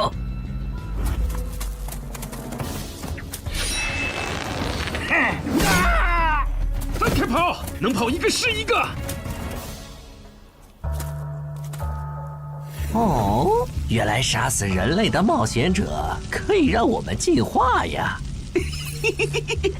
可惜了，让刚才那个戴帽子的跑了。喂，姚哥，我家小区这边的居民撤离安置工作做完了吗？做完了，我现在就在你们小区复查。怎么了？我和苏玉发现，我家的地下城在过去2个小时里，先后冒出来3只威胁程度不下于高成勇的鱼人 BOSS。除此之外，还有一个很特别的危险源，也在快速变强。完蛋，我放不出魔法了！张志兴，你这个王八蛋！你说你的职业适合躲在暗处放冷箭，我们就没让你站在明处。结果鱼人来了，你人没了。太好了，你们还活着！你怎么来了？不是说出结果的时候你们会发信号同步结果吗？那也得安全了才能发呀！面对被鱼人精锐追杀，傻子才会发信号弹吸引追兵。啥？姚哥怎么说？他说他和漳州的10级官方冒险者陈华公已经到楼下了，让咱们现在下去。行吧，我先说好，等下你如果没能说服他们，那这次地下城翻转事件你就要听我的。可以。这就是你出的馊主意！现在 BOSS 没推掉，人死的就剩咱们仨了。你守在出口，大家都有可能回家的。你不能全怪我吧？是东莞仔提出的打 BOSS， 我只是在这个基础上优化了细节。而且我能给的方案，你们当时不都认同吗？他们吵起来了耶！为什么你的关注点总是这么奇怪？那个异位面入口，难道不比这2个人的内讧更值得注意？领军大人，有进化过的鱼人带着冒险者的尸体回来了。领军大人，这是曼哈努斯大人要的尸体。你们进化前是哪种鱼人？进化后有什么能力？我进化前是精英鱼人，现在可以释放火焰魔法。我进化前是鱼人队长，现在可以分泌具有不同毒性的毒素。同样是击杀了人类冒险者，为什么最强的巢穴守卫没有进化？等等，最强？你去找一支鱼人哨兵过来。哈什么哈？让你去你就快去。领军大人，他行吗？可以，去把那个人类冒险者杀了。原来领军大人想要现场观摩进化的过程啊！他在测试进化的门槛，笨蛋。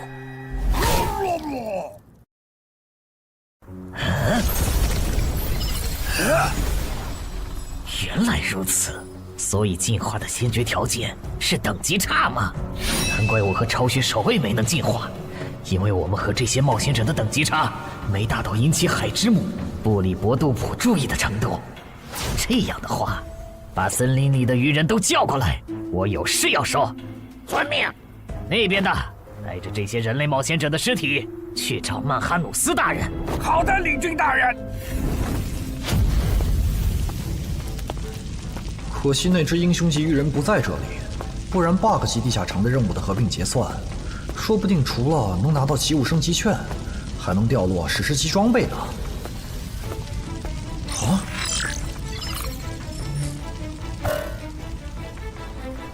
搞什么？我刚完成通关任务，任务就被重置了，没这样玩的吧？还有这个重置后的通关任务，鱼人种英雄级个体的成长速度都这么快吗？这才多久就发育起来了？什么英雄级鱼人？我记得英雄级个体的实力比同等级 BOSS 强2到3个等级，怪不得东莞仔和王二会阴沟里翻船了。他怎么走了？不用管他，正好咱们接下来做的事不方便被别的冒险者看到。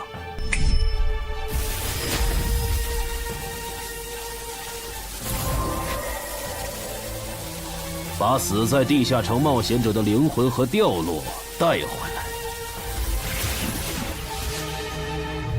啥情况呀？更新的通关任务是怎么回事？王二不是说英雄级个体的发育速度很慢，在翻转前他不会成为我们的威胁吗？怪不得他让咱们瞒下地下城有英雄级鱼人的事。之前他说帮湛江处理地下城翻转时，知道些不能公开的情报。你们说王二会不会知道干掉英雄级怪物能额外得到掉落物的消息？还真有这个可能。这么看，他说不定还藏了一些底牌没跟咱们同步，比如有可以帮他完成脱离或通关任务的奇物。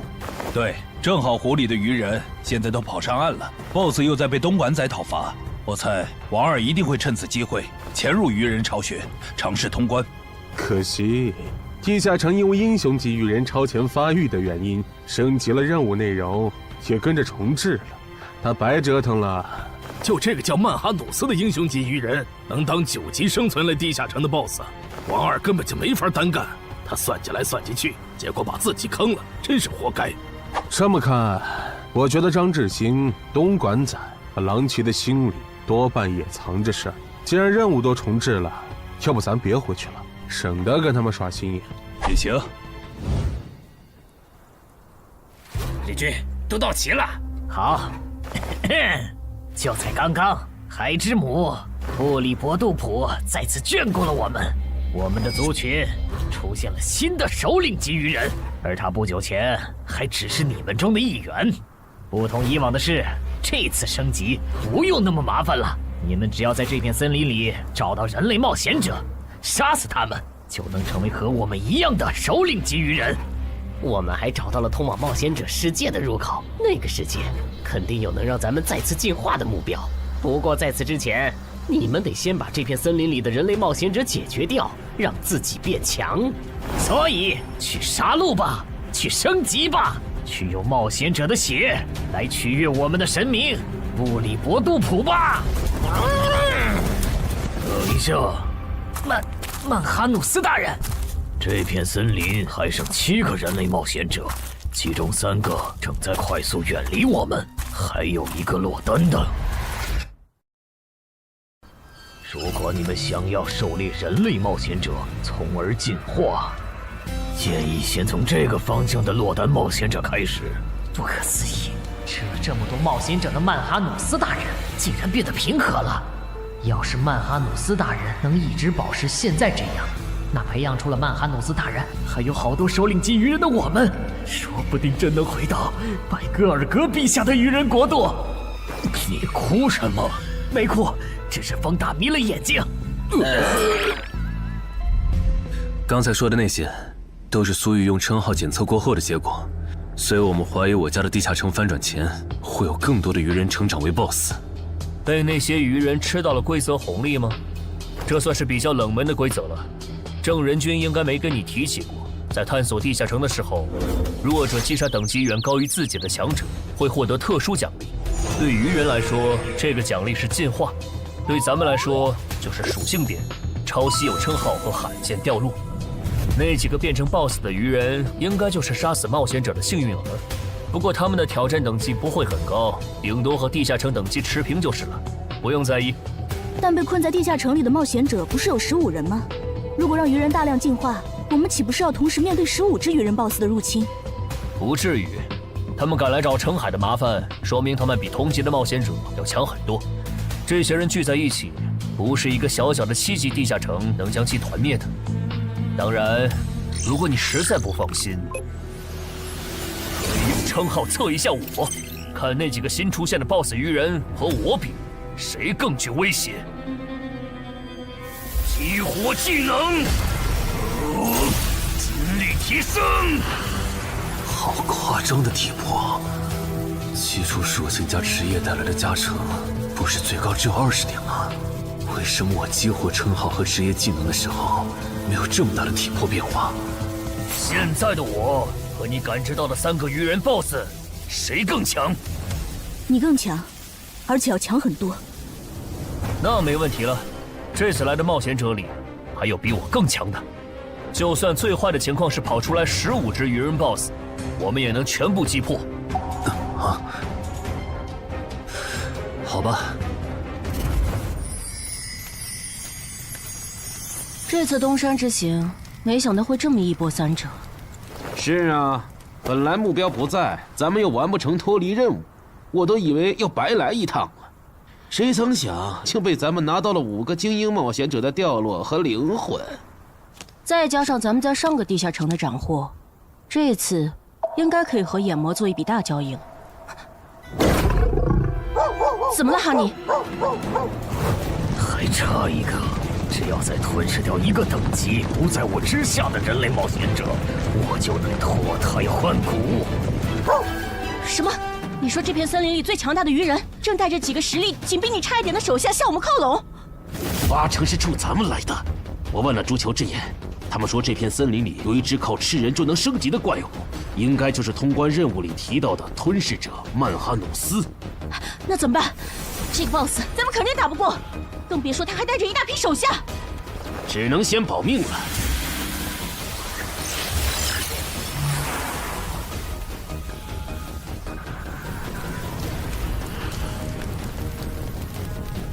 这批灵魂不错，我可以给你4个单位的司导之眼和1个单位的督军之眼的召唤额度。等一下，我这次不打算扩充召唤类目。那你要什么？我想请您帮我杀掉您身后这只英雄级鱼人。可以。要不咱们还是向漳州协会报备一下吧。不用，现在主职业进入第2阶段的我，真实战力少说也有12级，区区7级翻转地下城，在有我和散人联合吴龙兜底的前提下，你觉得不保险是有多看不起我们？好吧。我不明白，姚哥和那个叫陈华宫的官方冒险者，为什么就不肯多叫些人来帮忙，多一份保险不好吗？这也是没办法的事，毕竟别的地方也有地下城翻转，来这边帮忙的多了，去别处的就少了。那也不能。等一下，电话。喂，是我，徐茂。等下的翻转地下城，你参与吗？应该吧，他们说有需要了会叫我。OK， 那等这个地下城被搞定后，咱们聚一下。有段时间没看到你了。成。您好，您拨打的电话正忙，请稍后再拨。谁呀？半夜不睡觉给上海哥打电话，真讨厌！你不也在打吗？哎，我这个妹子什么都好，就是这恋爱脑。怎么还有一个未接电话？吴护士打来的吗？你可真是个大忙人，都凌晨了，还有人排队找你呢。什么？你来东山了？我听说这边有一个等级7的地下城马上要翻转了，就把我哥拉过来帮忙了。等等，你哥哥也是冒险者？哦，对，我想起来了，咱们被拉进坟场那天你说过，你哥哥是10级冒险者。你哥哥现在在你身边吗？在啊。那能把手机给他吗？我有事，很重要的事跟他说。好。你要和我说什么？我听说东山现在很危险，趁着这边的地下城还没翻转失控，你赶紧带他回云霄。失控？具体怎么回事？你详细说说。如果电话里不方便，你来我这边，咱们当面聊。坚持住，我们得撑到曼哈努斯大人。小心，别被这家伙的视线扫到。他跑了。正常，使者可不是没到10级的英雄级鱼人能碰瓷的。想不通，那个眼球怪物，就算是蜕变后的我，应该也打不过。那些冒险者既然有这么强的帮手，为什么不早点召唤出来？陈海哥，这是你妹妹？不，是我朋友。同事。哦，那挺好。刚才在电话里说东山市的地下城要失控了，具体怎么个失控法？最坏的情况是，几个小时后会有15只鱼人 BOSS 来到我们的世界。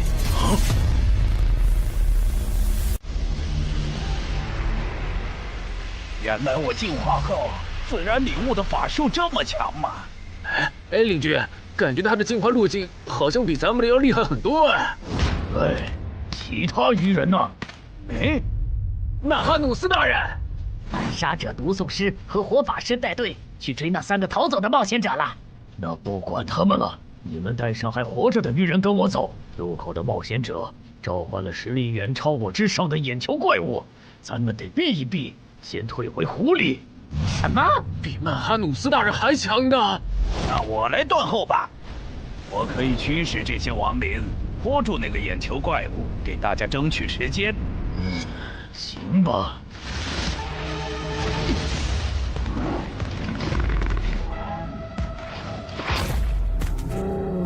这个数量的亡灵，这里竟然还有掌握了死灵转化的部下。发现眼球怪物，杀！这样看，这里说不定有很多只首领级鱼人。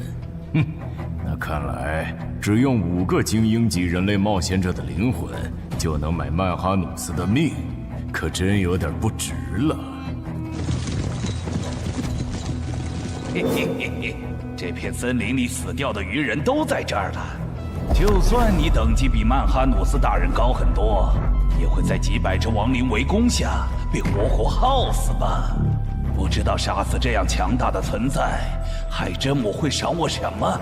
如果我进化为曼哈努斯，啊不，超越曼哈努斯大人那样的存在。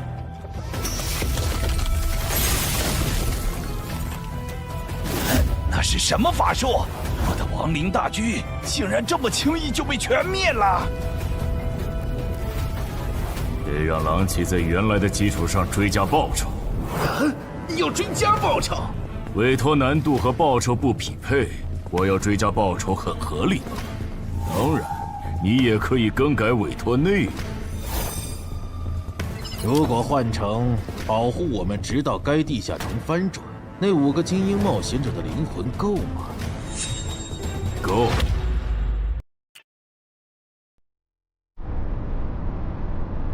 原来如此，你们是通过特殊称号发现东山市的地下城有失控的风险。这个地下城在不久前新增了3只 BOSS， 照这个速度，我担心几个小时后会有更多的 BOSS 出现。是有这个可能，但这没什么大不了的。这还没什么大不了的。你们换个角度想，现在这个地下城，它已经算实质上的生存类型。这些鱼人来到我们的世界，也将获得同样的待遇。到时，为了匹配这个难度，原本的称号限制必定会被解除。如果这样还不能配平，那这个翻转地下城说不定会变成坟场那样。一旦有鱼人完成脱离任务，就会出现更高等级的我方冒险者介入的类型。哥，你怎么又提坟场？总之，你们把心放肚子里，这个地下城不会成为东山的威胁，我保证。我刚刚躲在树后，才侥幸逃过一命。他放过你了？对，那个眼球怪物用射线全灭了我的亡灵后就离开了，感觉他好像只对曼哈努斯大人感兴趣。曼哈努斯大人呢？他去找美食了。我说怎么有一个冒险者消失了？原来躲在这儿了呀！或许真的是我想太多了。不，是他们的问题。啊！坟场1阶段的实际难度比同级别普通地下城低很多。要是鱼人地下城翻转后跟坟场一样，那1阶段对鱼人来说简直小菜一碟。到那时，就是东山市的精英冒险者的噩梦。这边，10分钟后，这个小区里的7级鱼人地下城将翻转。该地下城的挑战名额是15。考虑到有冒险者滞留在这个地下城，那么翻转后来这的鱼人数量应该不超过15个。不是说散人联合的吴龙和漳州的陈华公也来了吗？怎么没看到他们啊？威尔士的徐茂好像也不在。正常，作为精英冒险者中的大人物，他们可不会干冲锋这种辛苦活。啊，这样吗？哼。还有，一旦有人成功捕捉到鱼人，我会通过无人机将这个消息同步给大家。首个被活捉的鱼人价值与 BOSS 相当。等这个翻转地下城被彻底解决，我会根据大家狩猎到的鱼人来核算绩点，然后协助各位兑换奇物、称号线索或者情报转制道具。结果最后只有5人幸存吗？感谢您的帮助。客气。脱离。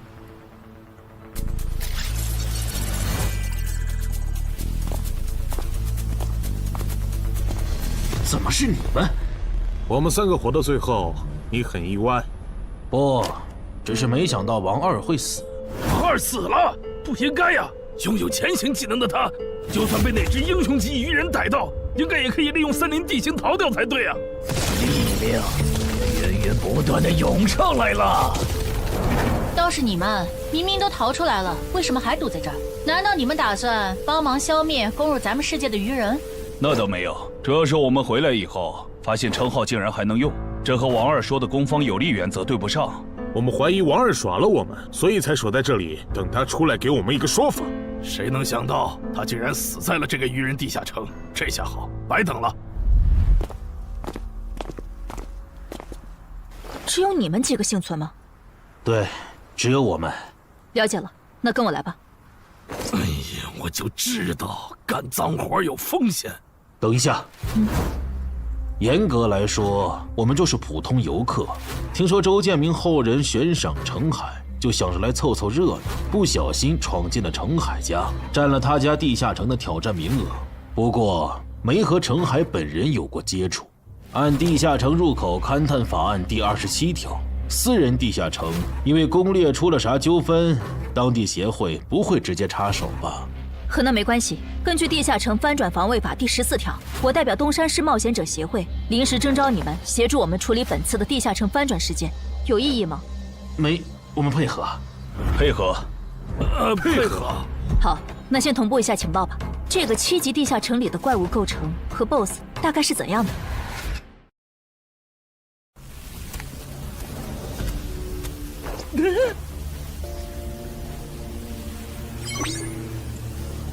刚刚才是10，进去一只鱼人以后就变成了9，所以这个数字指的是能前往那边的名额吗？有名额限制的话，那岂不是说明我们可能会遇到和那些人类冒险者相同的困境？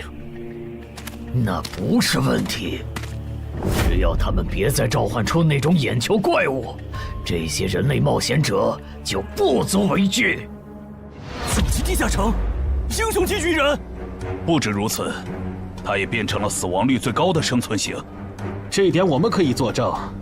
当时我们被英雄级鱼人盯上，花了不小的代价才侥幸活了下来。但刺杀者王二就没那么幸运了。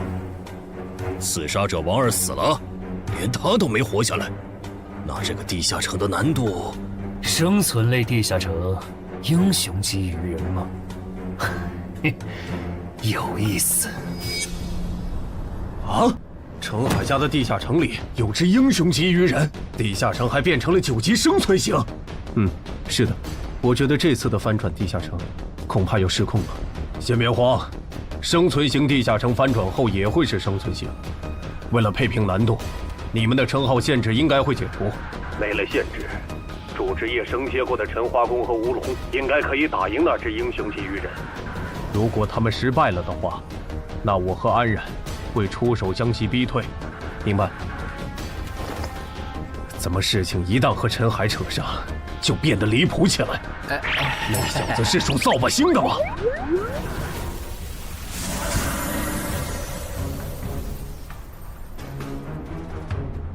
人齐了，曼哈努斯大人。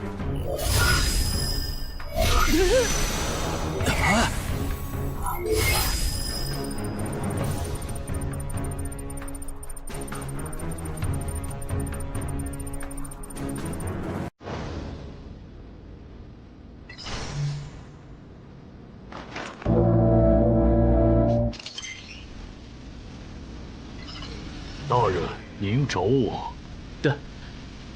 不过你怎么变样了？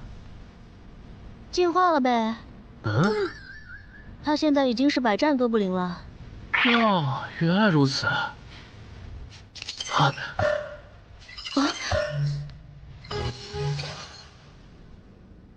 喂，你在哪儿？环城东路，怎么了？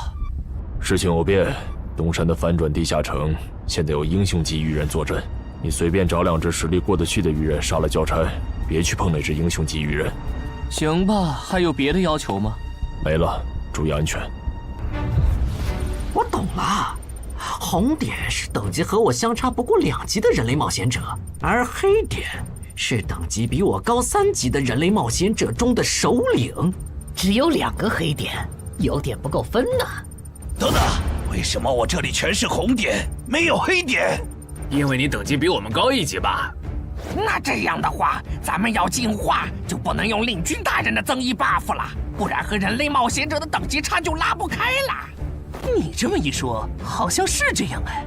曼哈努斯大人，您的地图上有可用来进化的吗？没有，我猜只有把这片区域的人类冒险者杀光，才能吸引来更高等级的人类冒险者。明白了，诸位，你们的任务是清理掉地图上所有的红点、黑点，把更高等级的人类冒险者吸引过来。诸位，你们的任务是清理掉地图上所有的红点、黑点，把更高等级的人类冒险者吸引过来。但地图上的黑点只有2个，怎么分配？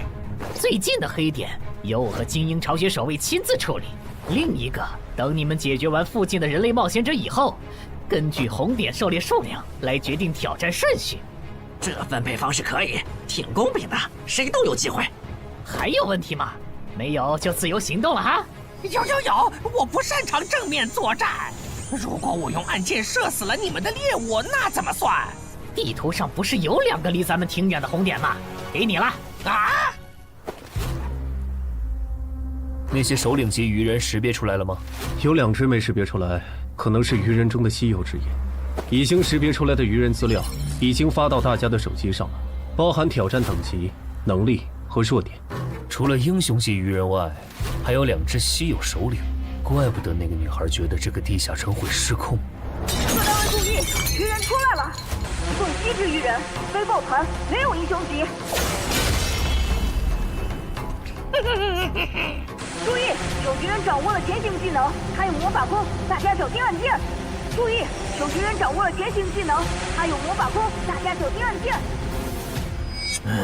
真够吵的，这些鬼东西。也是没办法的事，毕竟是对方的主场。说起来，您觉得谁会进化？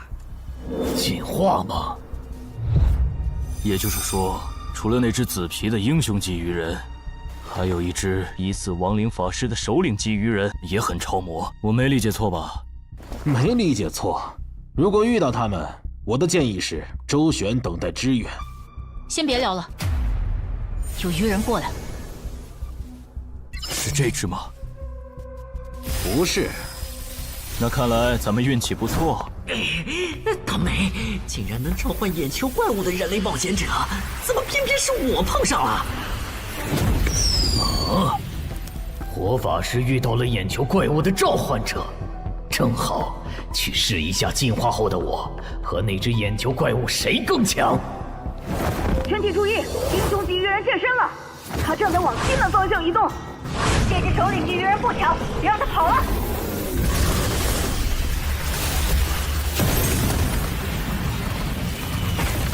远波射线！弯曲术！探边！幽暗地狱的王眼暴君啊！我请求借用您的力量，心灵遥控。就是现在！至高无上的影之国王后啊，请赋予我斩杀眼前之敌的力量。尽情使用吧，我的骑士。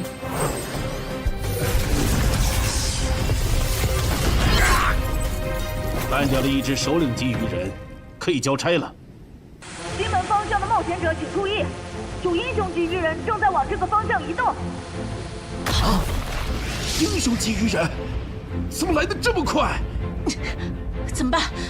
打还是跑？哎，他们这次没召唤那只眼球怪物，是觉得没必要吗？还是他们现在不能召唤？找到了，那个负责警戒的绿皮傻大个，看上去要更强一些。就杀他！不，小狐狸是魔法弓，你要吗？不要，长得太丑了。行吧，这些鱼人比我想的弱，我打算主动出击，找落单的杀。能帮我提供一下位置信息吗？可以。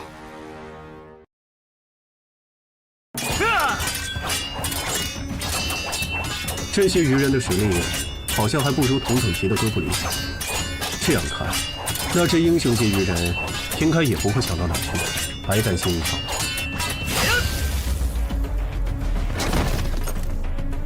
这些鱼人弱得很，我一个人就能搞定，你去帮别人吧。好。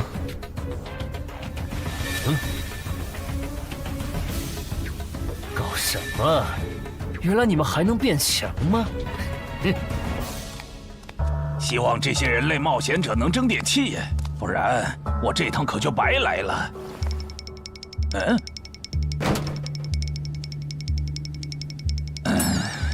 都冻成这样了，你就不能换个地方藏吗？看你能跑到哪去！小心，他喷了强化药剂，我的元素护甲不一定能挡住他的细弓波了。收到。老二、老三，好的，大哥。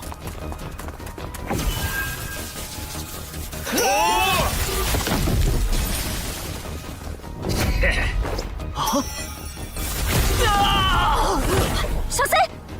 慢着，老弟！你在得意什么？欧提路克，冰封术。幽暗地狱的王眼暴君啊！我请求借用你的力量，心灵遥控。玩够了吧？把那只眼球怪物叫出来，我要和他打。狼骑，问过了，他没回应。张离，来帮忙，我知道你还有底牌没交。不，我拒绝。这只英雄级鱼人是奔着你来的，我没义务为你冒险。更何况你的控制法术还对他无效。我撤了，你们加油。你可惜了，看来你们真的无法再召唤他。我还想着杀掉他，说不定有机会2段进化。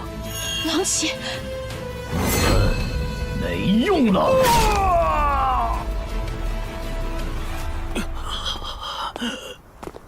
慢点，慢点！首次捕获的对应极点，等地下城结束后，会根据 BOSS 的强度核算给你。到时你可以来换取想要的东西。我很期待。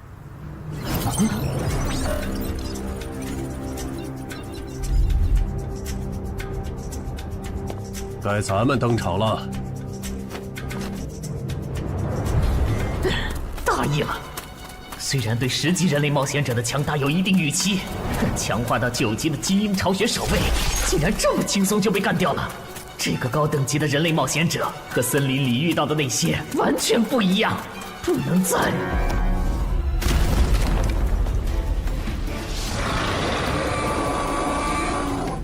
解决一个。吴龙，嗯，那是我的祭典。只是一只首领级鱼人，没必要抠得这么细吧？你们就是这片区域最强的人类吧？英雄级鱼人。稳点！这只首领级鱼人的毒被安小姐的毒素防护克制，就这么拉扯着打，慢慢磨死他。不会吧？领军死了？那火法师、毒素师和气功师那边是不是也？过来，去把死掉的同胞带回来，我来为他们做亡灵转化。如果有快死的，就用这个救一下。他的目标是安小姐，想办法来一下。罗素，知道。休想从我这里过！你们这些……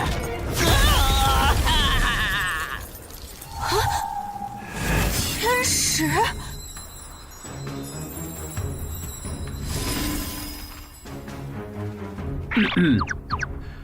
我没来晚吧？没，刚刚好。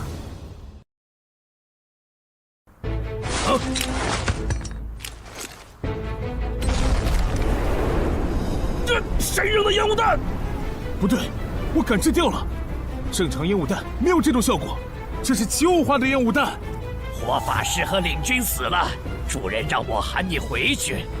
别管我。我不奢求进化，等下我随便杀个红点就脱离。亡灵转化。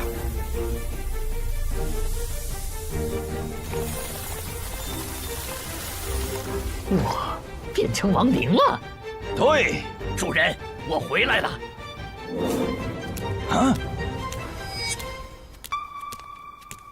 气功师和毒素师呢？气功师被人类的冒险者捕获了，毒素师他好像受到了打击，现在不想进化，只想尽快脱离这个地下城。这样吗？被那只首领级鱼人逃了。能找到他吗？已经找到了，他刚刚翻墙离开了小区，现在正在向西逃窜。帮我规划追击路线，还有通知就近的冒险者过去拦截。好，很好，那些人类冒险者没有追过来。我现在明白上位、中位、下位种族的不同了。像我们下位种族，得当上首领才有职业，可中位种族里的精英，每个人都有职业。这些人类冒险者，单看一个没多厉害，可数量多了，配合起来就特别难对付。我要赶紧杀一个人，完成任务，逃离这个危险的世界。喂，商里，有一只首领级鱼人冲出了第1封锁圈，现在离你只有100米，我们需要你拦截他，直至增援赶到。可我已经解决了一只首领级鱼人，按照翻转地下城防卫条例第7条，你们不能……我知道，但他现在离你只有20米、10米，他到你背后了。被发现了！该死，怎么竟让我碰上这种事？不管了，反正是下位种对中位种，但身为首领级的我，没理由会输给精英级。让开！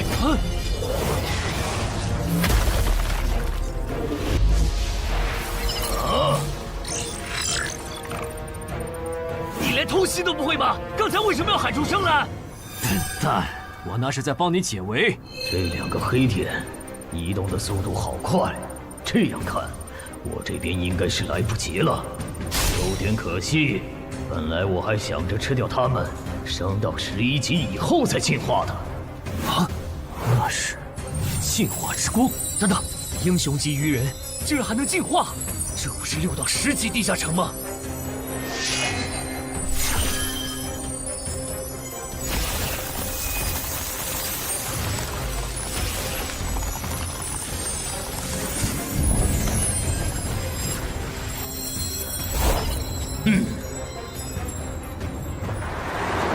师傅，能再快点吗？已经很快了。什么情况？明明刚才已经没剩几只鱼人了，怎么突然又冒出来2个危险源？苏玉这个表情，前线的形势这么不乐观吗？该死！我都拖了这么久，说好的增援怎么还没来？大意了！没想到这个人类冒险者的实力和我这么接近，差一点就阴沟翻船了。到此为止了吗？等等，这2个黑点，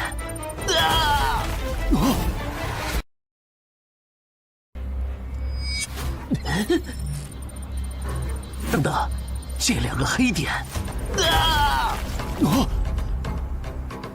正人君，首领级的祭典怎么算？特事特办，我可以按照濒临失控的地下城的标准来核算。就在曼哈努斯当着陈华宫和吴龙的面完成进化的瞬间，两人的脑海闪过这么一个念头：那个女孩说的地下城会失控，竟然应验了。7级常规地下城进阶到9级生存类地下城，已经是很少见的小概率事件了。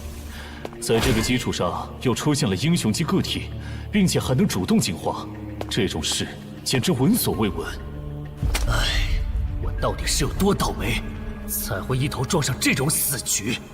陈华宫，啊！以目前的形势，我觉得就算是镇人君来了，也没法挽回失控的局面了。要不，咱们撤吧。前提是他肯放我们走。郑人君，他是你们的首领吗？什么情况？鱼人不是不能用人类的语言吗？我能感受到，那个方向有2个很强的人正在往这边赶。他们中有你们刚才提到的郑人君吗？有的话，能告诉我这位郑人君现在是传奇吗？无可奉告。看来不是，那就没什么好担心的了。小心，他要动真格的了。终止召唤！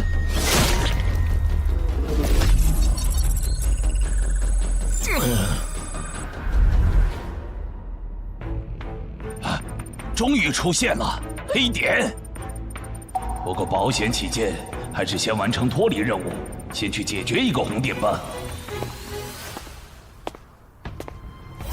你不是去追那只毒素鱼人了吗？怎么又回来了？哦，那只首领级 BOSS 被郑人君和他找来的帮手干掉了。倒是你们为什么都聚在这里？小区里的鱼人解决了？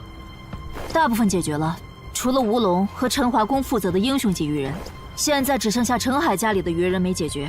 但他们待在楼里不肯出来，在室内作战的话，我们的人数优势就没了。亡灵能快速穿过墙。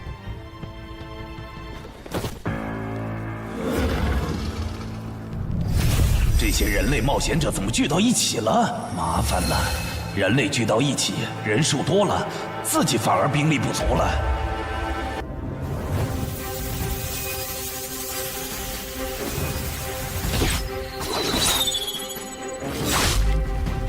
谁干的？我家现在还有几只鱼人？还有5个。其中一个特别弱小。好，跟我走一趟吧。我需要你站在明面上帮我分担火力。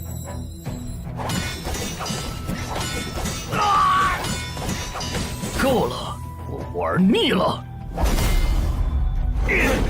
你个乌龙，机会我可是给你创造了，你给我好好把握！一铁贯穿，不杀神枪。还有你，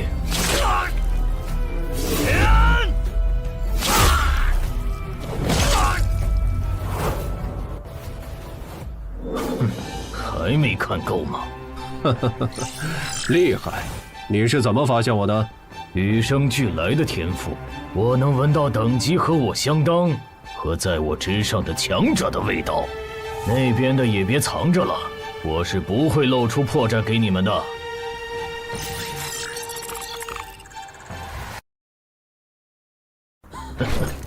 说起来，你们还真是冷酷无情呢。就这么看着我对你们优秀的后辈下杀手，如果我不叫你们出来，你们是不是还会继续看下去？彼此彼此吧。你的部下不也被歼灭的七七八八了吗？郑仁君，这家伙的实力和你跟我说的差的也太多了吧？我也不知道他会进化。放心，该算的绩点都有，我不会让你吃亏的。那就好。什么？郑仁君让我们撤出小区？对，这次翻转的地下城彻底失控了。他说等下打起来顾不上你们。但是愚人亡灵法师和他的仆从不是还没解决吗？就这么放着不管？没有放着不管，苏玉刚刚联系我了，他说楼里的愚人由陈海哥处理。陈海来了，你现在给他打电话，让他别犯傻。那只愚人亡灵法师和他解决的愚人暗杀者不是一个级别的，他这样的传说苗子没必要在这上面冒险，哪怕这个翻转地下城和他有关也不行。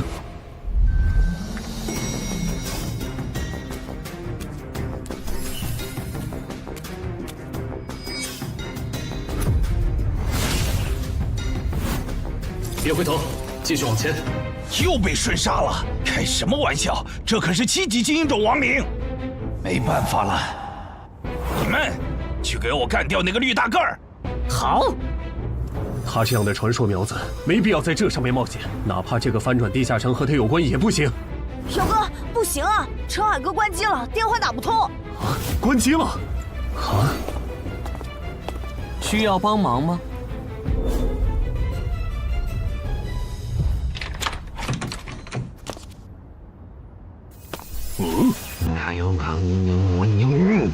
多重火球术，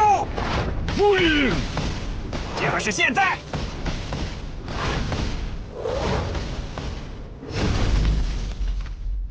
和暗杀者有着相同技能的人类，怪不得那2个巢穴守卫会被瞬杀，这样就解释得通了。上一让。走廊的愚人就交给你了。多重火球术！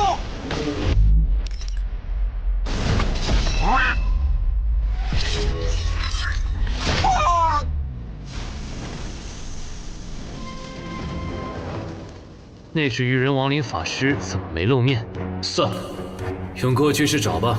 正好也打算测试一下这个能力。你们去给我干掉那个绿皮大个儿！好。三阳台跑了。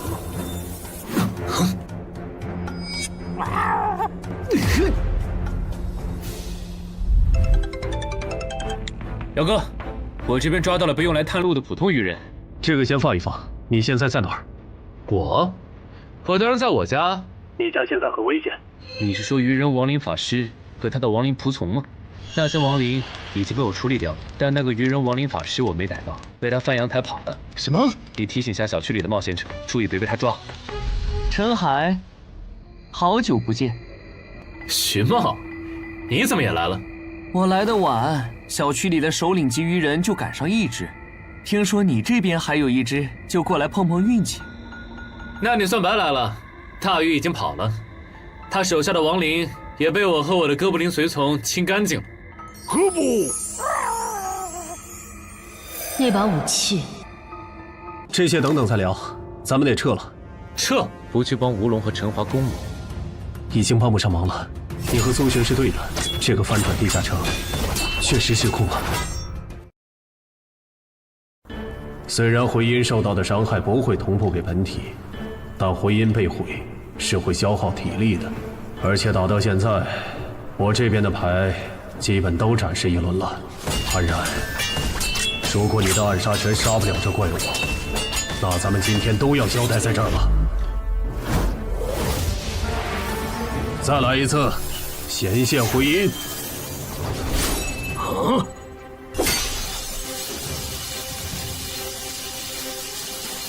这个人类的职业好讨厌，他召唤自己的复制品，难道就不需要代价吗？终于让我等到了。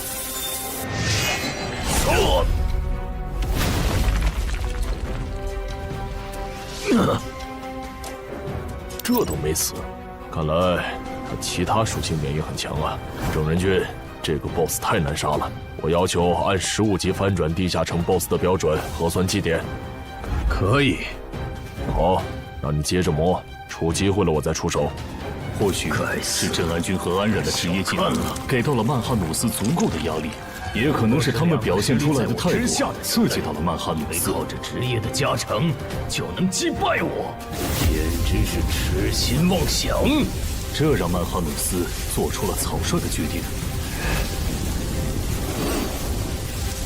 我要选择职业，筛选出有远程攻击手段的职业。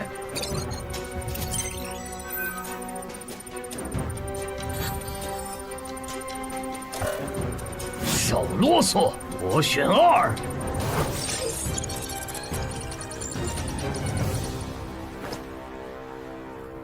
那我们先走了哈。注意安全，有事给我打电话。喂，萍姐，那只鱼人亡灵师被陈海阁打跑了，我把他的逃跑路线发你，他现在落单了，应该比较好对付。镇人君竟然亲自下场了，看来这个翻转地下城应该会很快结束。虽然中间出了不少插曲，但好在是活下来了。啊！可算找到我的猎物了。是从什么时候开始的呢？我的人生走入了死胡同。等很久了吧？啊，没有很久，李伯。这是我之前跟你提到的周畅，传说级冒险者周建明的孙女。这是云霄市的新兴冒险者商礼，她是咱们省唯一受到影之国王后青睐的冒险者，以后大有可为。你们认识一下。你好。你好。哦，是从那次李伯介绍周畅给我认识的时候开始的。那又是什么时候，我的冒险者生涯正式步入坟墓了呢？早上贵子，好像是从我变成周家女婿，官方给我分配超出能力上限的攻略任务，而我的妻子却袖手旁观的时候。还没好吗？他快撑不住了。岿然不动。完了！五环法术，怪物定身术。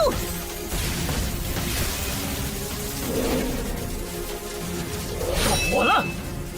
殇灭！重击！喂，上面到底怎么想的？攻略组的主力竟然反成拖后腿的了，这是要害死咱们吗？觉得配对有问题，你可以向上级申诉。商礼又没做错什么，这样点他不好。去就去。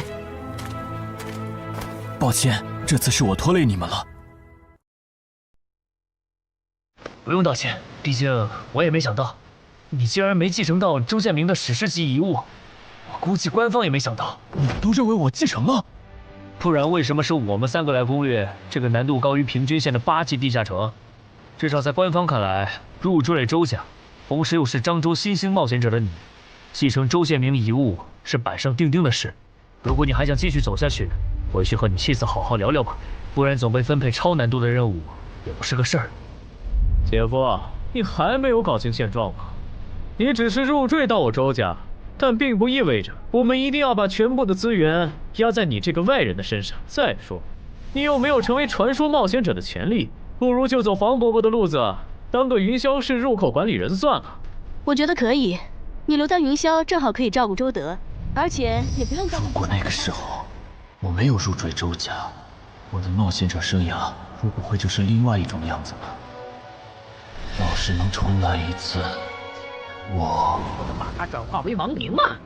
办不到，我只能转化同种族的鱼人。看到了，他们就在前面。这些人类来得好快，快有什么用？脱离任务已经完成了。脱离。喂？什么？伤离死了？对，并且那个亡灵法师已经……糟了，那只英雄级鱼人又进化了。不是，这怪物还能再次进阶吗？这就是实力吗？我现在有点理解，实力远不如我的你们，为什么有了职业的加持以后，可以给我造成这么大的麻烦了。不过，也就到此为止了。鱼人流，不动弹！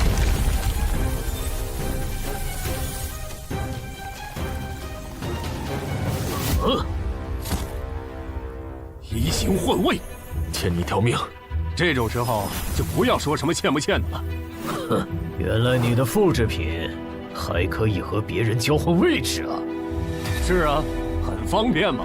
那如果我同时攻击你和你的复制品，你该怎么躲呢？传奇下，好快，感觉好像躲不掉了。别傻站着了，那个进阶不了。让你的人连续黄泉，这怪物的实力就能摸到传说级的边了。咱们不是他的对手。无意义的挣扎。喂，那个大小的气弹可不是开玩笑的。去！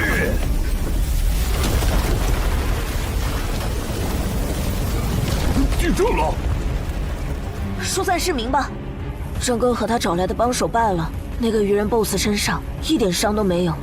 在黄玄大佬赶过来以前，无论对方打算做什么，我们都无法阻止了。你真的很厉害，但我还是要给你一个忠告：不要对平民动手，不然无论付出多大的代价，我们都会报复回来。被同伴抛下的你，哪来的底气说这种话？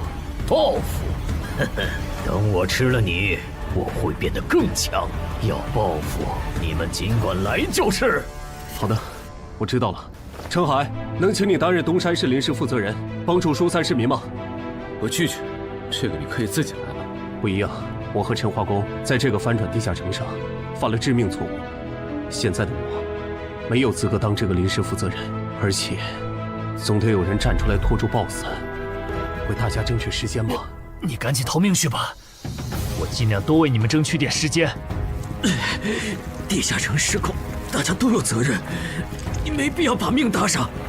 不，我是官方冒险者，我不能犯了错以后还当逃兵。陈海，以后就麻烦你帮我照顾好小林他们了，东山市就靠你们了。这组织没白假，我申请，让我去挑战那个英雄级鱼人。别冲动，我知道有个能帮你越级挑战的隐藏职业。我也知道你在坟场和高成勇那里得到了强烈的装备和奇物，但那可是连郑仁君和安冉都束手无策的半只脚踏入传奇的怪物。现在的你不可能是他的对手。你先听我说完，我这个称号可以自动检索附近最强的鱼人种，使我获得与对方相同的力、名、感。就算你们的基础数值完全相同，你和他仍有着无法弥补的战力差。这那如果再加上这件能提供战斗意志和经验的史诗奇物——传奇亡灵库罗德的头盔，以及那边的史诗装备——黑骑士之剑，2件史诗级。哎呀，安教练，你这次可真是看走眼了。还有我的职业，死亡行者，我靠他先后和2位传奇级 BOSS 交过手，就算是19级的上位传奇，我也有自信在他的手下撑过3分钟。很抱歉对你们隐瞒至今，但现在我想作为东山市民、东山市冒险者、东山市官方冒险者协会的一员，尽我的一份力，请不要拒绝我。你都这么说了，我还怎么拒绝？那就说定了，等下我当主坦，你从旁牵制。徐梦，你呢？来不来？我就算了。等我吃了你，就去抓那个跑了的人类，到时候我就能和你们的传奇一战。如果我能侥幸击败你们的传奇，除非太阳打西边出来。死到临头了还嘴硬，我看你是不想死痛快了。喂，杂鱼兄，我来打2番战了。我都已经大发慈悲放你一马了，为什么你还要不识好歹的回来送死啊？既然你不珍惜捡回来的这条命，去死去死，去死去死！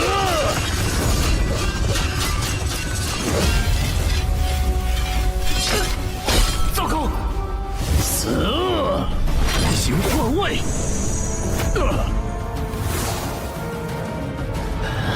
武器坏了，你那边有备用的重型武器没？有。竟然还在垂死挣扎！你们在聊什么？聊得这么起劲，也带我一个嘛！程海，他不是才6级吗？他来干什么？这个人类很强。有点意外啊！那个叫程海的冒险者，很有可能挽回局势的。这种可以白蹭基点的好事，你为什么要拒绝？彼此彼此吧，你不也没去吗？攻略团的攻城魔女，我不是说了，随便找2只鱼人杀了交差就可以撤了吗？怎么还没走？算了，不重要了，赶紧跟我走。这个翻转地下城失控了，东山市已经不安全了。凭借气功师带来的高级感知，曼哈努斯敏锐地察觉到，这位不速之客的实力和自己非常接近。这个人类很强，但诡异的是，天赋却告诉曼哈努斯，吃掉眼前之人并不能升级。显然，他和自己一样，也是族群中的特殊个体。人类，你现在多少级？我6级啊，怎么了？把我当傻子吗？就算你也有王者资质，也不可能6级就和我实力相当。想知道原因吗？那是因为……够了！我不管你是装腔作势，还是打心理战，接下来我会全力击溃你。求之不得！弱，时间猛，让我也……又是这招！位置互换，郑哥你做的，你还好意思问？要不是郑哥出手，你现在已经死了。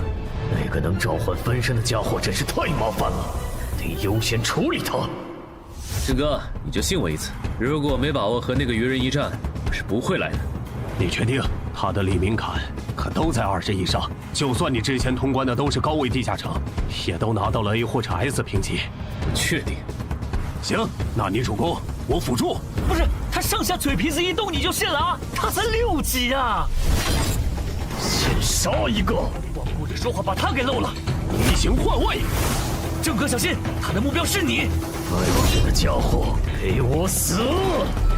来不及放出回音再置换了，得手了。不是说好了要全力击溃我吗？对我的同伴出手是什么意思？程海有2件史诗级装备。不止如此，他的主职业也很特殊，而且他能靠着称号的效果，让自己的基础属性跟那只 BOSS 一样。我觉得加上你，就算杀不掉那只英雄级鱼人，也足够拖到黄选和五虎救场了。这次还要使用移形换位呢？混蛋！同样的招数都用2次了，你们以为这次我还会中招吗？竟然没有换位！用过2次的战术，当然不会继续用了。赢了！还早呢。这只英雄级鱼人的体应该在20以上，刚才那一下还不够致命。不过还真是惊人呢，明明是第1次合作，程海却能在不用我提示的情况下，完美适配我的战术。我记得他好像是写小说的，现在的小说家都是怪物吗？可恶，这小子得手后就退了，完全不给我出招的机会。体也在20以上，有点难搞啊。亏了，这两人搭配起来比没用技能的我强太多了。奇怪，这个鱼人 BOSS 难道打算撤了，还是说留着后招呢？本来想着不用技能杀掉那2个14级的晋升15级，然后再挑战这里的传奇。现在看，这已经不现实了，只能走一步看一步了。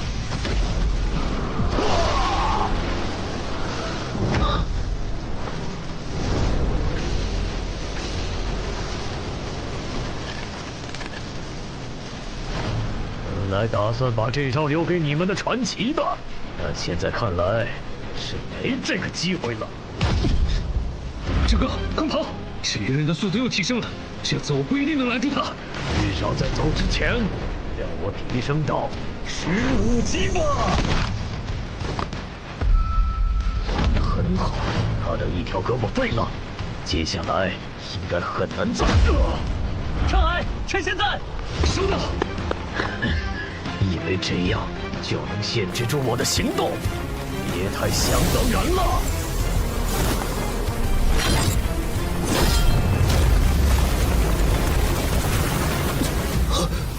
闹剧就到此为止，去死吧，游哥！这种速度的攻击都破不了他的防。神眷者吧。这次的援兵是召唤师吗？让我看看你藏在哪儿。找到了，他旁边的绿皮傻大个应该也是他的召唤物。2个都没什么实力，可以先不管。等等，你还有胆子回来？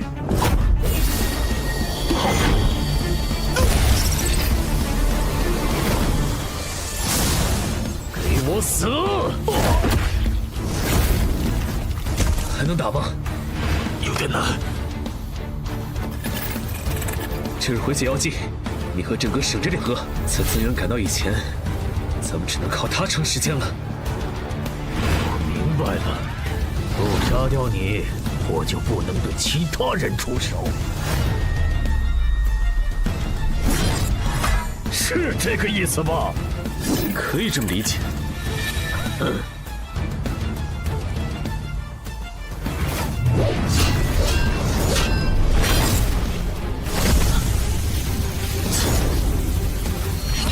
现在才发觉，晚了。好奇怪的兵器，竟然能突然变化刺向我眼睛，得多加防范。还好他没和长莲对战过，不然刚才就只能硬接他的气功波了。但这么高强度对攻下去，他迟早会适应的。得换个打法了。用这个吧。啊，别喝太多，你一小口就能结痂了。这么阔气吗？3A 级教练就配备了回血药水，我还以为至少要馆主级才有。是程海借给咱们用的。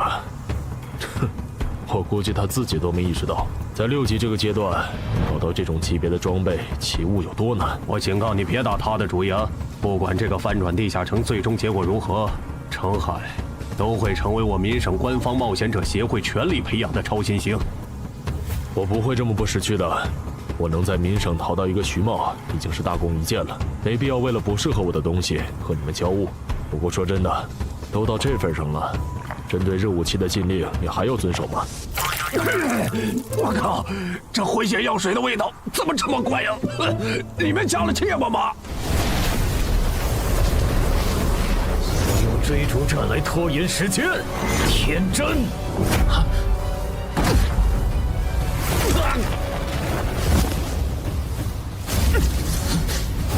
怎么不逃了？该死，怎么在这个节骨眼上崴脚？既然你逃不动了，那就去死吧！不得不说，你真的很顽强。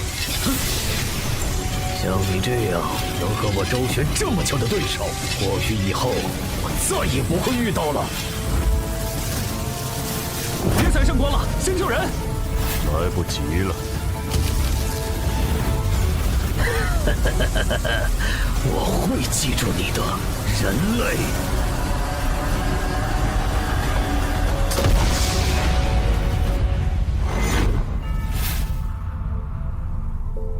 这个叫超限的技能虽然很强，但太耗体力了。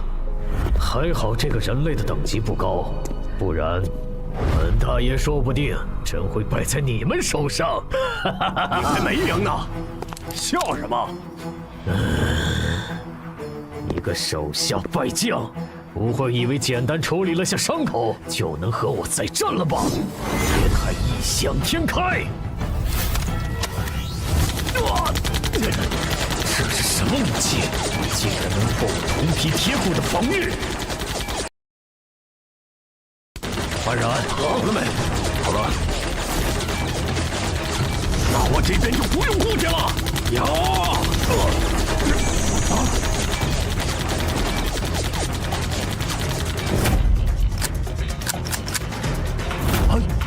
为什么2把枪会同时卡壳？开什么玩笑啊！故障，原来如此。看来你们的神并不会关注你们呢，人类。天界的使者，您还要等到什么时候？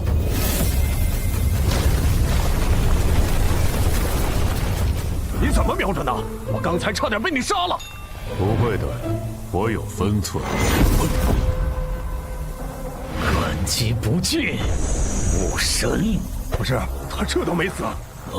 圣血会焚尽一切非传奇单位，你明明还不是传奇。那当然是因为海之母在注视我呀！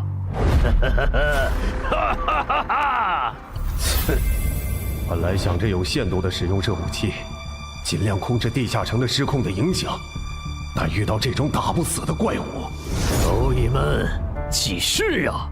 再加把劲，你们差一点儿就能打过本大爷了。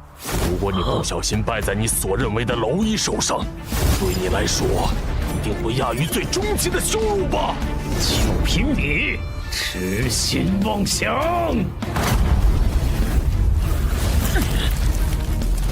太傲慢了，连续的车轮战早就让你打不动了，现在的你没办法硬接下我的拳头。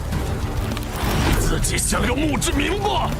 该享墓志铭的是你！再来一次超限！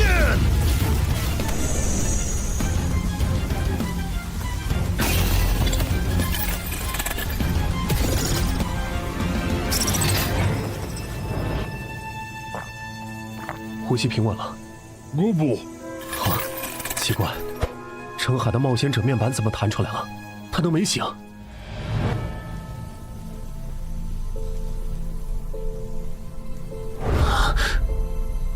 为什么不用试炼徽章？库罗德，你如果用了英勇之骑士试炼徽章，应该可以躲过那只鱼人的绝招吧？等等，你不是库罗德，按理来说他应该不知道怪物鱼人到底是谁，这是哪儿？放轻松，我确实不是库罗德，我是活化的传奇亡灵库罗德头盔所产生的自我，而这里则是我的新增效果征兵场的训练场地。活化？什么时候的事？就在刚刚，你们和那只鱼人的战斗引来了2位神明的关注，其中一位神明因为3次干涉地下城进程，引起了另一位神明的不满，我因此被活化。继续刚才的话题，为什么不用试炼徽章规避伤害？是你的话，应该能想到这个解法。我想主意吧，当时想着用奇迹生还者硬扛，再用假死骗那个鱼人，找机会偷袭，尝试一击毙命。但没想到那个元气弹的伤害这么猛，差一点就被杀了。为什么？什么为什么？为什么你要冒这么大的风险来赌？你和他的等级差这么多，能拖这么久，已经算超额完成任务了。就算中途退场，也没人会怪你。可能因为这个地下城之所以失控，其源头在我吧。如果我当初选择上交入口，而非自己攻略，说不定就不会演变成现在这样。万一你上交后，官方也没打通这个地下城呢？而且你成为冒险者后，不是也帮助过很多人吗？2件事，一码归一码。对了，我要怎么做才能离开这里？外面的战斗还需要我？已经不需要了。我不是说了吗？观战的神明开始下场了，这场闹剧很快就会结束。你醒了？不，真是孱弱的身体。打开冒险者面板，称号还可以，有几个能用的。别冲动，人类。我只是借用你同伴的身体，给不守规矩的玩家一点教训。你别做多余的事，最多10分钟，这个地下城就会结束。可是你一声招呼都不打，就占用了程海的身体，你这样要我怎么相信你对我们没有恶意？也是，站在你们的角度，确实可以。这样好了。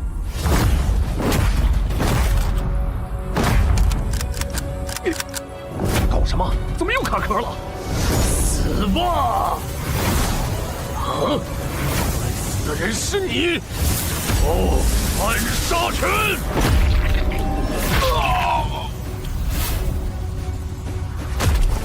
安然，被你们耍了这么多次，就算是傻子，也知道该怎么应对了。谁？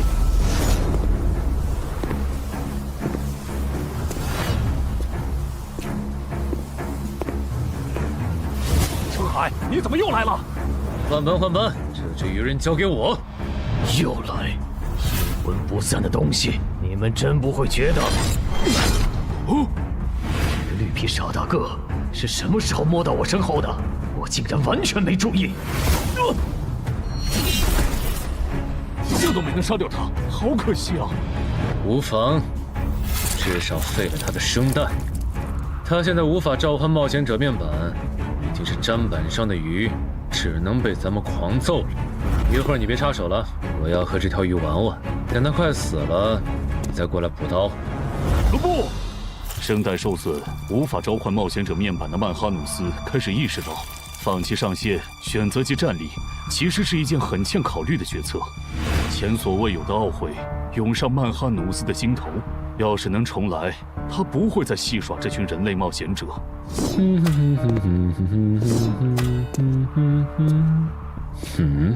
同样感到后悔的还有布里伯杜姆，连续违反 DM 协议的代价，让他不得不孤注一掷，提醒曼哈努斯还有一线生机。感谢你，牧神。这都帮你几次了，你的神难道是你们的保姆吗？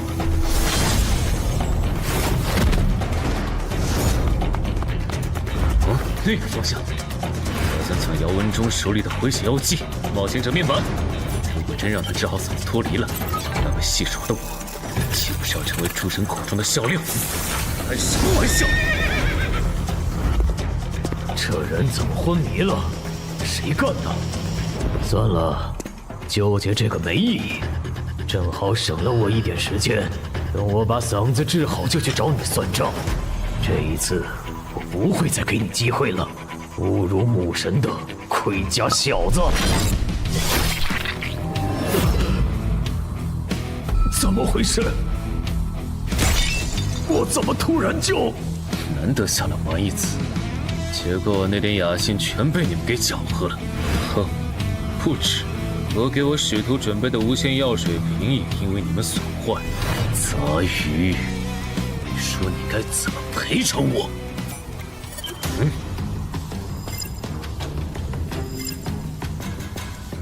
赔偿可以，但这条鱼人必须死。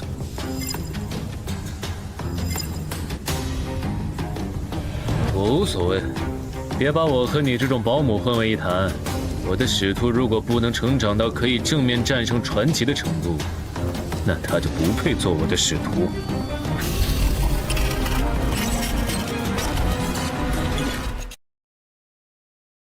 哥布，你来的再迟一点，这鱼人就死了。哥布。对了，黑骑士之剑的效果，你应该还没吃满吧？那用它补刀。哥布，我要死了吗？我不甘心，我还能战斗。母神啊，如果您还在注视我，我祈求您再给我一次。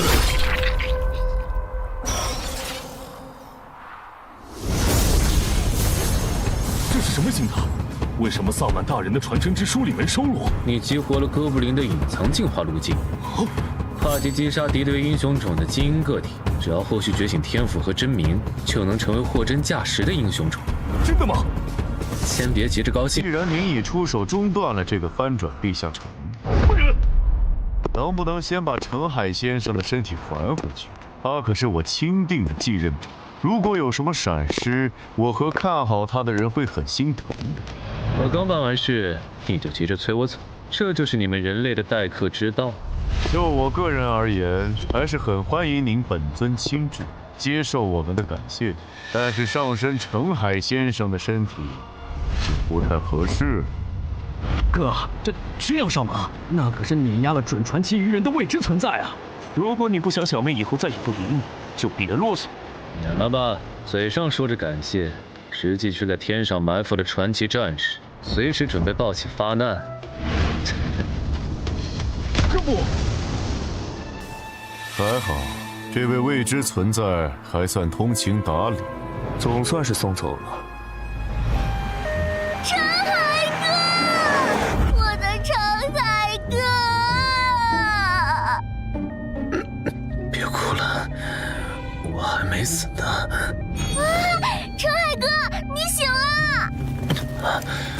我睡了多久？20分钟吧。我们在去东山市医院的路上，等你检查完身体，黄雪应该会对你进行简单的安全评估。安全评估？我不知道你是真不知情还是在装傻。地下城已经解决了，终结掉的人就是你。在你睡过的这20分钟里，有未知存在征用了你的身体，然后干脆利落地杀死了那只13级的英雄种鱼人。你想一下，有传奇甚至传奇之上的存在可以借用你的身体当跳板出现在我们的世界，官方会当这一切都没发生过吗？所以官方会怎么对我？澄海哥，知道。啊？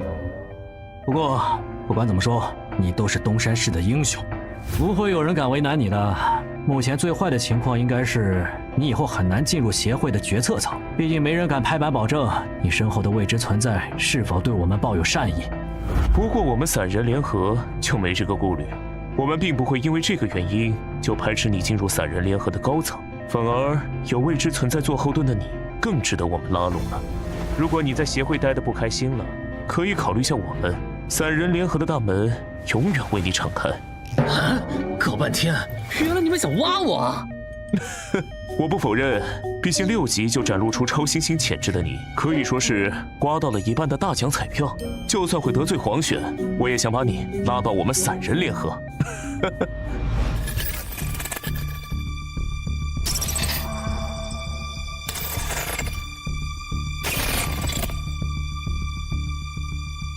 死囚之船，澄海先生，什么意思？澄海先生，澄海先生。抱歉，刚才在想事情，怎么了？您的武器和隐身衣被您的哥布林随从带走了，我们在现场只找到了这件损坏的药剂瓶。了解，剑和隐身衣，我之后找他要。那我这边没有要聊的了。关于药水瓶的补偿方案，协会会在3个工作日内整理出来。好。这个人有点厉害，刚才的谈话，连我哪天成为冒险者和死亡主宰何时关注我都被他问出来了。他的副职业技能，该不会是强制对话，或者必须说真话吧？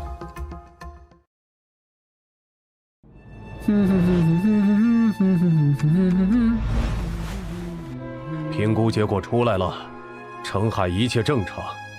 那个用澄海身体神将的未知神明呢？5号有问吗？问了，但澄海知道的也有限，目前只确认了对方称号“死亡主宰”。听起来似乎是亡灵系的神明。他是什么时候接触的澄海？在之前伪装成新人，通关了女妖之森地下城的时候，澄海取悦了死亡主宰，并获得了一次对亡灵不死的恩赐。也就是这个恩赐，让澄海完成了坟场首通。安教练，我们来看你了。嗨，安教练，医生有说这次要静养多久吗？大概2周吧。那看来对漳州专家级地下城的第3次摸底，你应该是赶不上了吧？可不是嘛。要不你找镇人君多要点补偿呢？毕竟这次翻转地下城，你差点就被他坑了。不用你说，我也会的。对了，程海那小子怎么没和我们一个病房？安教练，他的情况特殊，现在外面有很多势力想要接触他，已经被协会保护起来了。啊！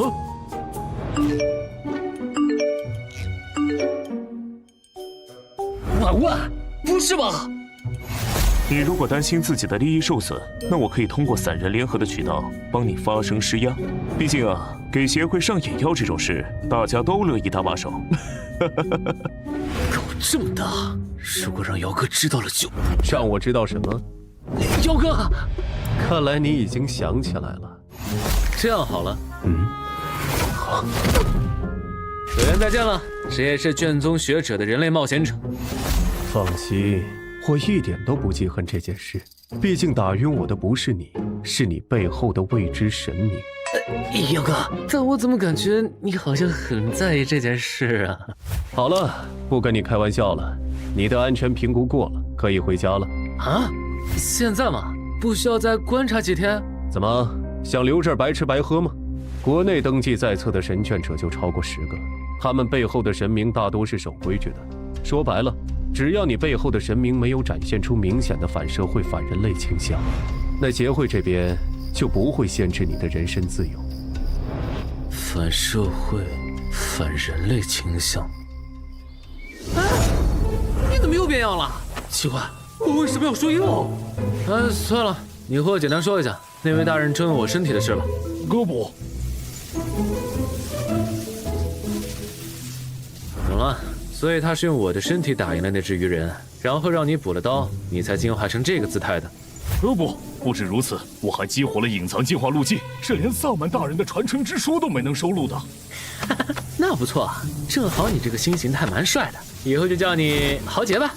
对了，我的隐身衣和黑骑士之剑是不是在你那儿？在的。没别的事了，黑骑士之剑你拿好，等以后击杀强敌没提升了再还我。哥不。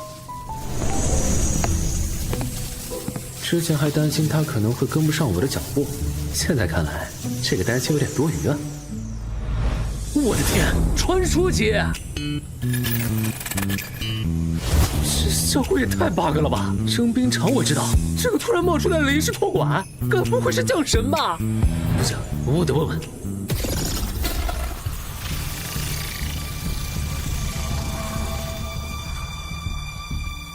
你找我？对。我有事想问你，讲。临时托管的效果是什么？还有征兵场的待解锁功能，怎么解锁？临时托管，你不是已经体验过了吗？什么？还真是降神？这也太犯规了吧！至于完整的征兵场的解锁方法，干什么？打败我，你就能解锁了。服了。一个是传奇亡灵库罗德的战斗意识和经验的巨献，一个是比他还强的英勇之骑士。我才6级啊，你拿头和他俩打？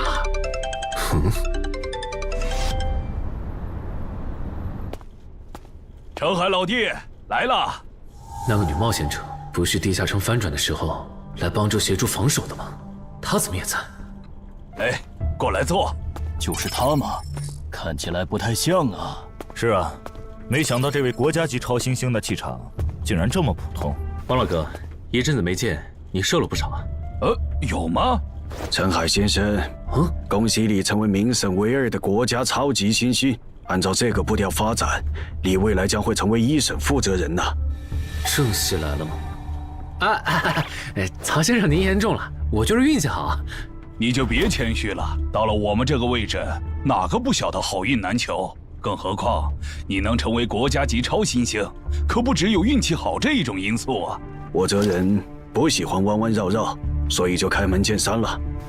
您说，处理过1次翻转地下城的你，应该能意识到，一个优秀的入口负责人对于当地的生产和安全有多大保证了吧？负责人人选确实很重要。黄选会在明年卸任名省负责人一职，去挑战时隔多年重现人间的18级地下城。恐惧之墓，所以你应该能理解我们现在有多焦虑吧？恐惧之墓，18级地下城恐惧之墓。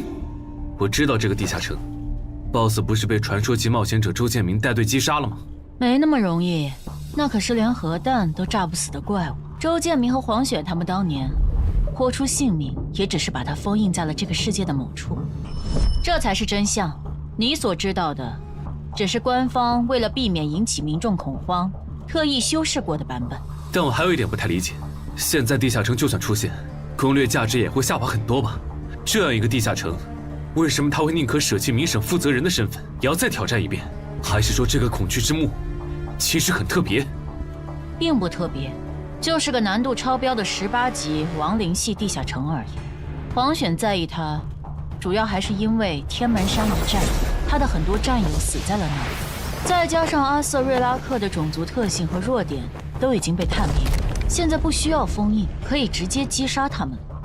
这种情况下，你觉得黄选会眼睁睁地看着仇人被别人手刃吗？肯定不能。但我现在才6级，黄选卸任后谁当民审负责人的事，我好像帮不上忙吧？怎么帮不了？以你目前表现出来的潜力和成长速度，只要搭配合适的攻略团队，再加上我们的大力支持，1年时间足够你冲击负责人候补的位置。代价呢？你们付出的资源，就算是传说级冒险者也会感兴趣吗？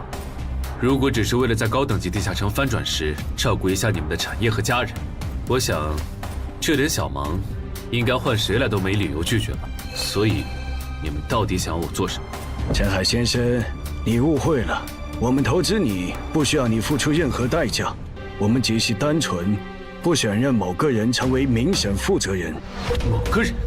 在你横空出世之前，明省只有1个国家级超新星，如无意外的话，他将是黄选的接班人。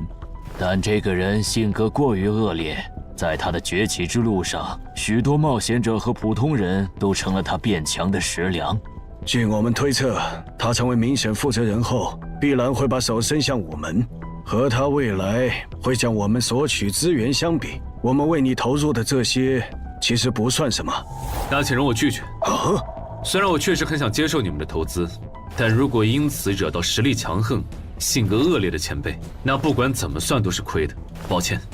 有没有一种可能，你已经惹到了？什么意思？明省原本只有1个国家级超新星，所以超新星扶持计划的资源它可以独享。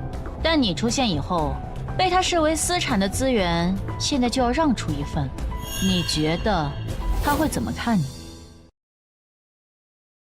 小问题，1个靠撞大运获得神灵青睐的6级小废物，等我回国就找理由把他弄残。就是他嘛，大火鸟唐德，穿得这么招摇，不知道的还以为他是来济州岛开演唱会的潮流巨星呢。你小声点，听说这个人脾气性格不太好。你如果不想攻略地下城的时候被他失手打伤，就别说这种话。这俩韩国人嘀嘀咕咕的，以为我听不懂他们在说什么吗？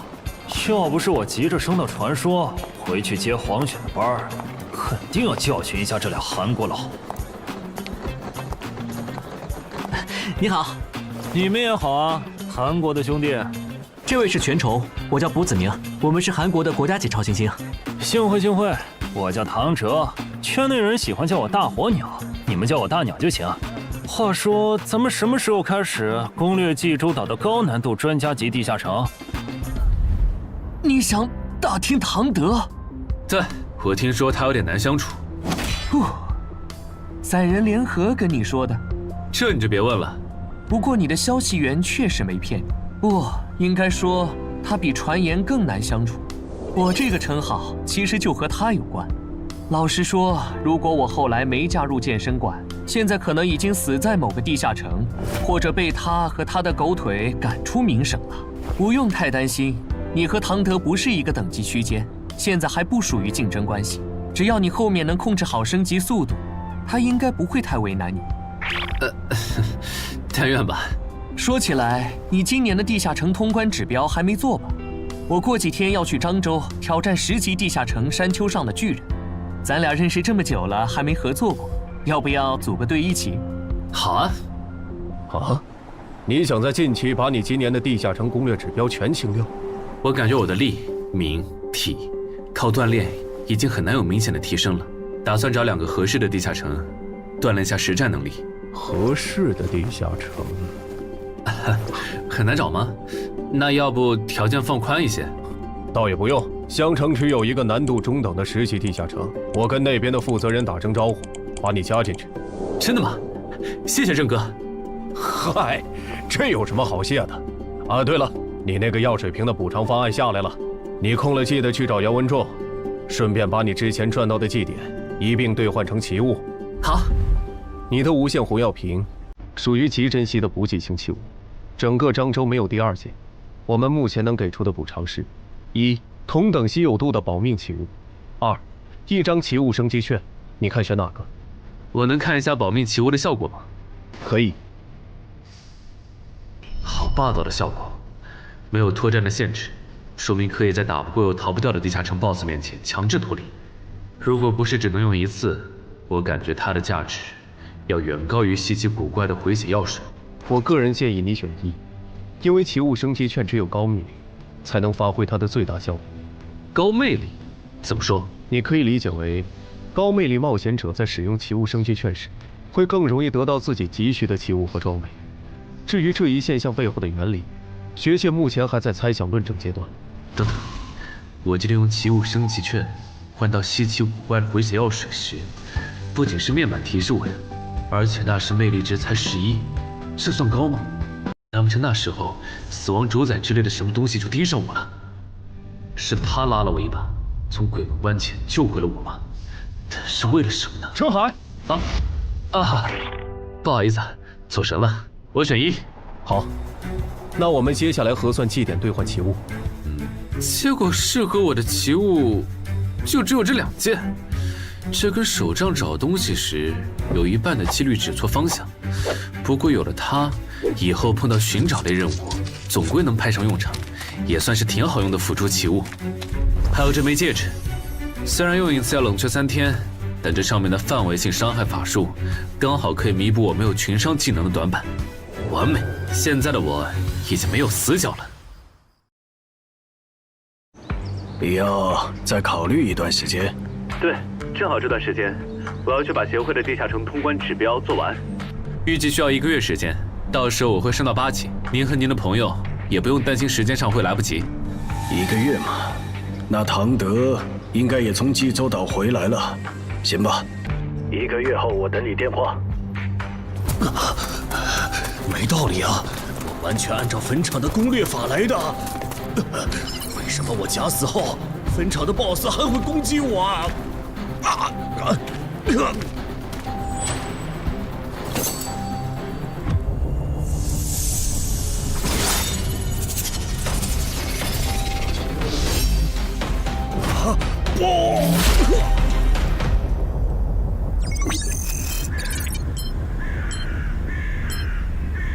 你这次怎么一个活口都没留？如果连续3次无人生还，坟场就要触发 GM 协议，重新评估挑战等级了。这次特殊，挑战者里没有1个初心冒险者。啊！等等，不会是上次靠假死从你手上溜掉的那个新人，把他的通关经验分享出去，导致那些人类冒险者觉得这就是坟场的通关秘籍了吧？不是说好的下午3点集合吗？你们怎么来的这么早？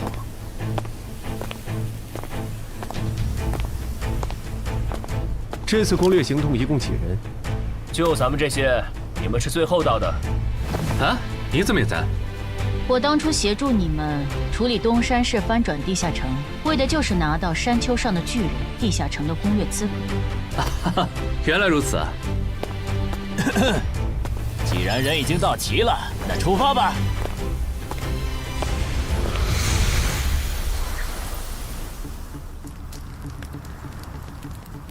那头暴龙怎么死了？可惜了，我原本还打算驯服它，来当我的坐骑来着。打开任务面板。等等，恐龙？这不是和巨人相关的地下城吗？这恐龙是打哪儿冒出来的？地下城里原本就有恐龙的吗？不止恐龙，有些地下城里还有人类和人类的国度。这样吗？哦，对了，我看通关任务需要我们击杀独眼巨人，来维护当地的生态平衡，所以这个地下城里的恐龙是巨人的捕食对象吗？倒也没那么绝对。根据情报组的资料，这里等级最高的是一只雷克斯暴龙，它偶尔也会捕食巨人。这已经是过去式了，那头暴龙死了。死了？应该是最近几天有独眼巨人碰巧晋升为首领级个体了，然后联合同伴围杀了那头雷克斯暴龙。现在的问题是，成年的独眼巨人一般有22点力量和20点体质，首领级的独眼巨人只会更高。如果对方的体质达到了23点，那我们恐怕很难破他的防。你的意思是，这个地下城不久前诞生了个首领级独眼巨人？不然无法解释那头雷克斯暴龙的死。我记得独眼巨人的进化路径不多，其中最常见的是冠军独眼巨人。冠军独眼巨人的体质大概多少？23，加上巨人族普遍皮糙肉厚，冠军独眼巨人更是这个亚种里的佼佼者。我觉得就算解禁弱武器，咱们也未必能给对方造成多大伤害。那只能先送一个人回去，跟入口负责人说，山丘上的巨人地下城难度上调，急需针对性奇物和帮手了。咱们之中我实力最差，送信的工作交给我吧。好，我知道这附近哪有恐龙，我带你去做脱离任务。我带了无人机，寻找首领级独眼巨人的工作可以交给我。和可靠的队友一起攻略地下城，感觉如何？怎么说呢？我感觉或许会成为我通关的最轻松的地下城了吧。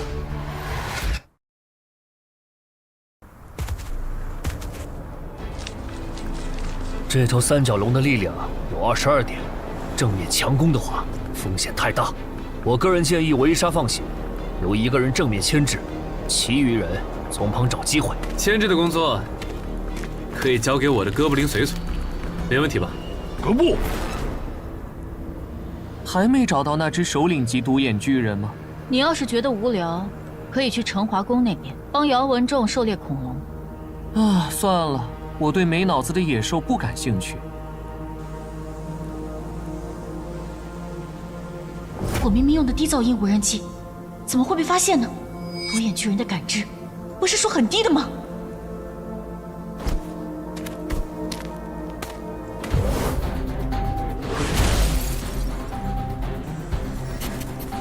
确认了，这群巨人的首领就是冠军独眼巨人。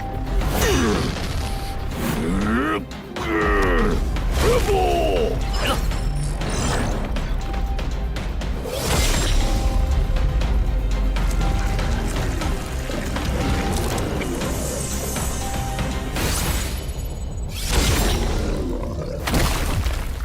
很出色嘛，那个叫澄海的超新星。再出色他也出不了头。远的不说，就周家那个上门女婿，他当年不出色吗？最后还不是被唐德针对到心灰意冷，给周家姐弟当保姆去了。散开！你的有限次天界召唤魔导书已经不能再召唤我了。之后如果还想找我帮忙，记得准备有价值的卷宗或古物。好的。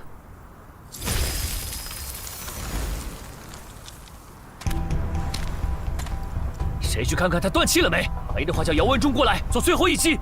他已经死了，我这边刚刚收到脱离任务已完成的提醒。已经确定了 BOSS 就是冠军独眼巨人。你出去以后，记得让入口负责人做针对性的人员补充。明白。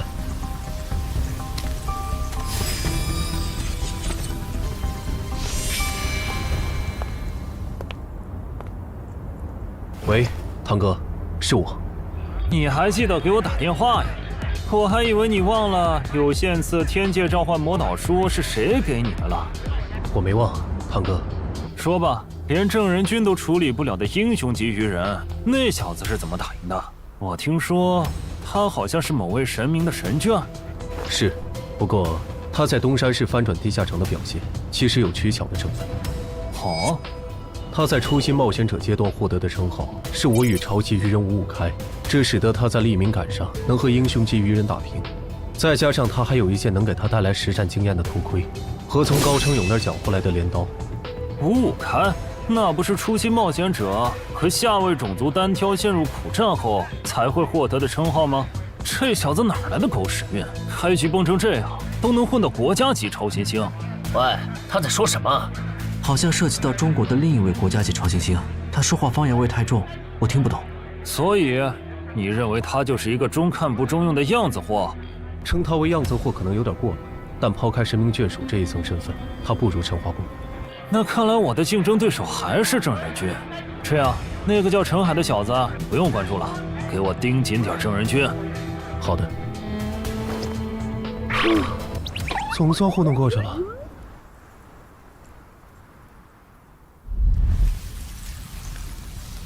陈哥，白天的时候明明时间很充裕，咱们为什么不顺便也把脱离任务做了？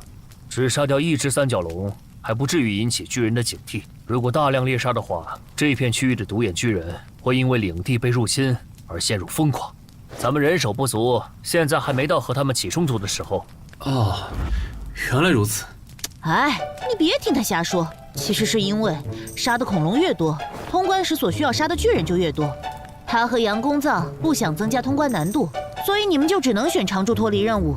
哎，不是，你别拆我台啊！哼，就许你扯谎骗新人，还不准我跟人家说实话？臭女人！不过这么看的话，这个地下城的轮换脱离任务其实很坑啊。一般来讲，在杀死一只恐龙和记录一种恐龙的习性之间，只要实力够，没人会选择更耗时间的后者。但殊不知，这样反而导致了通关难度的上升。看来我要学习的东西还很多呀。